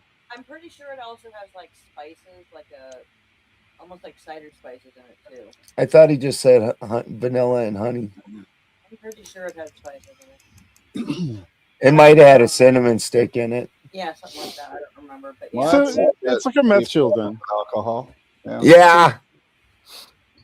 That's fine. Nothing. But see, you guys were talking about getting wasted on the weekend. I'm talking about us having a bottle of 151 to watch a movie while we're doing our laundry on Tuesday. Actually, I don't drink at all. I just make the alcohol. Fucking like my biggest one I make is an apple Kaiser, which is an apple cider, but instead of using sugar to do the fermenting, I use honey, which makes it a Kaiser. And then that's cool. Yeah. Yep. And then eventually after it is old enough, then I convert it over to vinegar for apple Kaiser vinegar. Okay. And yes, Uncle Guns, Santa knows. He's like, hey, fucking El Perro's like, you know what? That's enough talk about drinking. I'm getting it. No, he was showing me Yep. I don't drink that much. Yeah. Every now and again I have a beer, but I don't really drink that often. I drink once or twice a year. Oh, and What I do. Yeah. What didn't I do? I know you have us in what pensive rapt attention. Is that right? My medical. Oh yeah. Wow. Oh yeah, I saw your picture of that earlier. I was gonna say, like, damn, job well done, my friend. Exactly. Dude, they're like as tall as me, and it's fucking only the fucking last week of June. Yeah, you gotta have And a they medical. put off a lot of scent, right? How does that do for bugs? Is it attractive or? Aphids like it, but aphids like broccoli more. Well, great. They love broccoli. Is it all cruciferous or just the broccoli? They go after all the cruciferous, but they didn't go after. We had Romanesco cauliflowers, and they left that alone. No, they did not. My wife says. Is there a companion plant, or do we just keep putting marigolds next to everything? Marigolds, and then I also surround my whole garden, like even my medical garden there, fucking is surrounded by garlics. So I've got on the very outer edge, I have a cannabis plant, and then like 2 or 3 garlics, and then a cannabis plant. Well, also Lavender's good too. I like marigolds Oh, too. yeah. Good call on the lavender, but I've started switching over to calendula instead of marigold. It is also a marigold, but it's a medicinal plant. So Okay, let me write that down. I certainly won't remember it before the streams. But yeah, garlic's pretty offensive for most things. Yeah. So, and then like down in my medical garden, I have potatoes. So I got like cannabis, and then I got potatoes in the triangle spots. I'm gonna guess you have a particular strain or whatever of potato. I don't know if it's a. They're mostly the golden potatoes. We really like the golden ones. Good I flavor. do. I would have to do a lot. I can't grow without a medical license in Washington. Right. Oh, yeah, really? I've got a medical license. I thought they did something. Everybody was getting high on the Capitol. Did that change? No, I'm talking about Washington State, not DC. Well, I was too. Oh, okay. I'm sorry. Yeah, that's because that's not too much sugar. You got to put a fucking. You got to put they call it a carb lock on it. Yeah. If you don't have a carb lock on it and you try sealing it, as soon as them yeast start fucking taking off, it'll build up pressure. And what the carb cap will do is let that pressure out. It's also our carb lock. It's also how you keep it from oxygenating. And because if it oxygenates, it'll turn into vinegar. Well, here's how it works. It's a tube that comes out of the carboy, and it goes into like a thing of water. Yeah. And the gas is usually a double. The water blocks any kind of gas coming in. Yeah. Yeah. So it's a burper. And it burps. It just sits and burps. Well, that's burper's a good analogy. Not that I've ever done these things, allegedly. Yeah, most of them, it's too little. It looks like two little tubes, and there's like a squiggly, and it pushes, and them two tubes are filled with water, and then it is that Damiana, Harold? No, this is homemade. I do it too. Nice. This is about 160. This is about 160. Yeah, but I'm Northern European, Scottish, and German. I gotta eat them potatoes. Well, I'm Scottish and German too. What do you think of the Runza? Exactly. Paradox. I did not know that. My I don't wife know why loves I didn't realize they're Runzas. nightshade, but I did not realize that. I was surprised to hear they're nightshade, and I've heard a lot of shade about nightshade, but can somebody say it in? Because I don't trust anything on the internet that, like Ant, doesn't have studies about it. Well, you know how many potatoes it takes to kill an Irishman, right? I'm looking for this one. 0. Right. Yeah. That was good. That was well played. You mean that was the British? What? Yeah, that's right. Well, the British took all the other food and just only left those potatoes, which then got blighted, and it was a specific kind of potato. Come on, allow my hatred to just remain focused. I don't need a rational explanation because I have almost no English in. Well, the British stole all the rest of the food, so that still be mad at them. Still be mad at them. I'm mostly German and Lithuanian, so I don't really have much of a pony in that fight either. Yeah. Well, yeah, we're not the Germans and the Danes who created all that crap on the southeastern corner. That's the sketchy part of England anyway. I got a little bit of English from my dad's side, but if you've seen my family, you would see I'm much closer to my mother than my father. Right. Do you see the close German resemblance? Yeah. Now you and see the mustache. Yeah. Now you see the potatoes. The way they're working in that medical is they're creating ground coverage, and then also they're keeping the root zone broken up. Potatoes make excellent keeping your soil aerated and broken up. Potatoes are excellent for that. That's pigs. Yeah, pigs are good for tilling it, but when it's in growing, like a daikon radish is really good for it. Right. Carrots are obviously good for it. Potatoes, any rooty vegetable is going to be something that's going to keep your soil more aerated. Yeah. Oh, the oscillates is why I have to worry about. I'm a stone. Stinky paradox. Then Uncle John.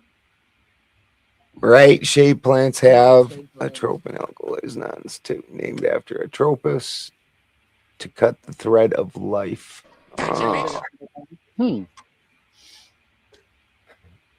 Everyone has different reactions or sensitivities. Nightshades, histamines, oxalates. I don't eat oxalates or histamines and nightshade in moderation. My wife also can't eat oxalates. That's there's some people that can't break down oxalic acid very well, and Right. so leafy greens is not for them. And the problem is when you can't convert the oxalic acid, it'll bind to calcium, and that's what gives you fucking stones. Ooh. Yeah. It's down And they along the tell bog road is where I want to Hey. lying in the dark with the Provo Company. A comrade in my left and another one on me right. It's a shame they get rid of those great organizations. For my little arm. For the win.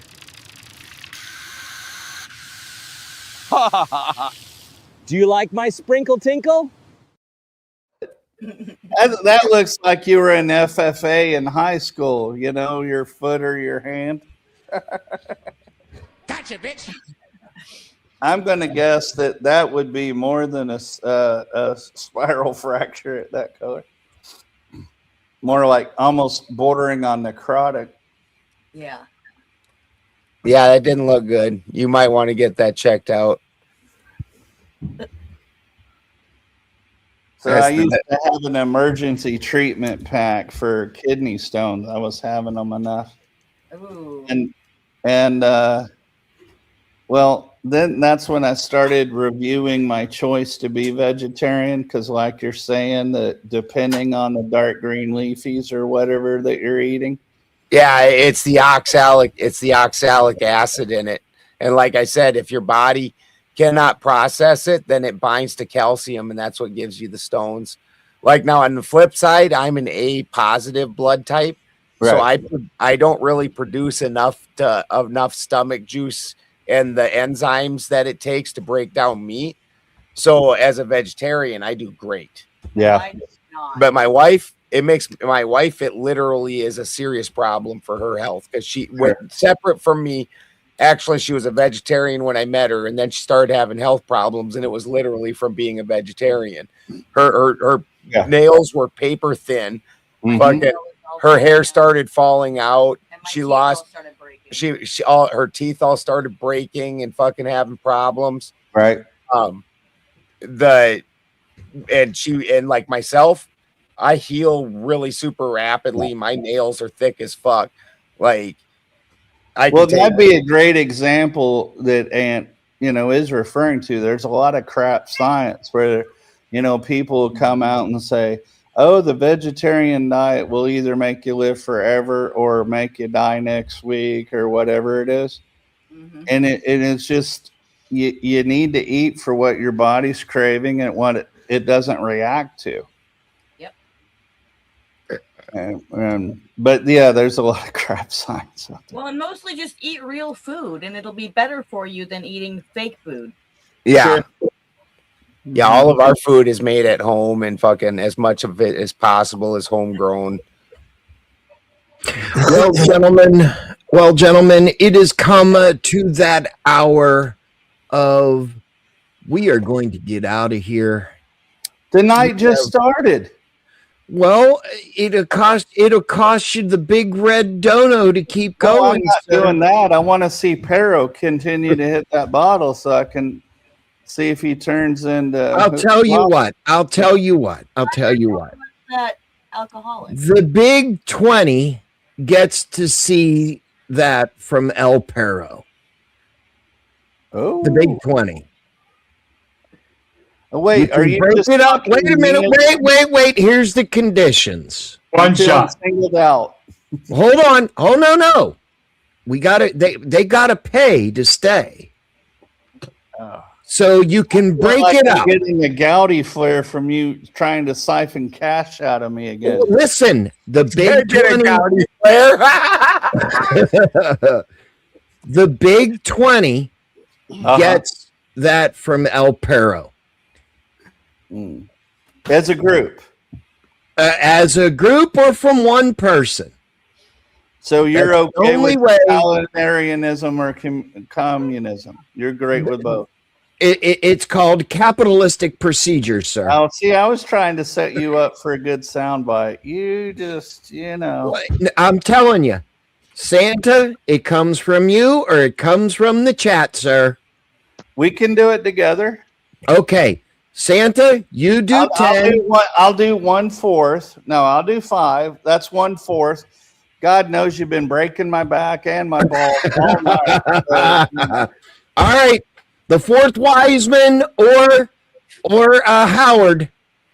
I want to see a Master Blaster video of Spin sitting on fucking Santa's shoulders and him walking around.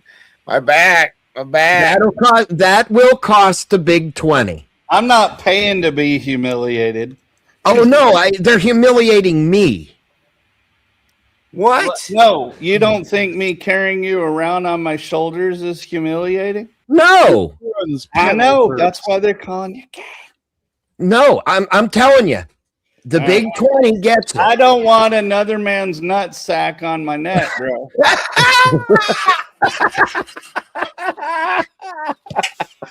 All right, I have boundaries. Definitely not. The Vulcanian. There you go. But you know what? It would be funny. So I'm telling you, it can be a group effort.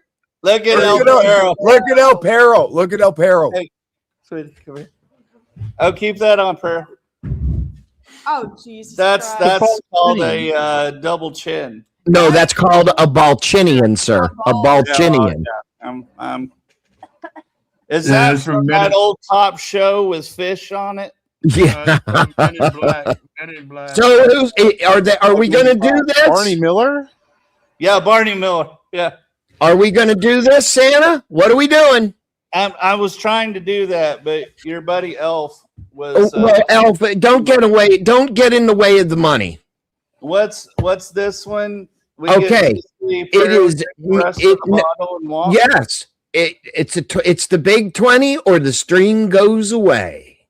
Now you like rough jokes, right? So I wouldn't. Absolutely. I don't know. Sometimes he's kind of a sensitive little. No, I let's see. I'm trying to think of how to label this one. What's this one for? El Perro. Okay. Yep. The big 20 gets it. Pimp edition. I put in my 5. Cough it up, folks. Well, wait a minute. It has to come to me. I sent it to you. Who do you think I sent it to? The big 5. That 25%. I'm not the only one who's going to benefit from this. It's a team effort. Come on, guys. The big 5 was sent. You got 15 more to go. Yeah, For the Win's down with this. If you guys can add him back up. Oh shit! I didn't see him back. Sorry, For the Win. Yeah, his shit. It's all good. And he's been harassed, so we need to be responsive, take care of him too. But while we're doing that, could we replay that one with your flag trag or whatever that was going on? That'll cost you another 10, sir. I don't need to do that. I'll just watch the thread again and get my own copy of it. I am a bargain shopper, so I ain't paying for what I can get for free. Spin. Oh, fuck. Here we go. Yep. Oops. If you gay out, the vault gets welded shut forever. I told you it's homophobic. The stream combo is rolling good, Spin. You bloody party pooper. All right, Mr. El Perro, it was paid for, sir. Do it for the team.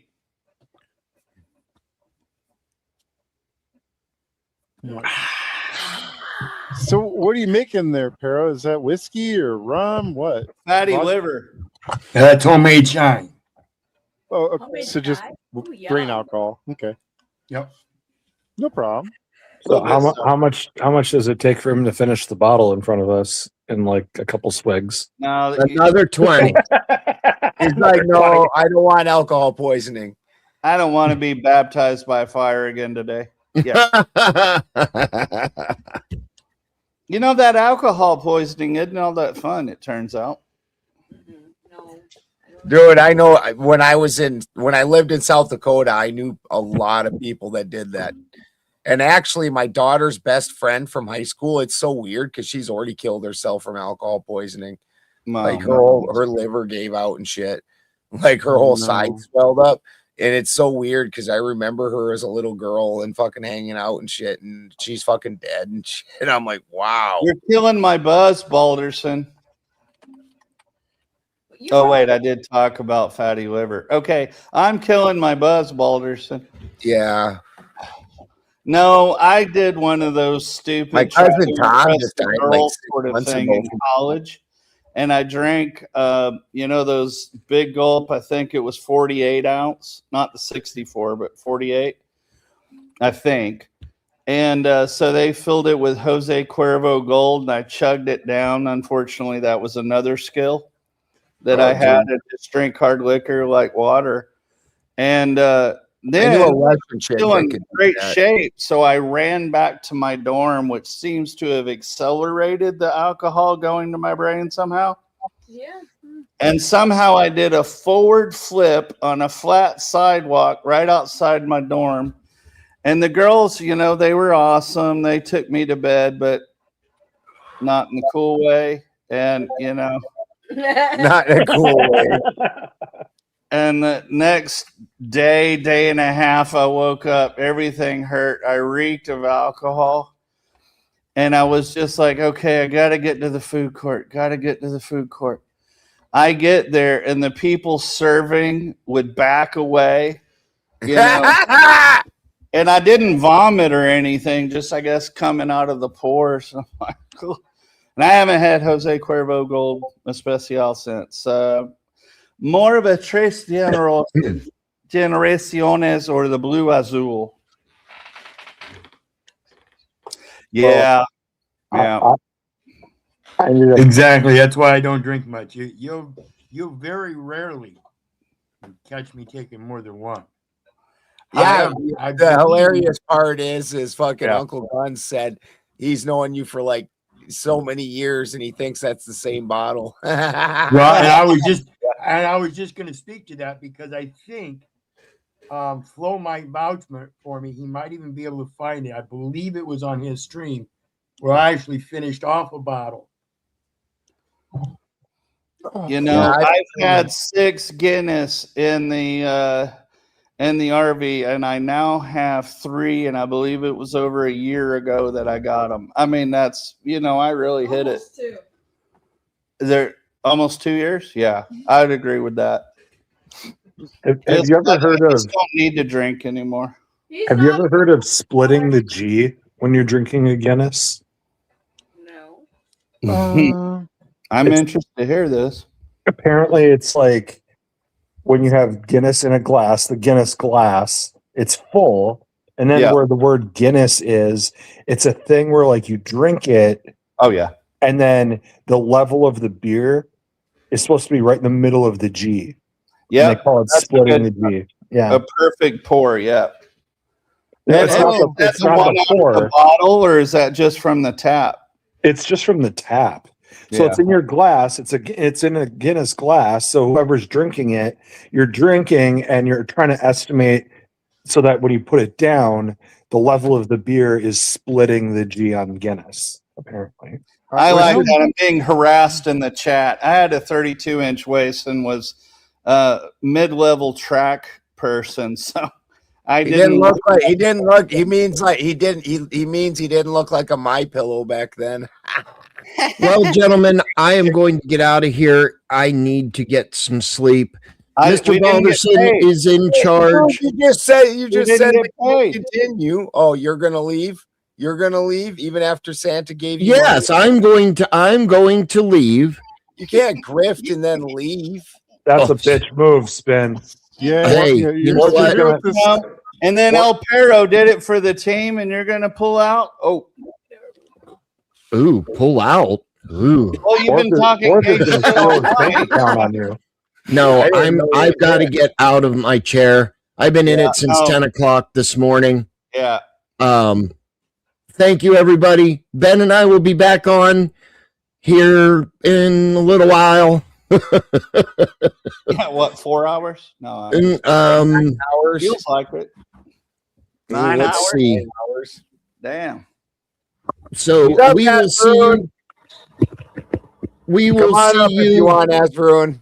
Yep, I'm gonna drop the link for Azvarun right now. Hey, Azvarun, you gonna yell at Spin for us? He has some photo or animations and a picture to show you. And Mr. Balderson can do it. He has keys to the stream. Thank you, everybody. We're heading to DC. Cash App, Give, Send, Go. Please, it helps us out, and we're trying to raise money for the trip up in another motel room. So that's what we're raising money for. The trip is paid for pretty much. It's just we need a little bit more help. So appreciate it. Mr. Balderson, you are now in charge, sir. Please let the streams run and we'll go from there. Good night, everybody. Good night, bro. Sleep well. Good night. Azvarun, it's a really strange night. I hope you're ready. Yeah. He just couldn't stand it any longer. Yeah. Well, I get back injuries, man. No, I've got some problems with my back too. Yeah, sure. You recognize Peril when he does that. I do it for you, Azvarun, and you're like, yeah, blow off. No, I mean, like, I've known Paro since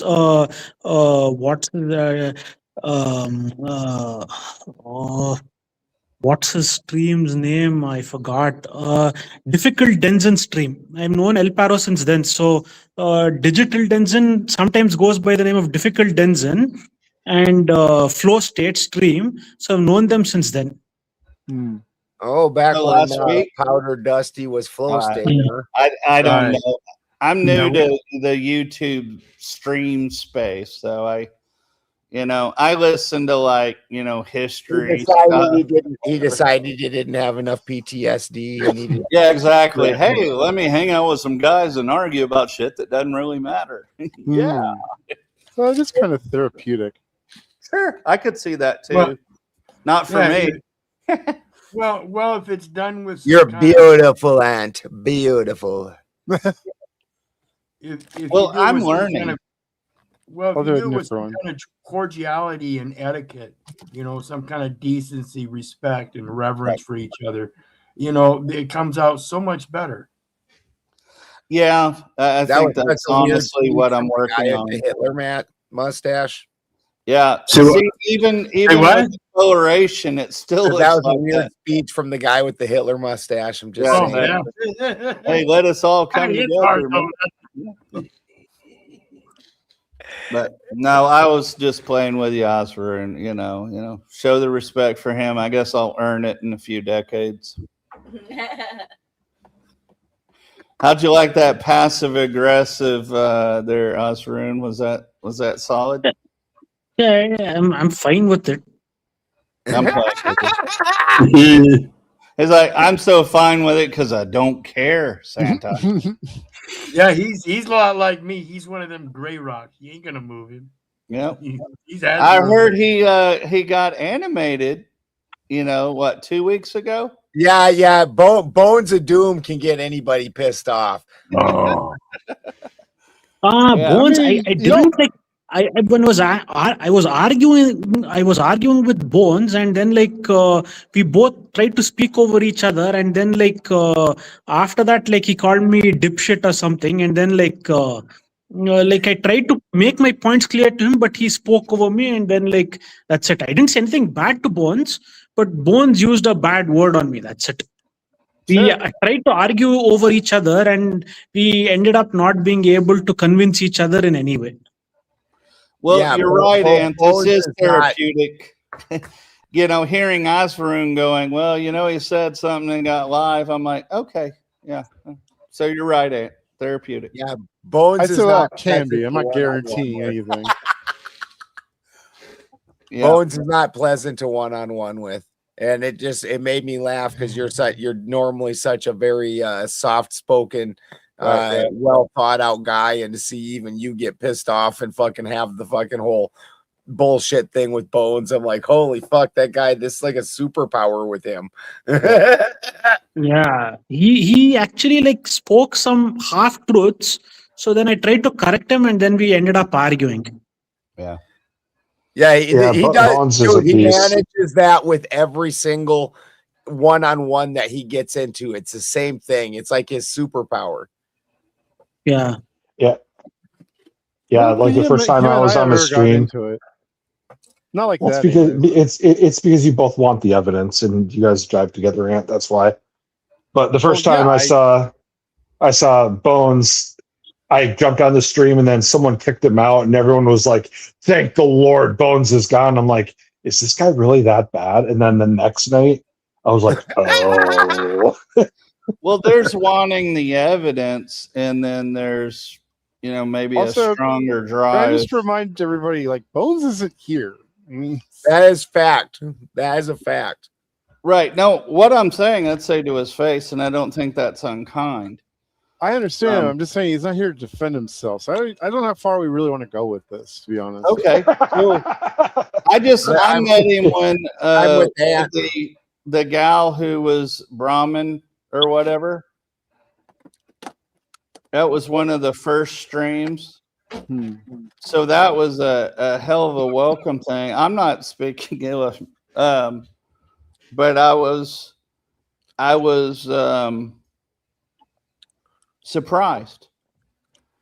I mean, honestly, but the information was good. And then several streams over that, I'm like, I really dig this, because there's not a lot of other places to talk about it. Maybe there are 10 million streams about it, but I don't know about you guys. I ain't walking down to the pub to talk to somebody about this stuff.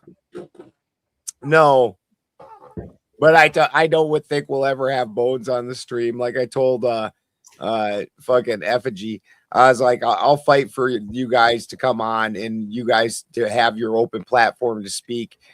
I won't let you get kicked off and shit like that for speaking your thing. I said, I don't think I can stand up for Bones. I don't think I'll win that fight. Fucking Spin is not going to listen. He's going to kick Bones out. I like some good points that he's made too. I guess not somebody said something about white knighting. Nah, I'm not really bothered about that sort of thing. It's just, you know, we all bring value to it. Spin's just a little thin-skinned in certain areas. Well, I mean, we all are, really but some of under his his are like skin. a lot more prominent than you'd expect. Well, and Bones extra gets under his skin. Yeah. Well, name one lefty on these panels who doesn't. Yeah, but there's levels to it, and I think Bones is at the very lowest level. Very possibly. I wouldn't even argue that against that. I mean, Followed by Duck. Followed by Duck. Yeah, Bones and Duck are kind of a. Those two are wrestling for first. At least Bones makes sense. I know what his argument is. I know what he's trying to say. Duck, many times I don't even know what he's angry at or who. Like Nobody even knows what he's saying, but I'm saying they equally piss Spin off pretty close to equally. Well, I've seen Duck just come up and just start raging, and nobody can figure out why. It's like, Duck, are you in the right stream? Do you know where you are? Like, That's true. That is true. Button, Duck?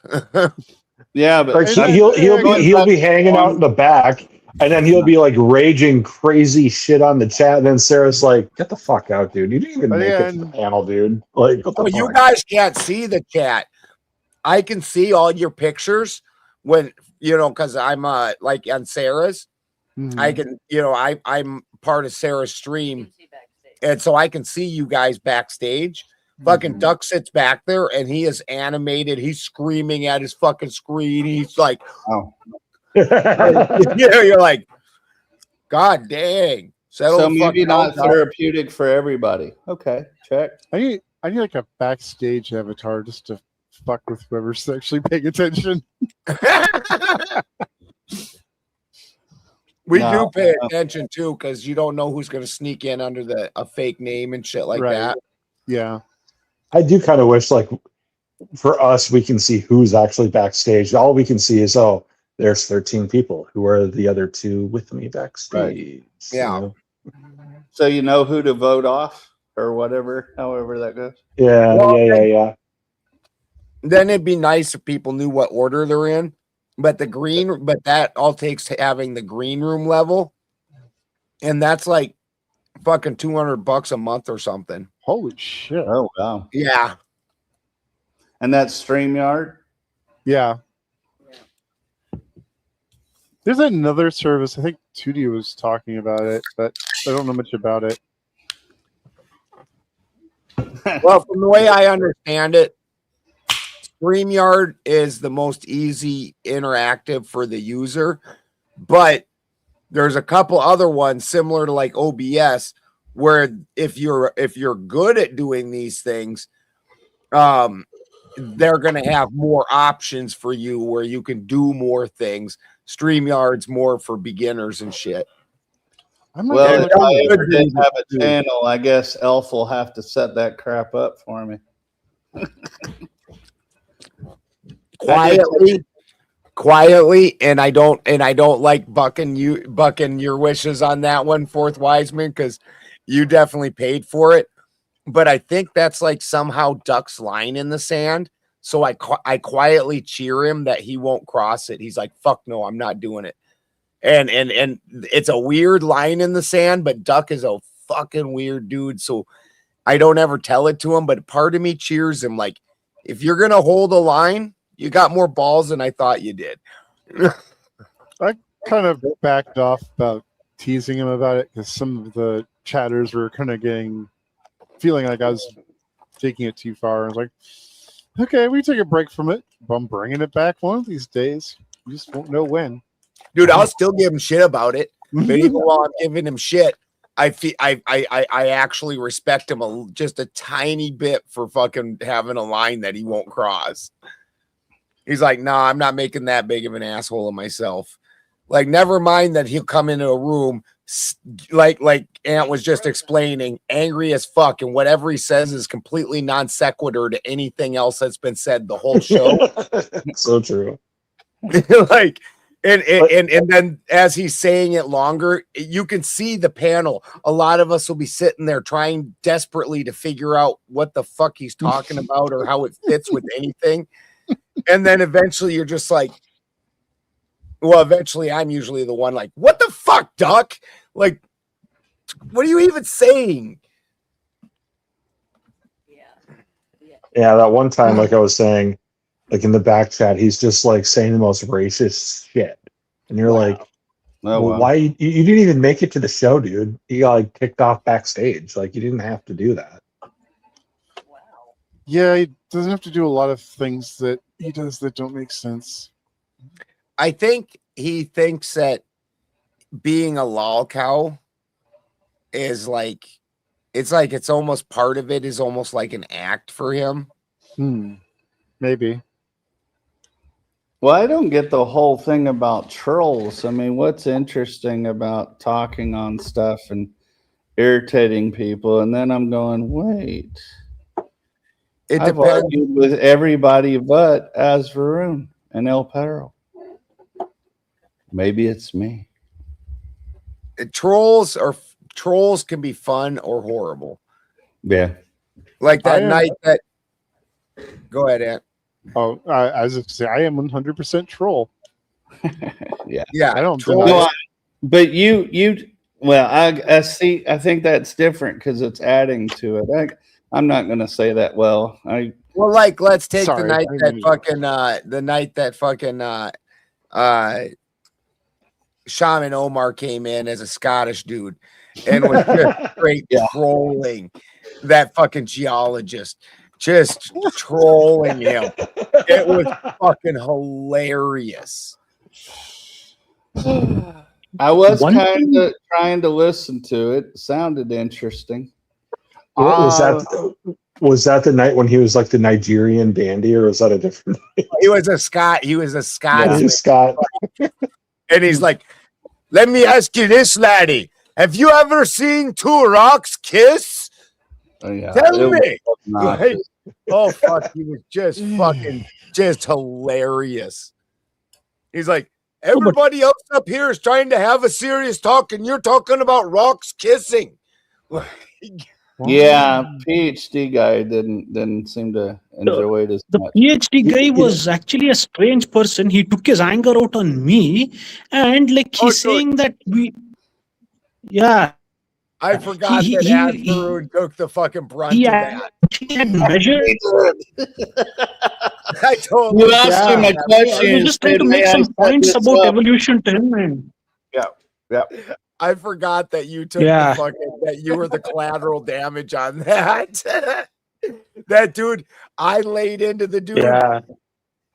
And then I laid into him, and then fucking Shaman Omar pretended like he was a Scotsman and fucked with the dude for like 10 minutes.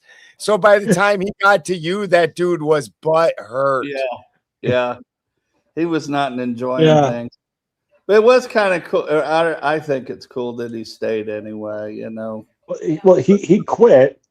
I think that was him. He quit, but then stayed in the chat for the next 4 hours. It was like, And then that's right. Yeah. He came back on like 2 shows later too. Yeah. Like if you're, even if I'm not on your side, I like it if you're willing to have fun and battle it. Like I know a lot of the guys got mad when fucking that Dr. Greg came out with the American flag cape and the fucking hat. I thought that was one of the best moments on these fucking the gauntlet ever. Like this guy that's a legitimate CRISPR doctor. Fucking when the shit started getting slung, he walks away. It comes back with a fucking outfit. It's like, let's go. I was like, holy fuck, this is great. You guys ever watch his channel? It's not as mild as you might think, like his name might suggest. Like he's willing to get down in the mud with you. But that's what I'm saying. I thought that shit was hilarious. Oh, it was great. He went and put on a fucking outfit. Like, yeah. I think I did kind of tussle with him the first time he came on, and it was just over the definition of vaccines. And I just don't agree that the flu shot or the COVID shot belong in the category of vaccine because they don't actually immunize. Right. They can bolster your immune system and make it so that you're less likely to get it. And if you do get it, maybe get a less severe form of it. But that's not even guaranteed. It's not like, say, the polio vaccine, which will fucking literally almost always stop you from getting polio. I mean, again, not guaranteed, but the odds of you getting are absolutely tiny. Yeah. Had a bit of a rough start, but yeah. Oh, yeah. There was that initial problem with it. You're right. But yeah, in my mind, a dude that doesn't run away and instead comes back like ready to fucking fight, like I put my outfit on now, motherfuckers. Like, that dude is the shit right there. Like, where's Hasbrook now? I don't agree with any of his positions, but he's awesome. Like that other dude, poor Asvaroon, and I said that night when it happened. I was like, that dude's been getting shit on for like the last 20, 25 minutes, and you were just the first target that he could take a shot at, Asvaroon. Yeah. I asked him normal questions about evolution. I was going to ask him one more thing about the supernatural. Then he cut me off saying that you've not seen the supernatural, you've not seen the soul, so why do you want to bring up that argument? But he's not seen apes evolving into humans, so how can he be so sure? Well, because he there actually? We have because he was referencing the Rockstar Lassie. Okay. Legend lives on. Okay. Explain like where it comes from. Like we have the fossil record, we have DNA evidence. We can take DNA from other primates, especially apes, and we can show that we have a lot of DNA in common with them. We can show the transitional fossils that lead back to a more common ancestor. There's a lot of shit out there. There's also the chromosome 2 that we share with chimpanzees. There's also missing vast swaths of information, and a lot of this is leaps of faith. No, Straight it's not like leaps of faith. we've got 50% DNA match with a potato. Isn't that the counterfactual argument, if I may bring boobs or Bones of Doom into it? Jesus. I'm sorry. That was a Freudian slip. Elf did that once as a joke to me. I'm sorry. Elf talked about your boobs. No, not my boobs. That's Spin. Oh, maybe he does have certain interests, but because I had messed up calling him Boots of Doom. I don't know. It's somehow just the wires crossed. I thought you were doing that on purpose, dude. The one that's been killing me, the one that's been killing me too. I know you do that with the Boots of Doom, and I've heard it too. And like Ant, I thought you do it. And the one that's been killing me is everybody's been talking about the strong man. Like, what the fuck is a strong man? Steel man. Yeah, like I'm not even sure which one you mean. Are you talking about straw man or steel man? Because strong man is not a thing unless you're at the fucking circus. Well, look, and most half these people don't even know what a straw man is. They'll throw that argument or that accusation at you all the time, but they don't even know what the fuck it means. And as much as I like Prop Mick, he's like one of the worst defenders of this. Like, just because you disagree with him, you're suddenly all these bad faith fucking fallacies and bullshit. It's fucking stupid. Oh, dude. Yeah, no, we all have some fallacies. I mean, I'm sorry, let me speak loosely. That there's some fallacies. And you might agree with fucking FTFE's points more, but I made that dude look like a jackass because his fucking London Underground mosquito story that he uses for fucking jump, I totally busted it. Fucking 100%. And fucking the other shit, I agree. I understand it's an argument. Two in a row, I'm agreeing with 100%. That dude is such a jackass to everybody I know. See, that was so much fun. He should have gone with the apple maggots because they change species depending on the fruit trees they infest. Oh, that's a good one. Well, but would that be epigenetic or I guess it would. I'm not a biologist. Existing DNA.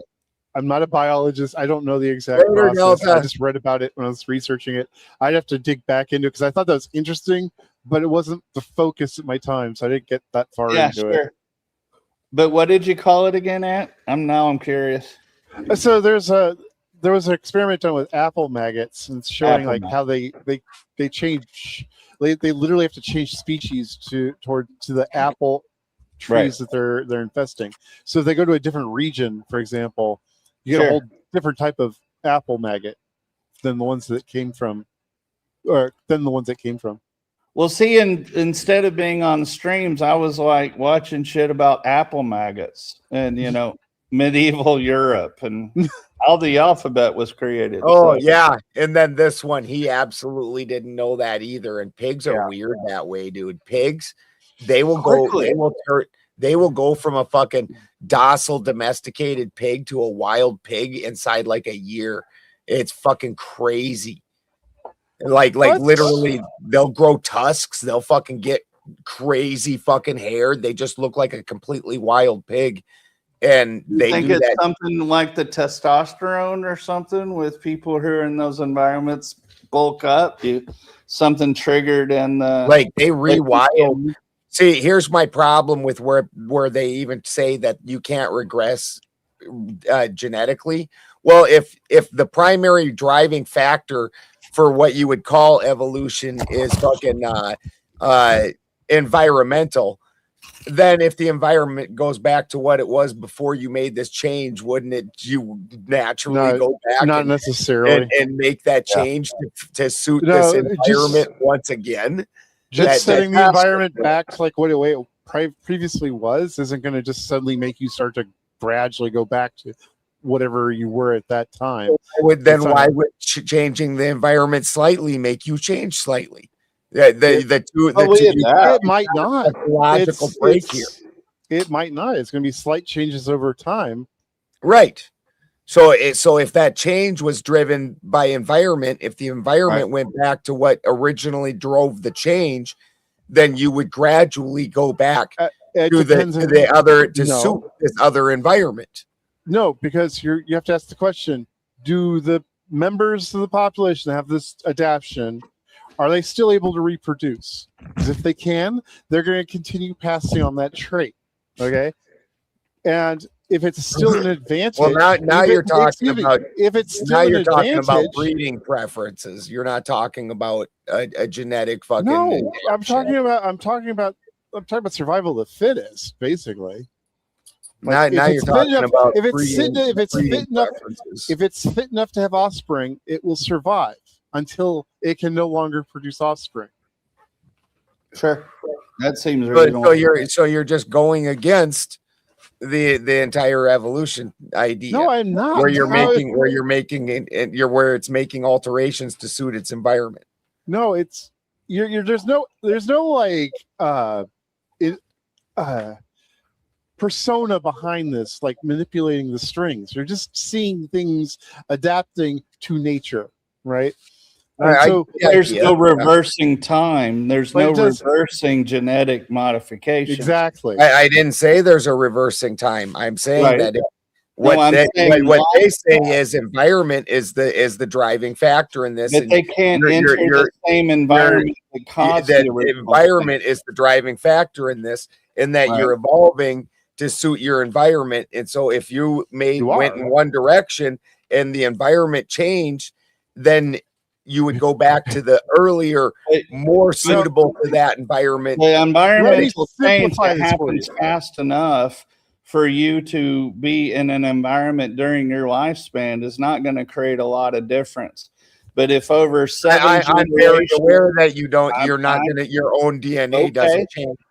Now, if I go forward in time and I have 1, 2, 3, and I've made those 3 genetic changes, I'm not entering the same environment. Those are 3 genetic changes, so it's not the same genetics that's entering the same environment.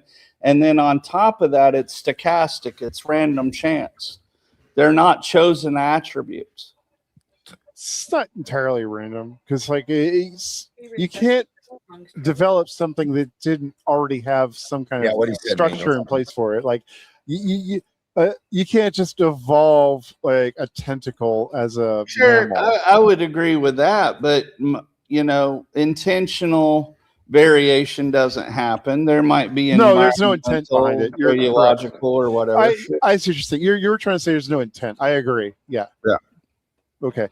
And so when that goes back to that same environment, that's not an environment that individual has faced.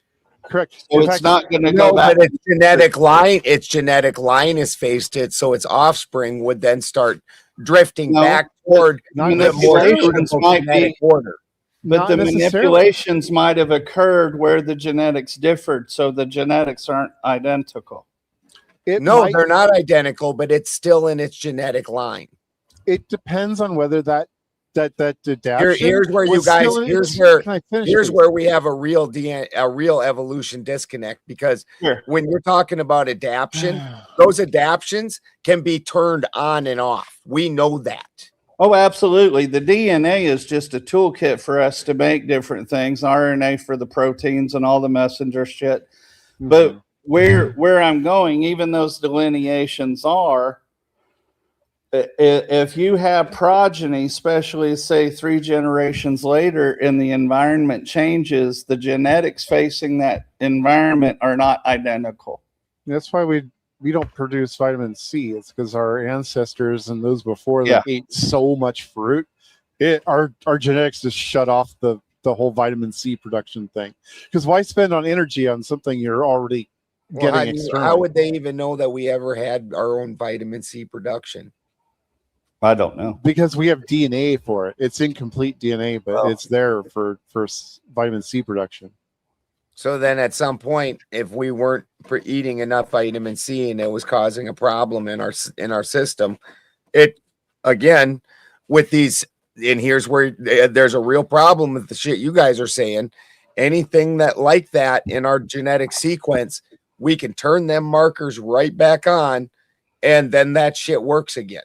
Here's the only part where we disagree. You're saying you would continue to accumulate all the DNA from all your ancestors, and that's simply not true. That's what your junk DNA is. No, it's not. All your little settings that aren't being used, all the different environmental information that that your genetics have went through, all that shit that they don't understand.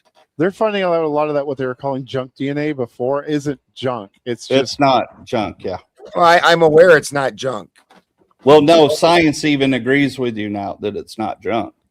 It's shit that they don't understand, so they call junk because this is how they operate. It's well, they're mostly stuff that's beginning just to not understand active, yeah, or doesn't work in ways that we understood at the back then. We're understanding now, but most of it's just stuff that's just not activated. So yeah, in the beginning, I agree when you look at exactly, that's what I just said. Shit that's not activated that we don't use anymore. Like when they went and they made a dire wolf. What they didn't make a dire wolf. They took the genetics of a gray wolf. They took the genetics of a gray wolf and they clicked on those markers from its earlier genetic existence. And so all those things that it was before it became this, it went back to. Well, with crossbreeding and interbreeding and meiosis, you're not going to have, all the heritable traits accumulate. That's just not how we have the gametophytes that combine two different half copies of DNA. It's not the accumulation of the DNA since beginning of time or when that DNA and it's still written in your DNA, all that information every time. Because I understand that it makes a new DNA, which is still the other two DNAs. When I make a Jack and Coke, I understand it's a Jack and Coke now, and it seems inseparable, but they're not really. Really, there's Jack in there and there's Coke in there. That's not what I'm saying, but I hear what you're saying. So you have the maternal line, you have the paternal and the paternal and maternal, right? Yeah. And each one's half the DNA from those parents. You do not get all the DNA from every member of your family tree ever. You're only getting a percentage of it, and I'm too tired to figure out exactly what that's going to be. Yeah, you're getting an active percentage. That's not saying the rest of it's not there. Well, That there's certain that there's a lot of it that's just in common with there's all certain humans. markers that are active, and then there's certain markers that are inactive, and your children can all of a sudden exhibit markers that have been inactive in your line but were present 3 or 4 generations previous in their line, and suddenly exhibit that because all this remains fucking genetics in the genetics. All these things are remembered. Well, if that were entirely true for all progeny, then things that used to kill great numbers of people would not be able to come back 500, 1,000 years later and kill great numbers of people again, because the survivors would have carried the DNA forward to do whatever they did when they survived before, obviously, if they were exposed. I mean, if they lived in different places, I could see some you're making an assumption that genetically you're passing on that immunity. That's making a wild assumption. No, not really. It really is. We're speaking honestly, if we're gonna make a that's case not for all that carries forward genetic immunity, material. if we're gonna make a case for the transition of that immunity in animals, mammals specifically, which we are, the mother has to eat the placenta, and then that immunity is passed. That genetic immunity is passed through the breast milk. Sure, I'm not saying that, but that had to be within the time of a certain number of predecessors. The assumption, the fault there with the logic that's causal. And you assume there's not 100 diseases that are gone that we just don't get anymore. I'm trying to talk to you about it in good faith. I mean, there are plenty. Well, so am I. No, what mom can pass on is the ones she got.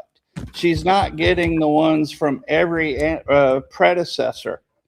That's not what the studies show for animals.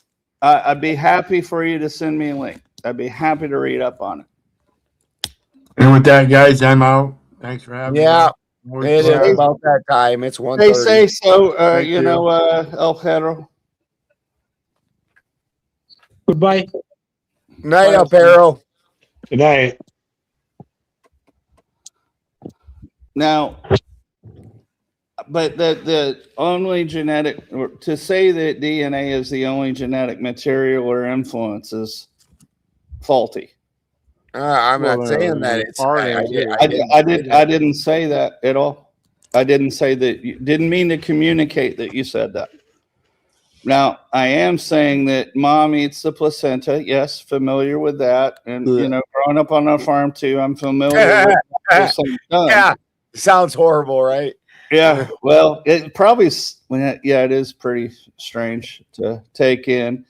And, it's also learning about how, why, especially in humans, I don't know if it's true for other ones, the anus being there is to pass on certain bio, I guess the biome units or whatever to the child. Do you remember that scene? Umbilical cord. I can't talk. Do you remember that scene from Rat Race when like the driver was in the bathroom? Or it was Cuba Gooding Jr. and he's like, I need your uniform. I need your hat. And he's like, I need it for the placenta. I need her for her vagina and all that stuff and everything. Is just so fucking hilarious. So when you talk about eating the placenta, I just instantly go back to that scene. But on a farm, fingered. On a farm, this is a normal thing. And then furthermore, if let's say sometimes first time moms either reject their babies or just can't take care of them. They're just they didn't get in a full milk sack or whatever. If you go over to another mom and from a new that's also had a newborn and you snatch up that placenta and you rub it all over that other baby, that other mom will take it.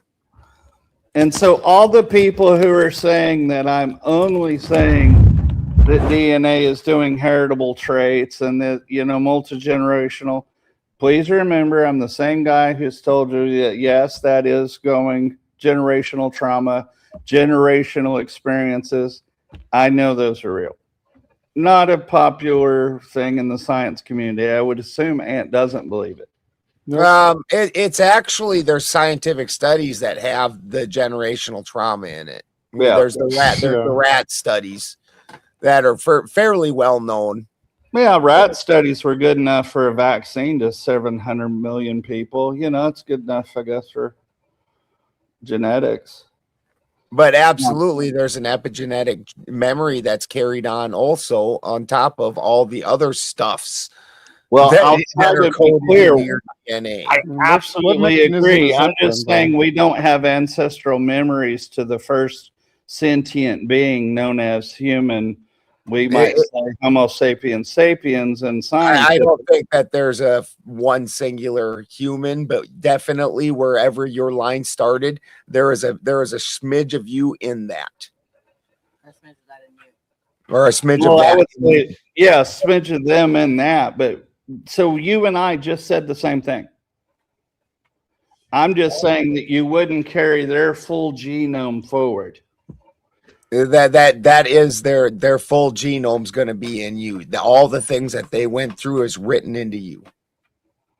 That's where we would disagree that it's completely cumulative.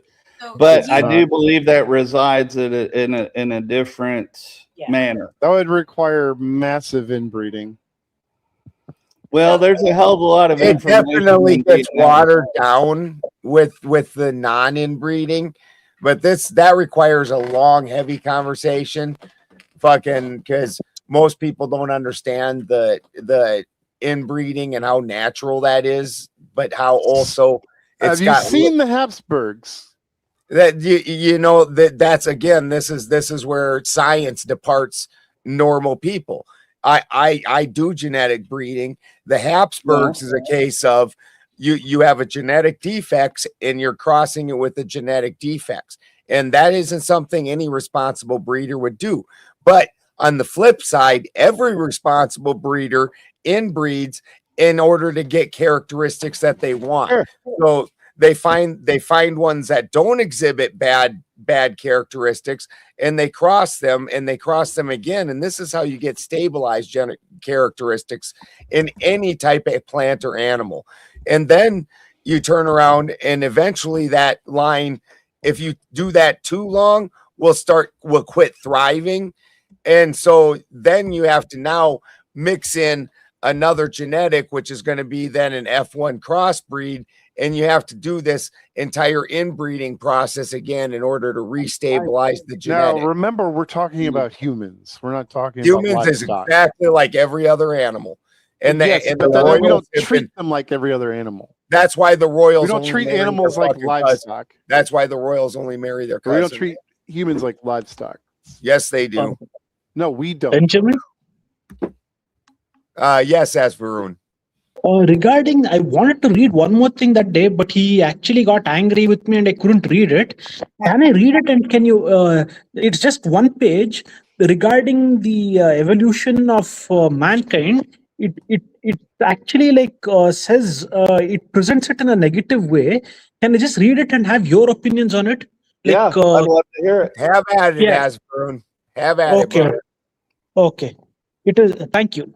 It is generally accepted that evolution of animals was driven by the need to survive, and that the animals adapted themselves to changing environments over millions of years that led to the evolution of the present day human body. This is probably true if the change in environment was spread over millions of years to allow the physical body to adapt to each minute change, because any change in the design of the body requires a change in the DNA to begin with. The problem with this explanation of evolution is that DNA does not change so easily. The animal must somehow survive in the changed environment and wait for the change in DNA to take place, which can take thousands of generations. Here, the mind plays an important role. When the soul of an animal leaves its plane of existence to take birth in the material cosmos, it acquires a mind that is required to occupy and animate the body. The mind contains the blueprint of the body of the animal that the soul is going to occupy. Whenever the animals of a species struggle to survive, the struggle is recorded in their minds. After their deaths, the minds are returned to its creator, and the requirements are recorded. When new minds are created, the improved design is incorporated into the blueprint. When a soul occupies a body with the new mind, there will be a mismatch between the blueprint in the mind and the structure